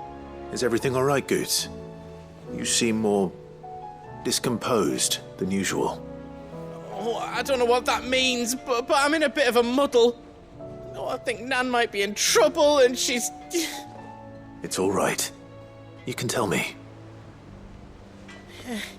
There was a trader came by.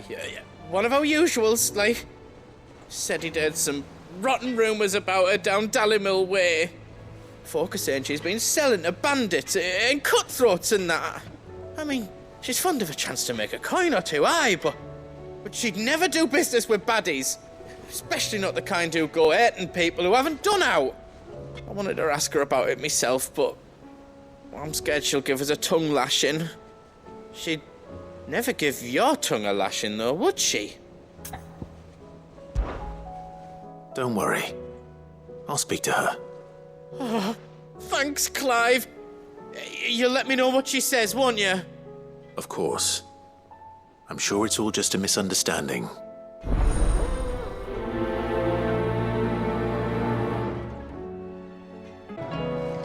Lady Karen. How's business? Not nearly as foul as the weather. You're doing good trade, then? Both in and out of the hideaway? Can't complain. Wait, what exactly are you getting at? Not once in 5 long years do you pay my affairs half a care. But here you are today, raking me over the coals like a bloody popoto. Just asking. Out of interest. All right.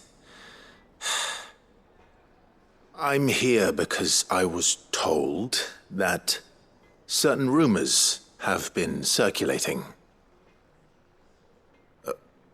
about you selling weapons to brigands. Oh, are you? And who was it who knows me so well as to tell tales of my evil exploits?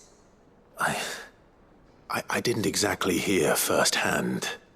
All I know is that someone in Dalimil has been spreading word to that effect. And what? You believe it? You think I'm profiting off the blood of innocents, do you? Look, I've done things I'm not proud of. Might be there were a time when I turned a blind eye to the wretchedness of the world so I could line my pocket. But that woman is no more. And you'd know that if you'd ever paid the slightest bit of notice. You're right, Lady Karen. I apologize. It was wrong of me to doubt you. Aye, it was. Now, I reckon you've got better things to do than pointing your do-gooding finger at a poor old woman. Of course. Good day. I spoke with Lady Karen. What did she say? That the rumors were unfounded, and that I was a fool for thinking they might hold any truth, along with some other things that made her feelings clear. And while it sounds like she may have done things she regretted in her past, she says those days are behind her. Oh, well, that's good. I knew Nan wasn't caught up in out bad. But why would people say she was? What did she ever do to them? It's not right. No, it's not. But people do things for all sorts of reasons. Perhaps we'll never know. Well, I'm going to find out. That trader, he said they were all talking about her in Dalimil. So that's where I'm going. I'll find someone who'll tell me, you'll see. Are you sure that's wise? Whoever's spreading these rumors means Karen ill. Oh, right. But that's why you'll be coming with me, isn't it, Clive? I suppose it is.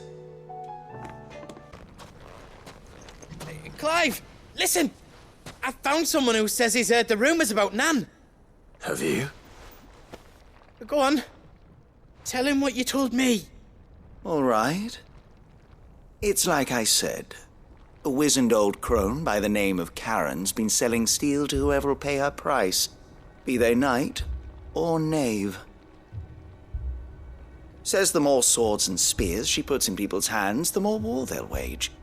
And the more war being waged, the more call for swords and spears. And who will they all turn to keep them in steel? Why, the good Reaper herself. And you've seen this Reaper at work? Aye, it just so happens I have. You'll find her right here plying her trade most days. Here in Dalimil? Where exactly? She has a stall here in the market, but if you're not the patient type, you can probably find her at her storehouse on the edge of town. But it'd be a bolder man than me that braved that particular nest of vipers. Feeling bold, traveler? I hope so, for your sake. Now, if that's all, I have places to be. Sorry to have kept you. You don't think Nan's the Reaper, do you? Not unless she's discovered the secret of how to be in two places at once. Eh? What do you mean? Lady Karen hasn't left the hideaway in weeks. So who has been running this store he spoke of? Good question. I'll go and have a look. And I'll visit this storehouse on the edge of town. All right, but be careful, Clive. You too, Goots.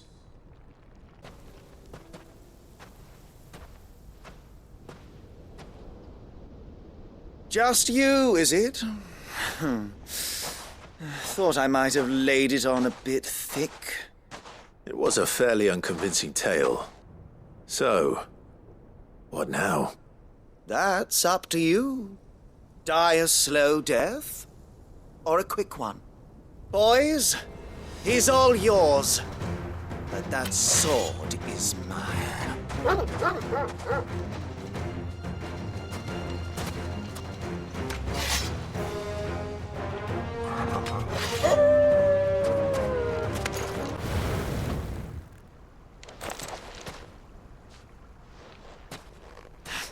Oh, you've done it now.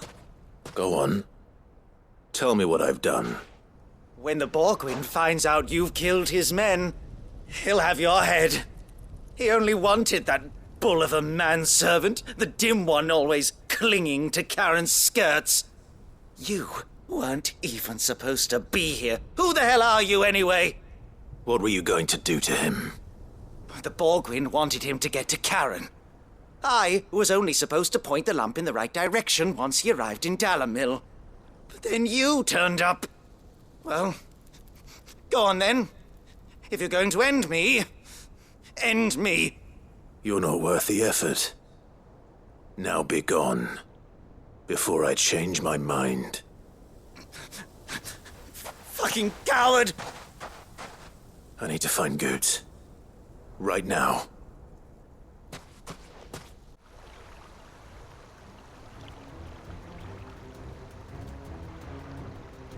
Get your filthy paws off me, you naughty-pated lout! Stop calling me names! And stop spreading them horrible lies about Nan! Well, that will be easy enough. For they are not lies. Every last word is true.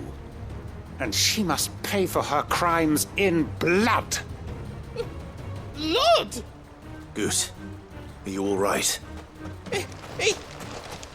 He's gonna kill Nan! He said she had to pay in blood! After what she did, it is only right. She ruined my life and the lives of countless others. That loathsome harpy's very existence is a crime, and I will not allow it to continue. Goots, was it? I have no quarrel with you. Only with your employer. Run along now. You need not pay for her sins. No. No? I don't care what she did. I won't let you hurt Nan. Promise me you won't hurt her, or I'll kill you myself! Goots, no. Enough, all of you!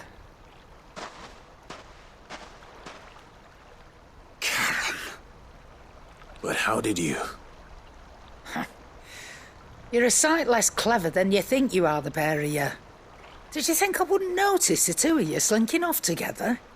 Well, the whole thing got me thinking, who in Dalamil might bear me a grudge? And a certain snivelling shit I ran afoul of in my fairy years came to mind. Though it was just Bogan back then, wasn't it?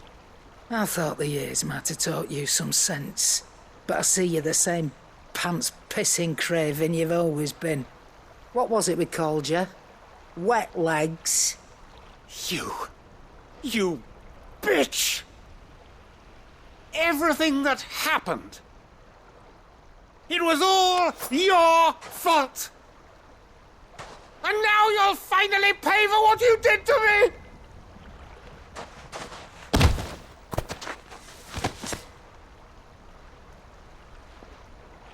Goots, you... If you want a piece of Nan, you'll have to go through me. Fuck! You great galoot. Out of the way, I can handle this myself. So, wet legs, you remember what you told me when we last met? An eye for an eye. Wise words, Sam. Wise words. And now, it's time to collect.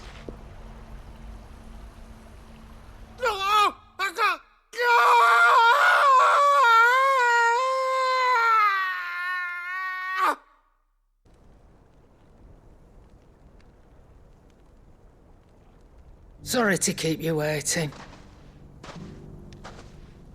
Is he... Dead? No. But I reckon he wishes he was. It ain't easy going through life one eye short of a pair. After all, I should know. You don't mean... Oh, don't tell me you didn't notice. Lost it to old Wet Legs back when we were working the same routes. Said I'd stolen from his strongbox. I'd done nothing of the sort, mind. But that didn't stop him taking his little revenge. So I took some of my own. Sorry, lost everything. His coin, his clients. Always knew he'd be back one day to claim his due. But he crossed a line dragging poor Goots into this. He didn't hurt you, did he? No, Nan. Still got all my arms, see? Legs too. But what if he comes back again? What if he does? First we take the other eye, then we work our way down. He'll learn his lesson soon enough. But something tells me the Wet Legs has learned it already. Right. Let's get you back to the hideaway. You've attracted quite enough attention already. Ta-ra, Clive. Remind me never to cross you, Karen.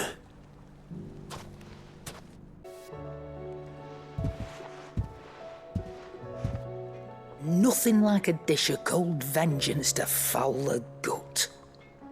I'm sorry, Nan. I didn't mean to make things worse. I just thought I had to protect you. Like you've protected me. Aye, well, someone had to. Your parents certainly didn't give a whit for your well-being. Reckon the both of us would be worse off if I'd not taken you on. You've always been me right eye, Goots. And I'd have you stay that way. So don't you dare go looking for trouble again. Well, I will.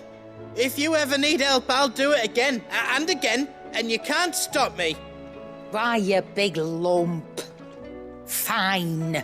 Play the hero if it makes you happy. Thanks, Nan. I won't let you down.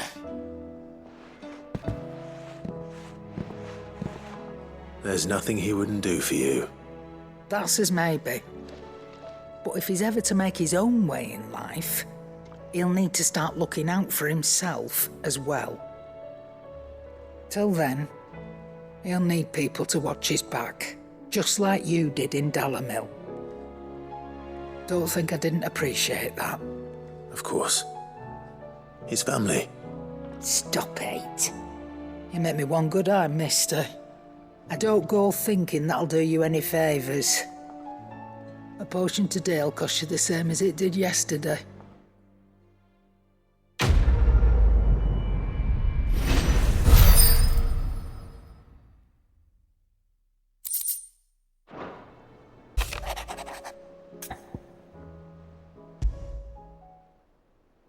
What could be wrong with Torgor? He seemed well enough when I last saw him.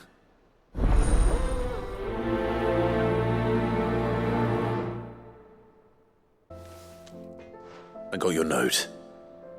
You think something's wrong with Torgor? So you can read. Congratulations. But I didn't say I were wrong with him. I said something weren't right. He's not been eating me treats. He used to love cracking the bones from Molly's boiled brown, but now he won't so much as look at them. Didn't like him. Which is why I'm of a mind that his mind's on something else. You've not been working him too hard, have you? No harder than usual. Is that it, boy? Do you need a rest? What was it you said he was?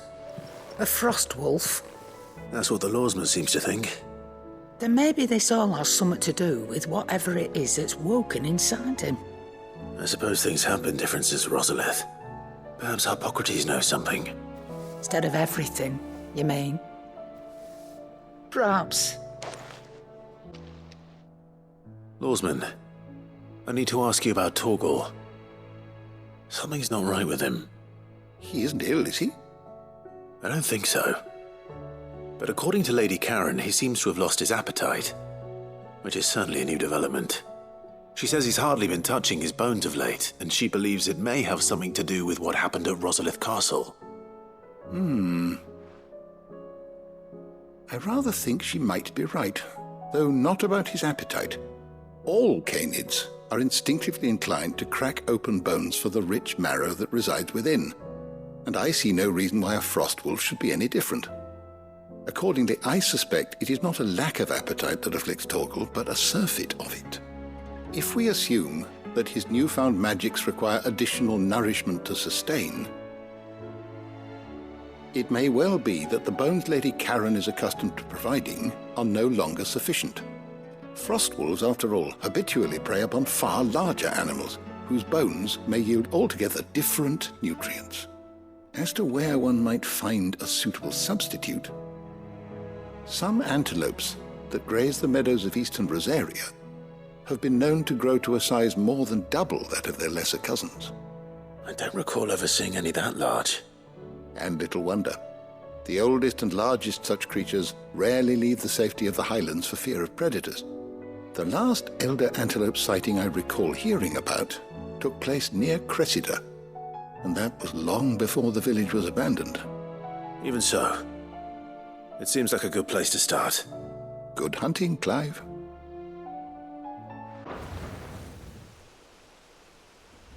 Now,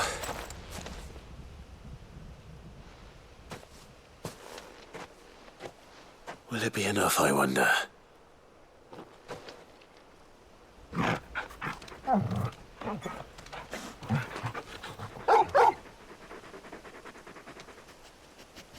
I say that answers my question, which means we owe the lawsman our thanks. You're just a big puppy, aren't you? A very big puppy.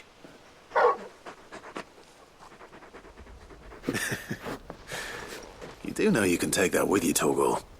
Lady Karen will be relieved to hear you've got your appetite back. Come on, boy.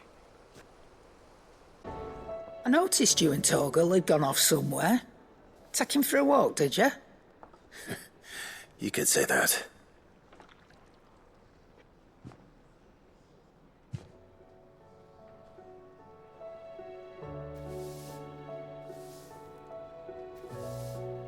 So, Molly's leftovers weren't good enough, eh? That'll teach me for treating you like you're still a pup. All right, no need to shout. Now we know what you're after, I can see about getting some in. Speaking of which, I brought one for later. Can I leave it with you?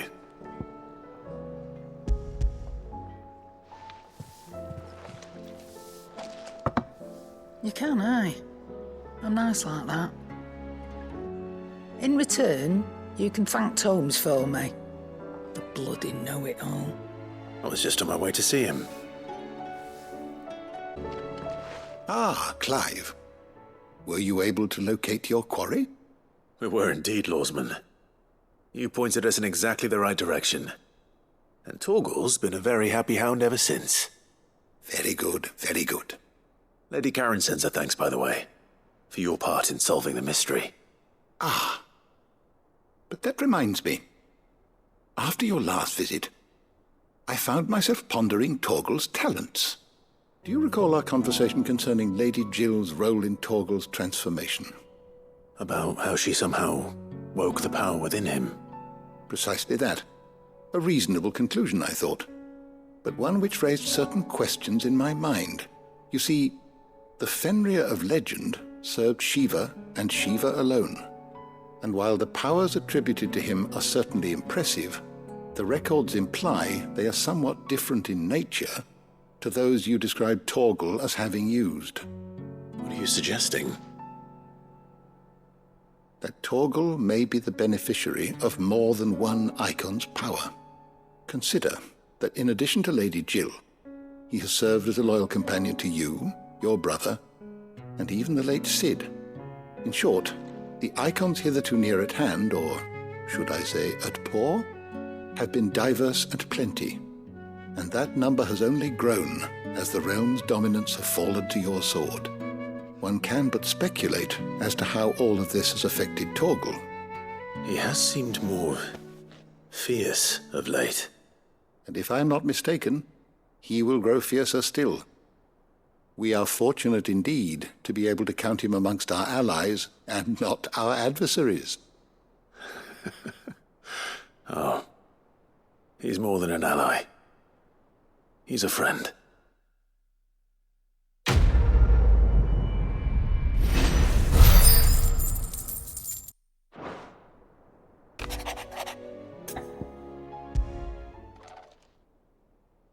Hopefully it's nothing. But I should speak to Blackthorn just in case.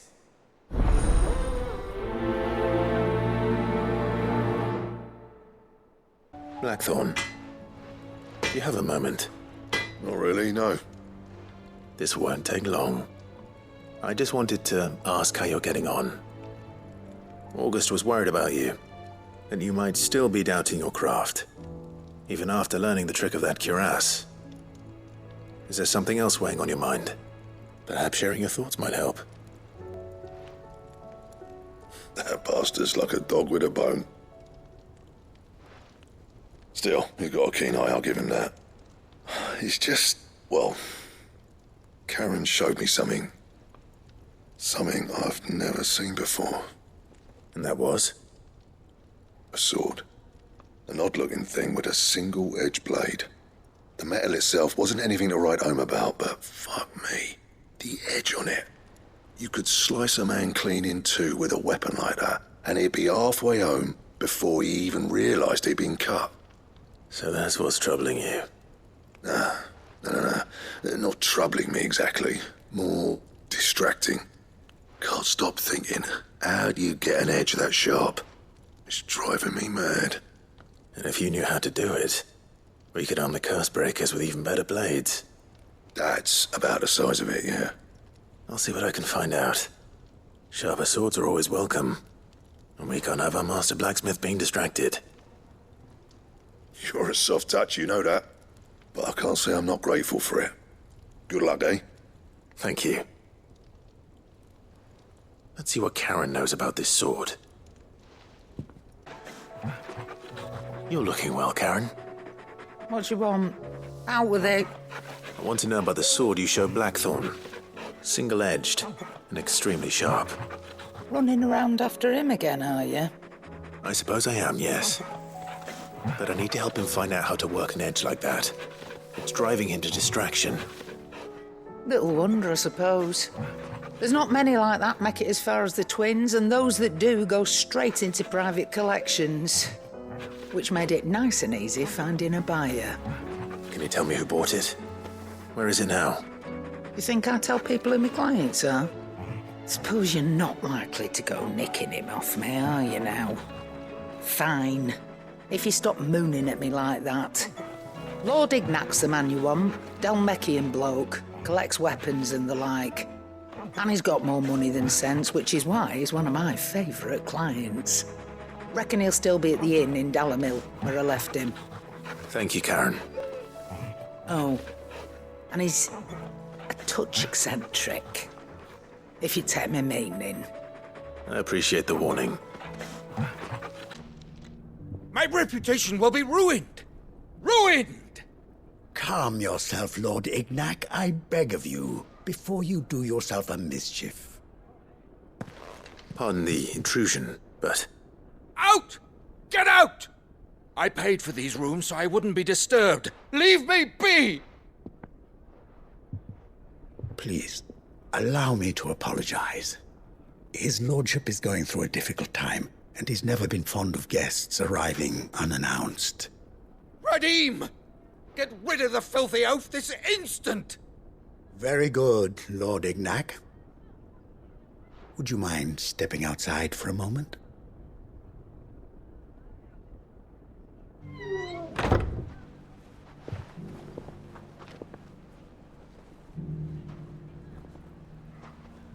I'm sorry if I've caused you any trouble.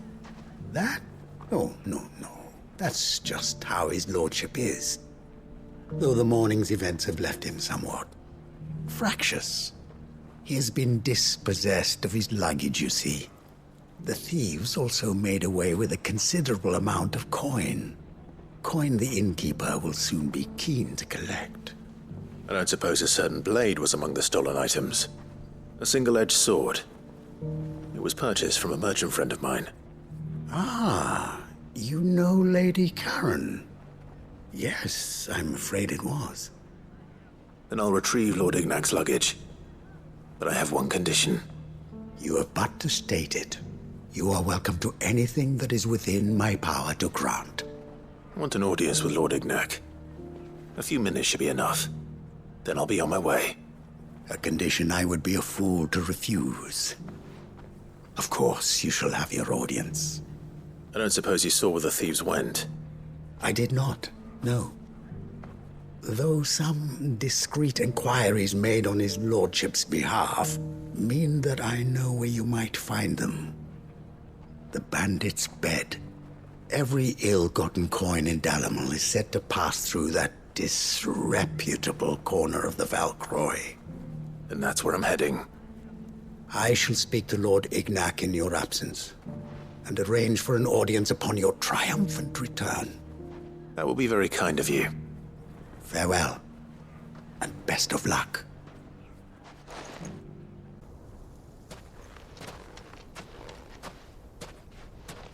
This must be Ignac's luggage. Nothing seems to be damaged. All right. Let's get it back to Dalimil.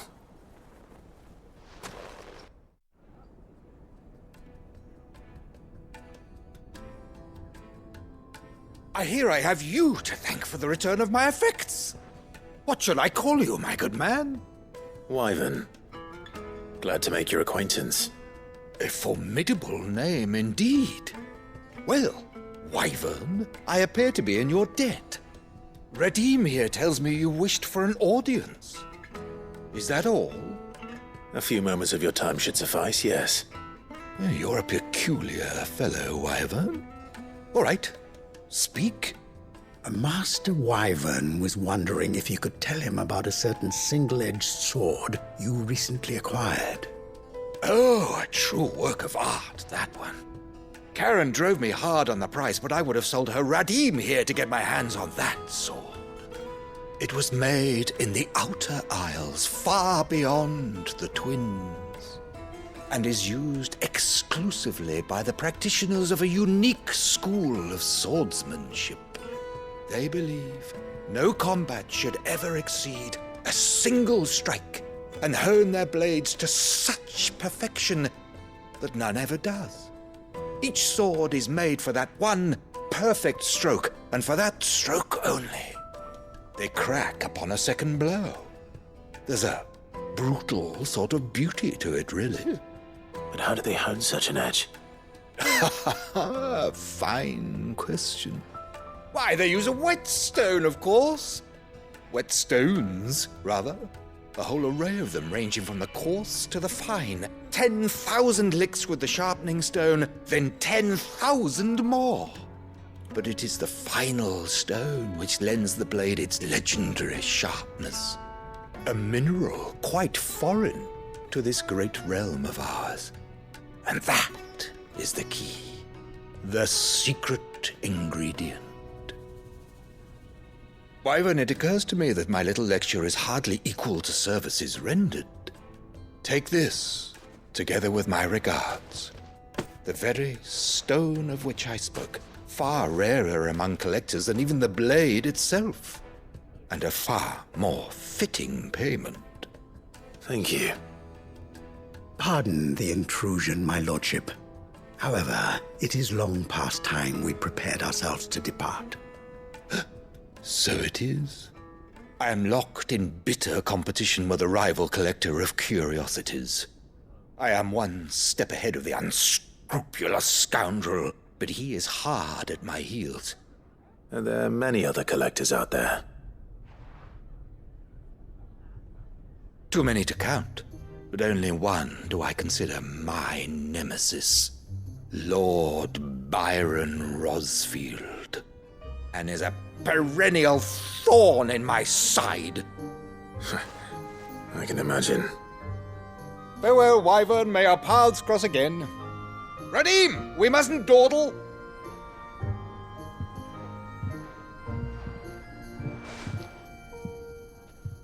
I think his lordship is rather taken with you, Master Wyvern.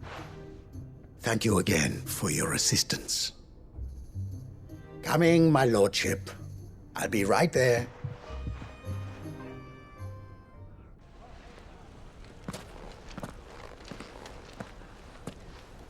Trust Uncle Byron to find such an interesting rival. Now, let's see what Blackthorn makes of this whetstone, shall we? Sorry for the wait, but hopefully you'll agree it was worth it. You learned something about that sword, then? I did better than that.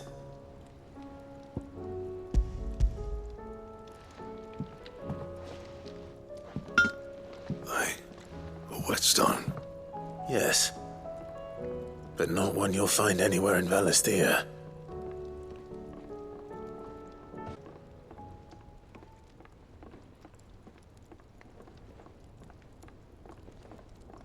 No wonder I couldn't get the same finish on the grinding wheel. One hit and all done, eh? Might not be so bad if all you ever fought were duels. Good luck on the battlefield. Your second opponent would be your last, no matter how good you were. Even so, is there some way it could be used to give the Cursebreakers an edge? I think so, yeah. With this whetstone and the right kind of steel, I could probably even make a twin of the blade that rattled me. But there'd be no replacing this little rock once I worn it down to a sliver. I reckon we get a dozen swords from it, if that. Swords that the Cursebreakers wouldn't know how to wield properly, and that would see them through a single fire piece. Nah, no point trying to copy that thing. Be about as much use as a wax anvil. But finishing our blades with a whetstone this fine, now that's something to consider. And what's finer than fallen masonry, eh? Or more hard-wearing, for that matter. Just imagine it. Good Valisthean steel with an edge as sharp as any found in the Outer Isles. I won't make a copy, nah. I'll make something much better. I'm sure the Cursebreakers will be delighted. Just don't push yourself too hard. Don't you worry about me, sunshine. I've been working day and night since I was half your age, and I'll still be here when you're long gone. Hey, thanks, Clive. I mean it. I owe you one, August too. It's good to know someone's looking out for me. You'll be happy to hear you said that. And I'll see that my debt to you's paid. First new blade I make's got your name on it. You come and find me when you've got the materials. All right. I will.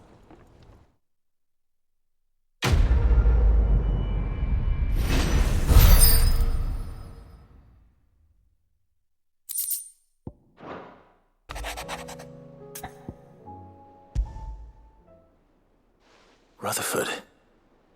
Wasn't that the name of my uncle's manservant? Why would he be at Martha's Rest?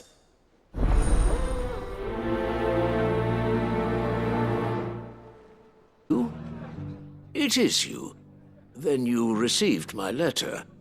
I am Sebastian Rutherford, Chief Steward of your Lord Uncle's estate. Of course. We met once before. Yes, my lord. Thank you for coming. And what was so sensitive that you couldn't put it in writing? 1,000 apologies, my lord. I did not mean to offend. I merely... It's all right. Continue.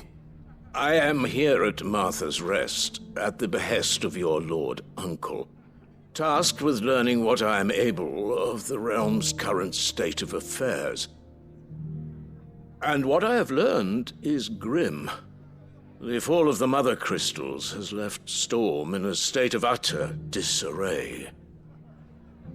The subsequent darkening of the heavens has only made things worse. Akashic attacks, once unthinkable, are now commonplace. The gears of governance have ground to a halt, and without a steady hand on the tiller, the realm threatens to drift into utter chaos. Your Lord Uncle, however, believes there is a way to avoid this fate, and is determined to see it set in motion.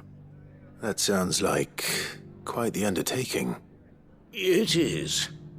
Hence my having enlisted the aid of several colleagues serving the 7 high houses. Alas, Alas. I have lost contact with 2 of those colleagues already. They are both able-bodied and trained in the sword, yet in these dark times even that may not prove sufficient to keep a man safe on the road. So you want me to find them? I'll need to know where they went. One I sent to investigate the Republic, the other the old imperial capital of Oriflamme. That doesn't exactly narrow it down. I suppose I'll start in Dalimil and work my way east. Thank you, my lord. I shall pray for your success and safety. I don't see your master here, so you can start by giving us all the coppers in your purse. I already told you, I have nothing. And maybe we'll take that pretty outfit and the steel you're wearing. Please! These men are trying to rob me! I'll deal with this. Thank you. You that one's master, then? If you'd kindly pay the coin he owes us, we can pretend you didn't draw your blade on Republican soldiers. Or you can go back to your garrison and I won't report you to your captain.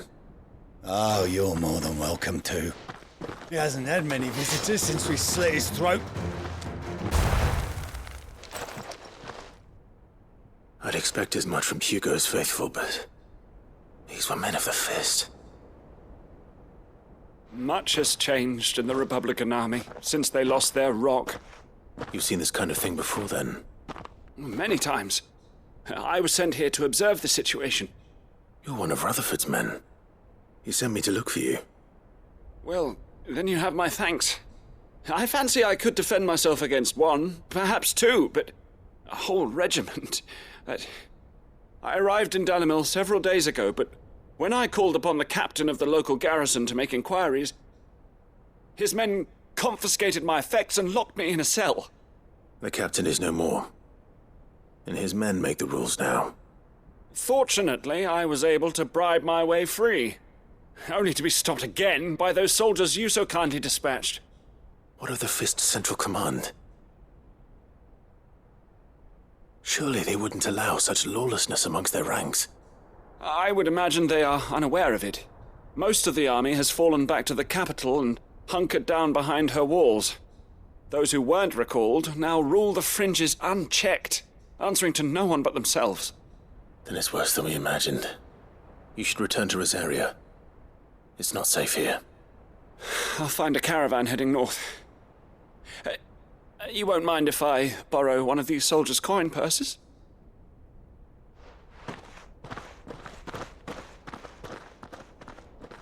Not at all. Now, to find this second associate of Rutherford's. If he was bound for Oriflamme, I'll start at Northreach and see if I can pick up his trail. What happened here? If you're with the others, they've already relieved me of my belongings. I'm not. I'm looking for someone who was sent here by a man named Rutherford. And then you found him. I'm Alistair Rockford, attendant to the Lady Ariane of House Wellesley. Of the 7 high houses of Rosaria. It's been a long time since last I saw my great-aunt. Is she well? My Lord Marquis? Yes. Yes, she is. The Lady Dowager has granted me leave to assist your Uncle Stuart. I was on my way back from the old capital when I saw some villagers being robbed on the road here. Bandits? They looked more like field hands, but it didn't matter in the end. I did what I could to help the victims, but all it earned me was a pommel to the temple. Which way did they go? South, toward the gate. All right. I'll take care of them. Founder knows I've met enough of their kind.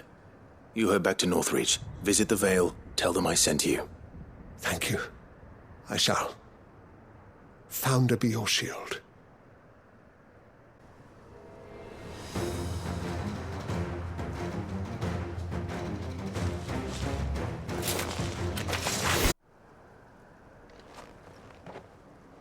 Make for the town while you can.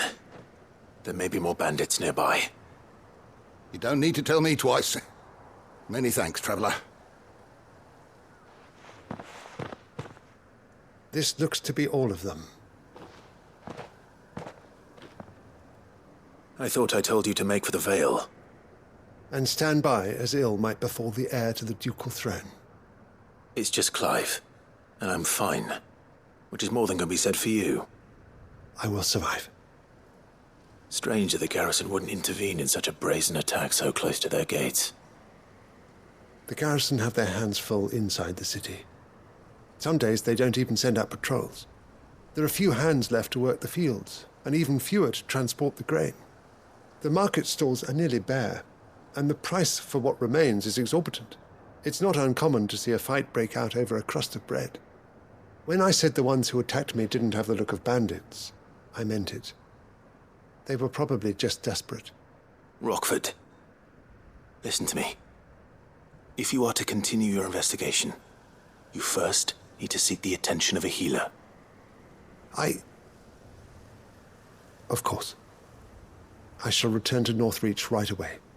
But allow me to thank you first. Had you not happened along, Don't thank me. Thank Rutherford. It was he who sent me. I suppose he'll be wondering where I've got to. I shall send a Bastolus as soon as I'm able. Good day.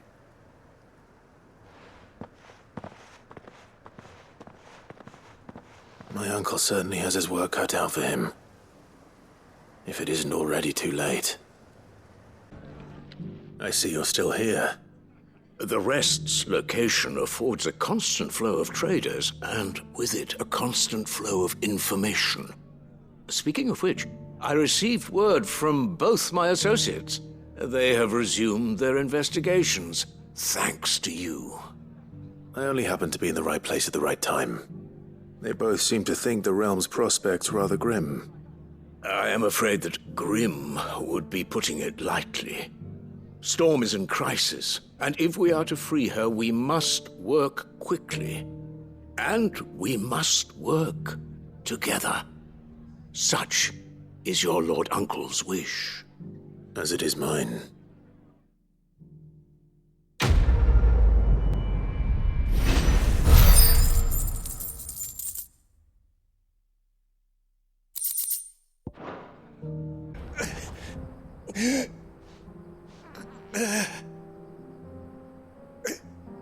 You're injured.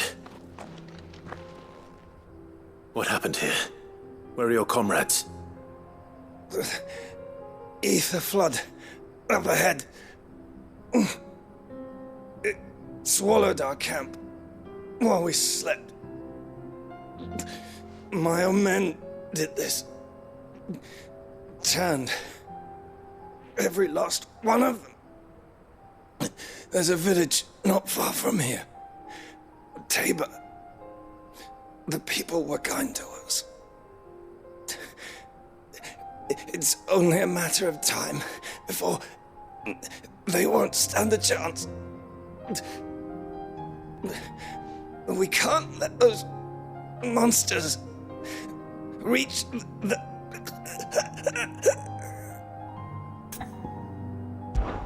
I'll go. You catch your breath. Thank you. Our encampment is up ahead. Just off the track. They must not reach Tabor.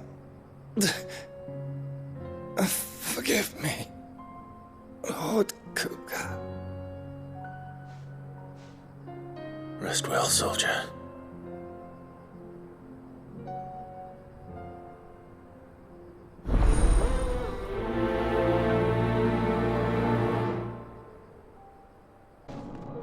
You're with the battalion? I am. I heard the fighting. Are the others? Taken care of. One of your brothers-in-arms told me what happened and asked for help. Another survivor? Where is he? Tell me. His wounds were too deep.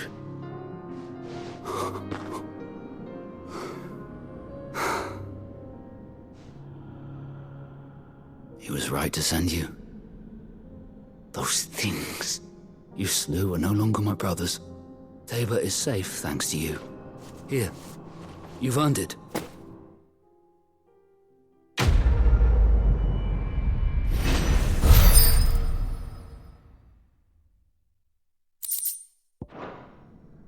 You seem familiar. Have we met? You must have me confused with someone else. Wait. That scar. Son of a whore. You're Sid. I was there in Cosnis when you killed my brothers. I was there in Rosalith when you killed my commander. My war with Hugo Kupka is over. I bear no ill will toward those who followed him. And what of my ill will? Coward! Draw your steel. Lord Kupka shall be avenged! When your wounds have healed and your head has cooled, come and find me if you must. Though I hazard your life would be better spent in service of those who need it. Or have you forgotten your oath to the Republic? My oath? What would you know of oaths? I know how hard they are to keep. Which is why I'm giving you the chance to keep yours. No. I won't be deceived. Lord Kupka told us of your crimes. You are an outlaw. A murderer, not some man. Like you or anyone else. I am nothing like you. But if you're not gonna kill me, then go. Leave! Just know that I will find you, Sid. Someday.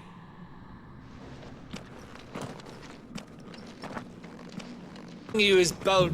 Is that blade for hire, perchance? Because I have a mind to make a killing. Figuratively, I hope. Well, yes and no. A passing caravan carried with it a rumor most fortuitous for one in my trade, that an elder Dread Evis had been sighted in the fields of Korava. Dread Evis are aggressive beasts. Compelled as they are to acts of violence, few survive to maturity, but those that do develop a hide of phenomenal value. A hide you want to sell? Eventually, yes. Though I would have it tanned first that it might be crafted into marvels the likes of which the world has never seen. Dread Evis skin is a rare thing indeed.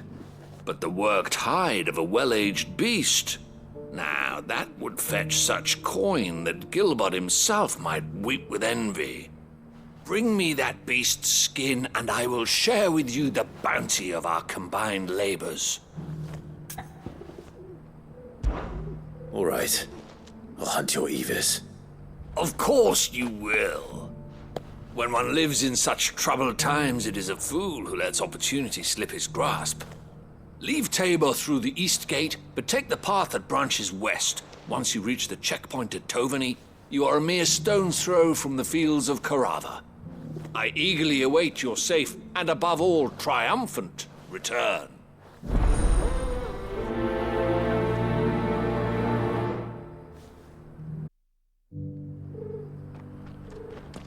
Here's your hide, as requested. I worried you might never return. Quickly, let me see it.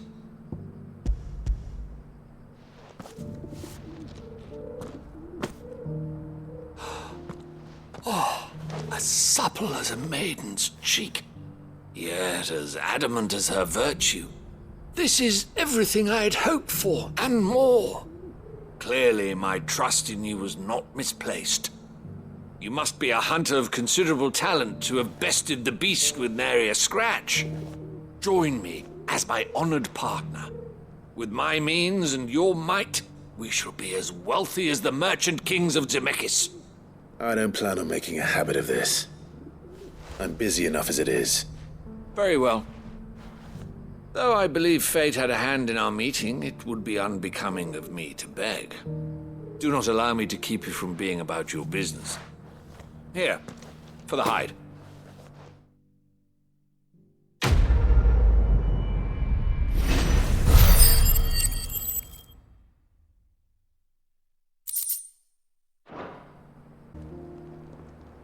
finally. No one was paying me the slightest heed. Is something wrong? At the university, the students would hang on my every word. Sadly, this far from home, I'm just a vagrant greybeard. The university? You're a scholar. A specialist in ancient cultures. The most accomplished in all Valisthea, some have said. Not that I look the part in these tattered rags. In my heyday, no obstacle could have kept me from my studies. Yet here I am, a wizened windbag, bested by the many steps of Tabor. The answers I seek lying just beyond my enfeebled reach. Would you do an old man a kindness and brave the stairs in my stead? You'll be amply rewarded, of course. Climb the stairs and memorize a few inscriptions for me, assuming you know your letters, that is. Some courteous soul is rumored to have carved clues to Tabor's rich history into stones dotted about the village. 3 of them, to be precise. 1 each to the north, south, and east. I'm here in the hope that those carvings might shed light on a riddle I've been pondering for some time. Namely, the otherwise undocumented origins of Tabor's unique people. People quite unlike those of neighboring lands. I can't promise I'll remember everything perfectly. Remember what you can. I'll piece together the rest. Make for the domed pavilions, and you'll have no trouble finding the stones.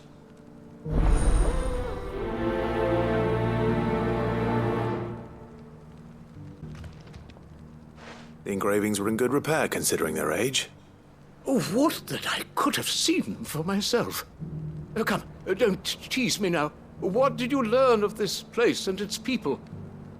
Let's start with the engraving to the south, shall we? What did it say? Guardians of the Crystal, the first stones of Tabor, sacred hold thy noble blood, till ends the mother's labor. I'm pretty sure that was it. Fascinating. It would seem the founders of this city were descendants of those fallen charged with protecting the mother crystals. But whatever could have driven the Guardians so far from their sacred charges, I wonder? The engraving to the north is next, I think. Wanderers of the Golden Plains, lay your roots in stone. With pride recall thy noble past, and make these rocks a home. Or, I think that was it, at least. No doubt you're right. There are vestiges of nomadic customs in Tabor its guardian roots could never account for. This is proving most enlightening. Now, for the final stone. Children of the hunters, now tillers of the land, reap her promised blessing, and give praise her gracious hand. That's all 3. And so, we add primitive farmers to Tabor's founding peoples, the final piece of the puzzle. 3 engravings, 1 for each of the 3 peoples to have settled Tabor in ancient times. Guardians of the Mother Crystal, wanderers from across the plains, and last but certainly not least, hunters turned farmers.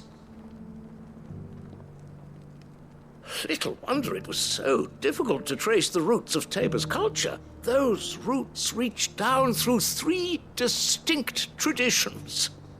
Nonetheless, one cannot help but wonder why this fact is not better known among scholars, given that the stones stand here for all to see. Too many stairs, perhaps. Ha! Too many by far. Here, and thank you.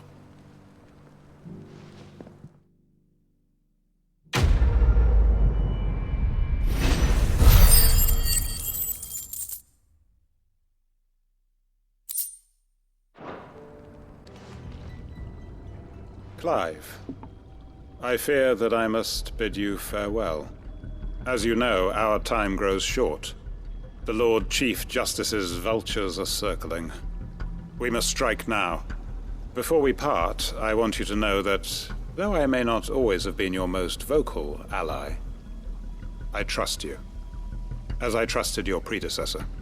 Thank you. I appreciate the sentiment, and I understand more than anyone how you feel. But is revenge really the answer? It is the one I found, and it is all that I have lived for since that day. But what of Lostwing? Everything you've built. I built Lostwing to achieve this aim. Once it is done, the village will have served its purpose. My comrades and I are sure of our cause, and we shall fight to the last, come what may. But there are those among us who cannot fight. Children, the elderly, bearers afflicted by the curse. I would place Lostwing in their hands, if I thought it would do them any good. But a village home only to the frail and the infirm is not likely to stay a safe haven for long. And so, Clive, I find myself turning to you once more. Will you take them to your hideaway, that they might live even should Lostwing die? I will. Thank you. I will not have it said that I did not see to the well-being of those who rallied to my cause. The people I speak of have withdrawn to Gotan's Bales, away from danger in case the Black Shields strike. Understood. I'll make sure they get to the hideaway safely. Then the last of my preparations are complete. Fare you well, Clive. And may Griga guide us. All of us.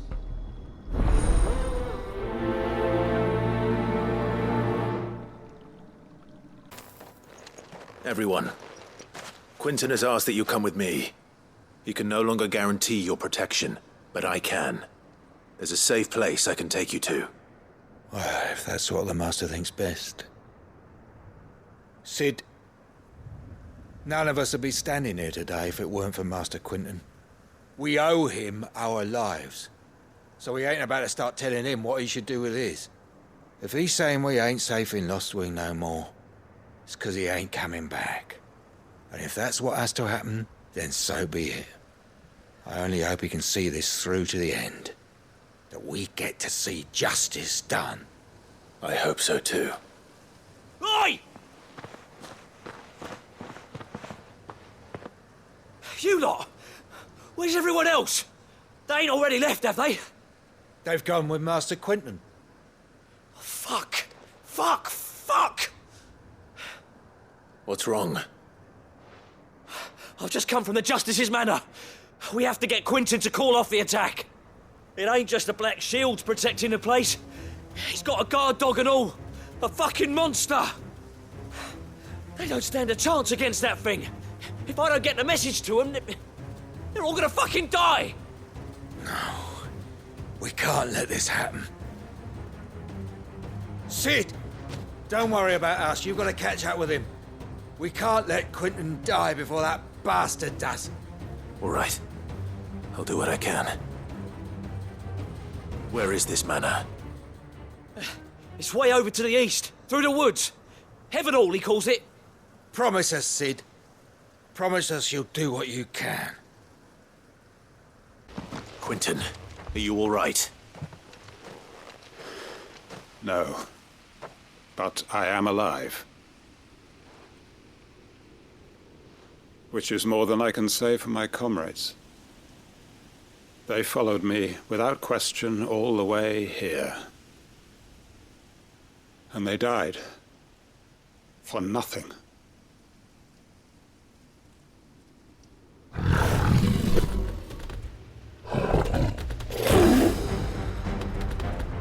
This must be the guard dog. Quinton. I'll hold it off. You go. But your comrades didn't die for nothing. They died for you. Don't let their sacrifice be in vain. I won't. Come on, then.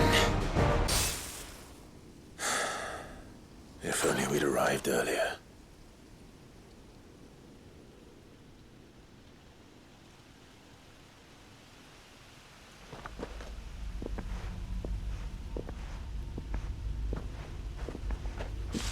Is it over?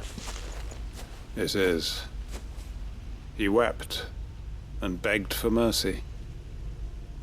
And I cut him from ear to ear, just as I dreamed of doing all these years. All my plans, building a haven in Lostwing, freeing bearers from their chains and recruiting them to my cause. It was all for this. But what is this? Justice? My faithful comrades.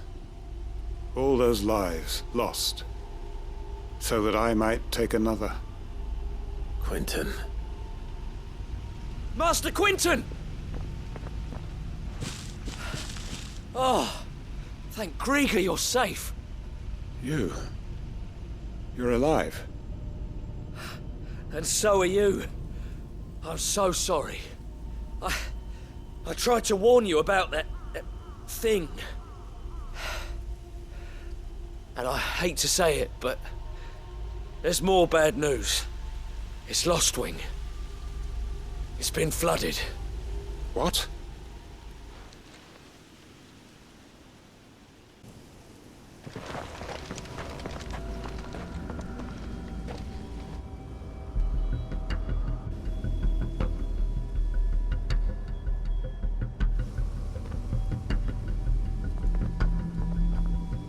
Lostwing. My Lostwing. And look who's here. They must have stolen in after we left, just before the flood struck. What if there are still people in there? Don't be a fool!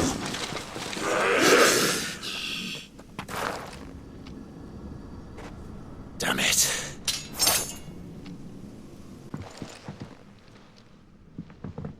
Quentin! Quentin! Look at me! Thank the Founder. He hasn't turned. I'm going to get you out of here.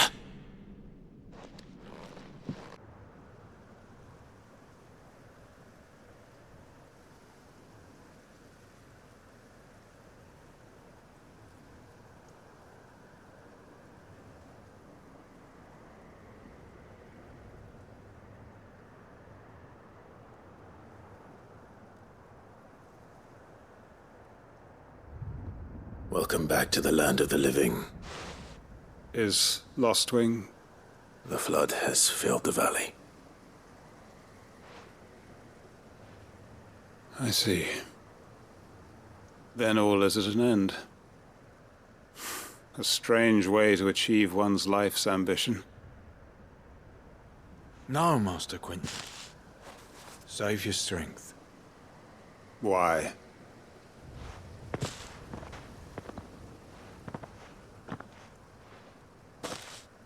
All that I strove for is gone. Only emptiness remains. I have nothing left to live for. What the heck are you on about? You've got us, ain't you? Don't try telling me you only freed us so you could get revenge. We're more than that to you, and we all know it. I thought you weren't coming back. But I prayed, and you did. There's got to be a reason for that, right? Can't we just go back to how it was? You know, you looking after us all. Your work ain't over yet, Master Quentin. We believed that you were the right man to lead us, and we still do. Your village may be lost, but it seems your people aren't, so long as you remain to guide them. But why? After what why would anyone follow me? 'Cause we're family, aren't we? Family? Yeah, and all our comrades who went with you, they felt the same. Lostwing weren't just a village. It was all of us. It was. And as long as we're still here, it is too. We can start again. Build a new Lostwing, right here in the Bales.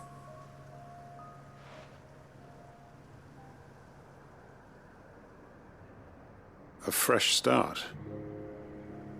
One life ends, and another begins. Why just a village? We could build towns. A nation, even. What's to stop us? That's the Master Quinton we know. Please. I am nobody's master. Quinton will suffice. After all, we are family.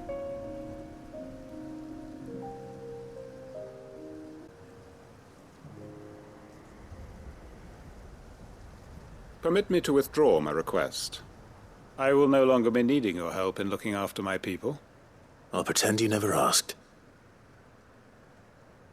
But you must be rewarded for your efforts on our behalf. You saved my life twice over. And more besides. A bottle or two of your finest red will suffice. Of course. Nothing but the best. And I have a feeling that this year's vintage will be the finest yet. If you don't mind waiting, that is. I look forward to it.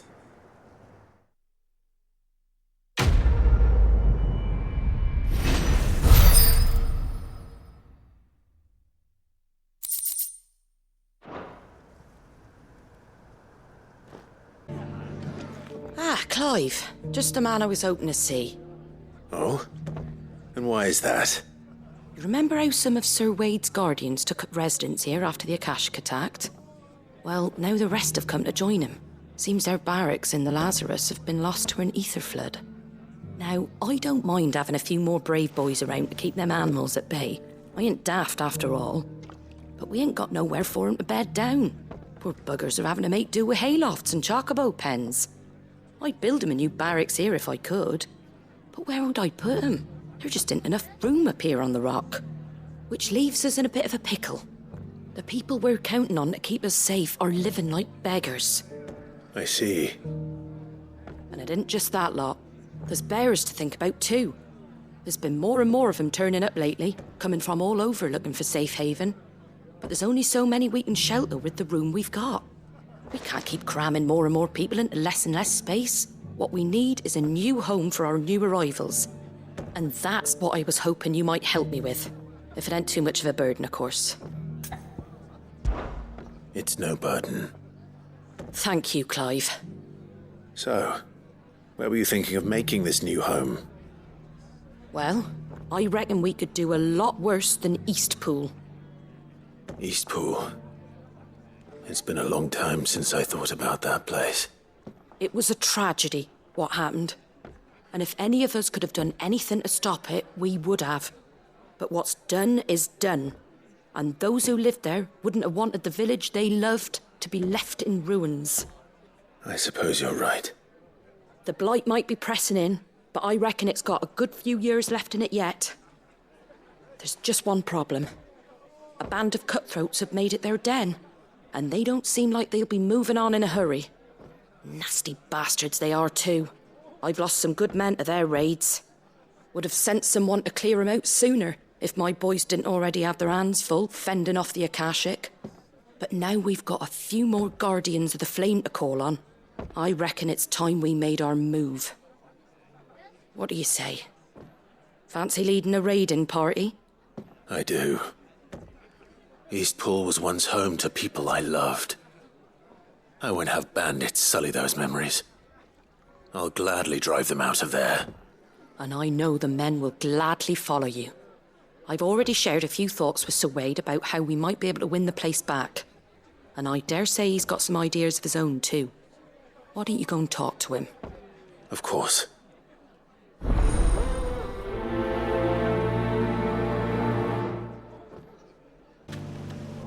So Wade, it's good to see you well. And you, Lord Rossfield. And you. I spoke with Martha. She tells me you have plans to free Eastpool and make it your own. That's right, though it was mostly her idea. I rather fear my men have been treading on her toes somewhat since joining us, not to mention each other's. And then there are the bearers, men and women who found the courage to flee their masters and sought refuge here. We need somewhere to settle them, and I can think of worse places than Eastpool. As can I. Which is why I agreed to help you win it back. That's very kind of you. I'd be most grateful if you would. With you beside us, we shall soon send that rabble of rogues running for the hills. So, what can you tell me? That thankfully there aren't too many of them. Fewer than a dozen at our last count. And rather less, thankfully, the road that leads there will more than likely still be crawling with Akashic. A small force would suffice to clear the village, but if the Akashic were to follow them in, that force could end up trapped between a rock and a very hard place indeed. I'll head into Eastpool and deal with the bandits. You and the Guardians can stay outside the village and fend off any Akashic who come too close. Make sure I'm not taken unawares. I can't ask you to bear all that risk yourself, my lord. The Akashic are the bigger risk. I can handle a few bandits. Well, if you're sure, I shall summon my men at once. Shall I wait for you here? No need, my lord. You go on ahead. We'll be with you before long. All right. I'll meet you at Eastpool then. We shall see you there. And may victory await our coming.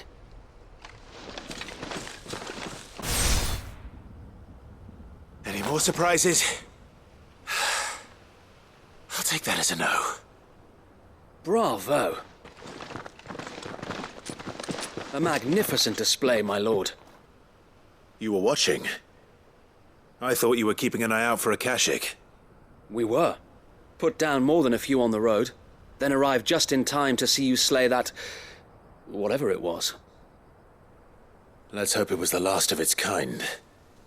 Though I expect you and the Guardians will be up to the challenge should another appear. I would hope so, my lord. Your men will be bringing the bearers who'll be living here, I assume. It might be best to send word for them to come right away, before any other unsavory characters move in. Of course. I'll send orders for them to depart immediately. Leave it with me, my lord.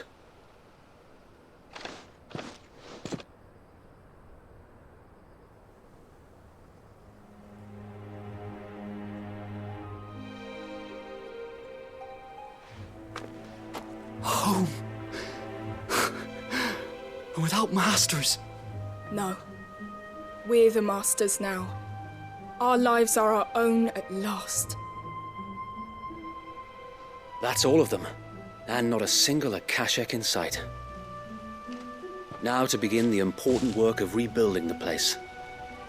It won't be easy, especially not after 5 years of beasts and blackguards having their wicked way with the place. The masonry might still be sturdy enough, but half the beams are rotted. Those that weren't lost in the fire or burned by the bandits, that is. It'll take a bit of elbow grease, but we'll see Eastpool rise again. Just you wait. So wait. Lady Hannah is buried here. If you don't mind, I'd like Oscar to join the rebuilding efforts. He should be a part of this. Of course. I couldn't agree more. I'll let Martha know that everyone arrived safely. If you need anything more, you have only to send a Stolas. And we will, my lord. Safe travels. Ah, there you are. All went well then. Sir Wade told me you got rid of the bandits while his lot kept an eye out. Nicely done. And what's all this about some shape-shifting nightmare showing up? On second thoughts, don't tell me. It'll only give me nightmares of me own. What matters is you did it. And now we can build our new village. I suppose it will be. What will you call it? What else? Eastpool. Sir Wade said it best. There's plenty bad happened to that place, but that don't undo the good that happened there. No need to throw the baby out with the bathwater. Did Wade say that? Well, something along those lines. Anyway, the poor souls might have made it to Eastpool, but their work ain't done yet. So the way I see it, neither is mine. If it's food or lumber or strong backs they need, the rest is ready to provide it. Thank you, Martha. No, thank you. You didn't have to help us. I wanted to.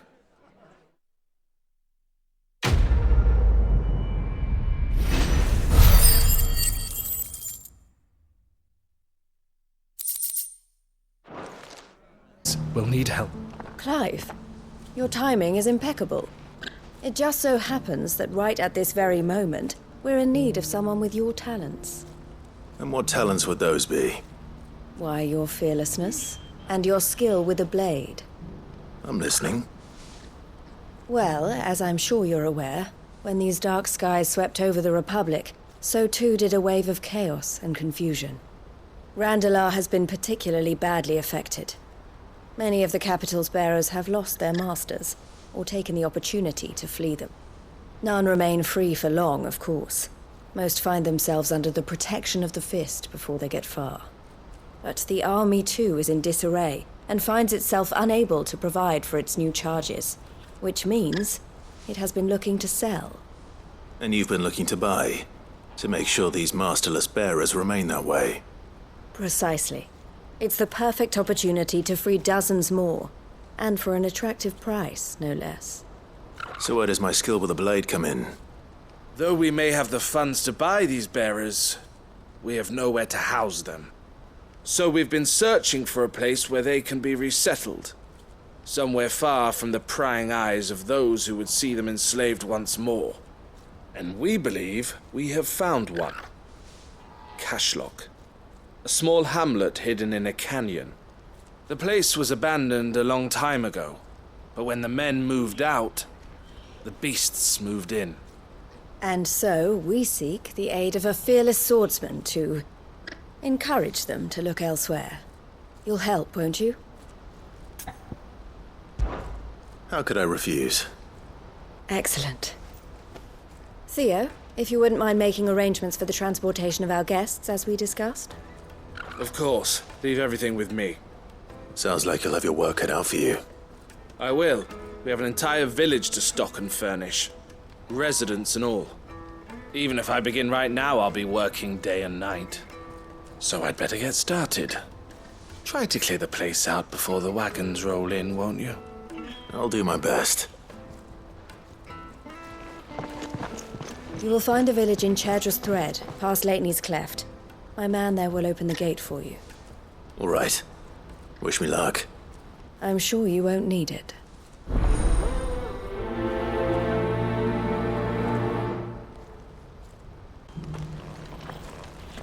Something the matter, Theodore? Quiet. Those are our terms. I trust that you will give them your full consideration. I shall. Thank you.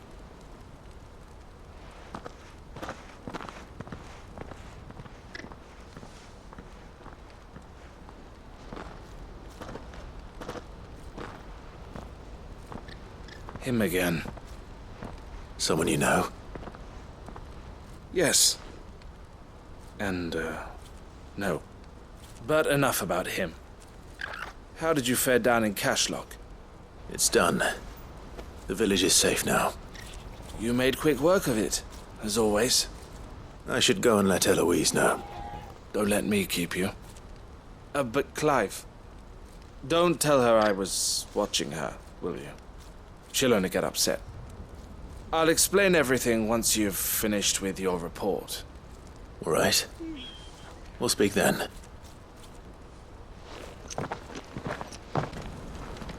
Eloise, I just got back from Cashlock. The village should be safe now. Thank you, Clive. Here, something for your trouble. Well then, now that you have laid the groundwork for our little project, I suppose we'd better finish the job. The first thing we'll need to do is make sure our offer for the bearers is accepted. You're still in negotiations? We are. A trusted colleague has been dealing with the Fist on our behalf, but things have been trickier than we anticipated. I suppose it's to be expected. This is the army we're dealing with. Fighting's what they do. But we shall emerge victorious in the end. Well, if you need any help, you know where to find me. I'm not sure I do. But thank you, all the same.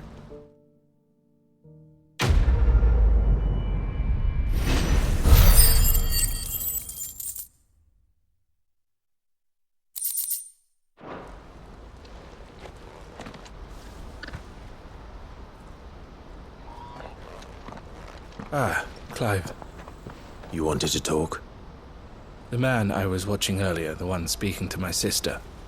He represents the Silver Peak Consortium. It's one of the bigger trading houses. I don't think I've heard of them. Well, every trader in Dhalmekia has. They operate across the length and breadth of the Republic, and they're still expanding.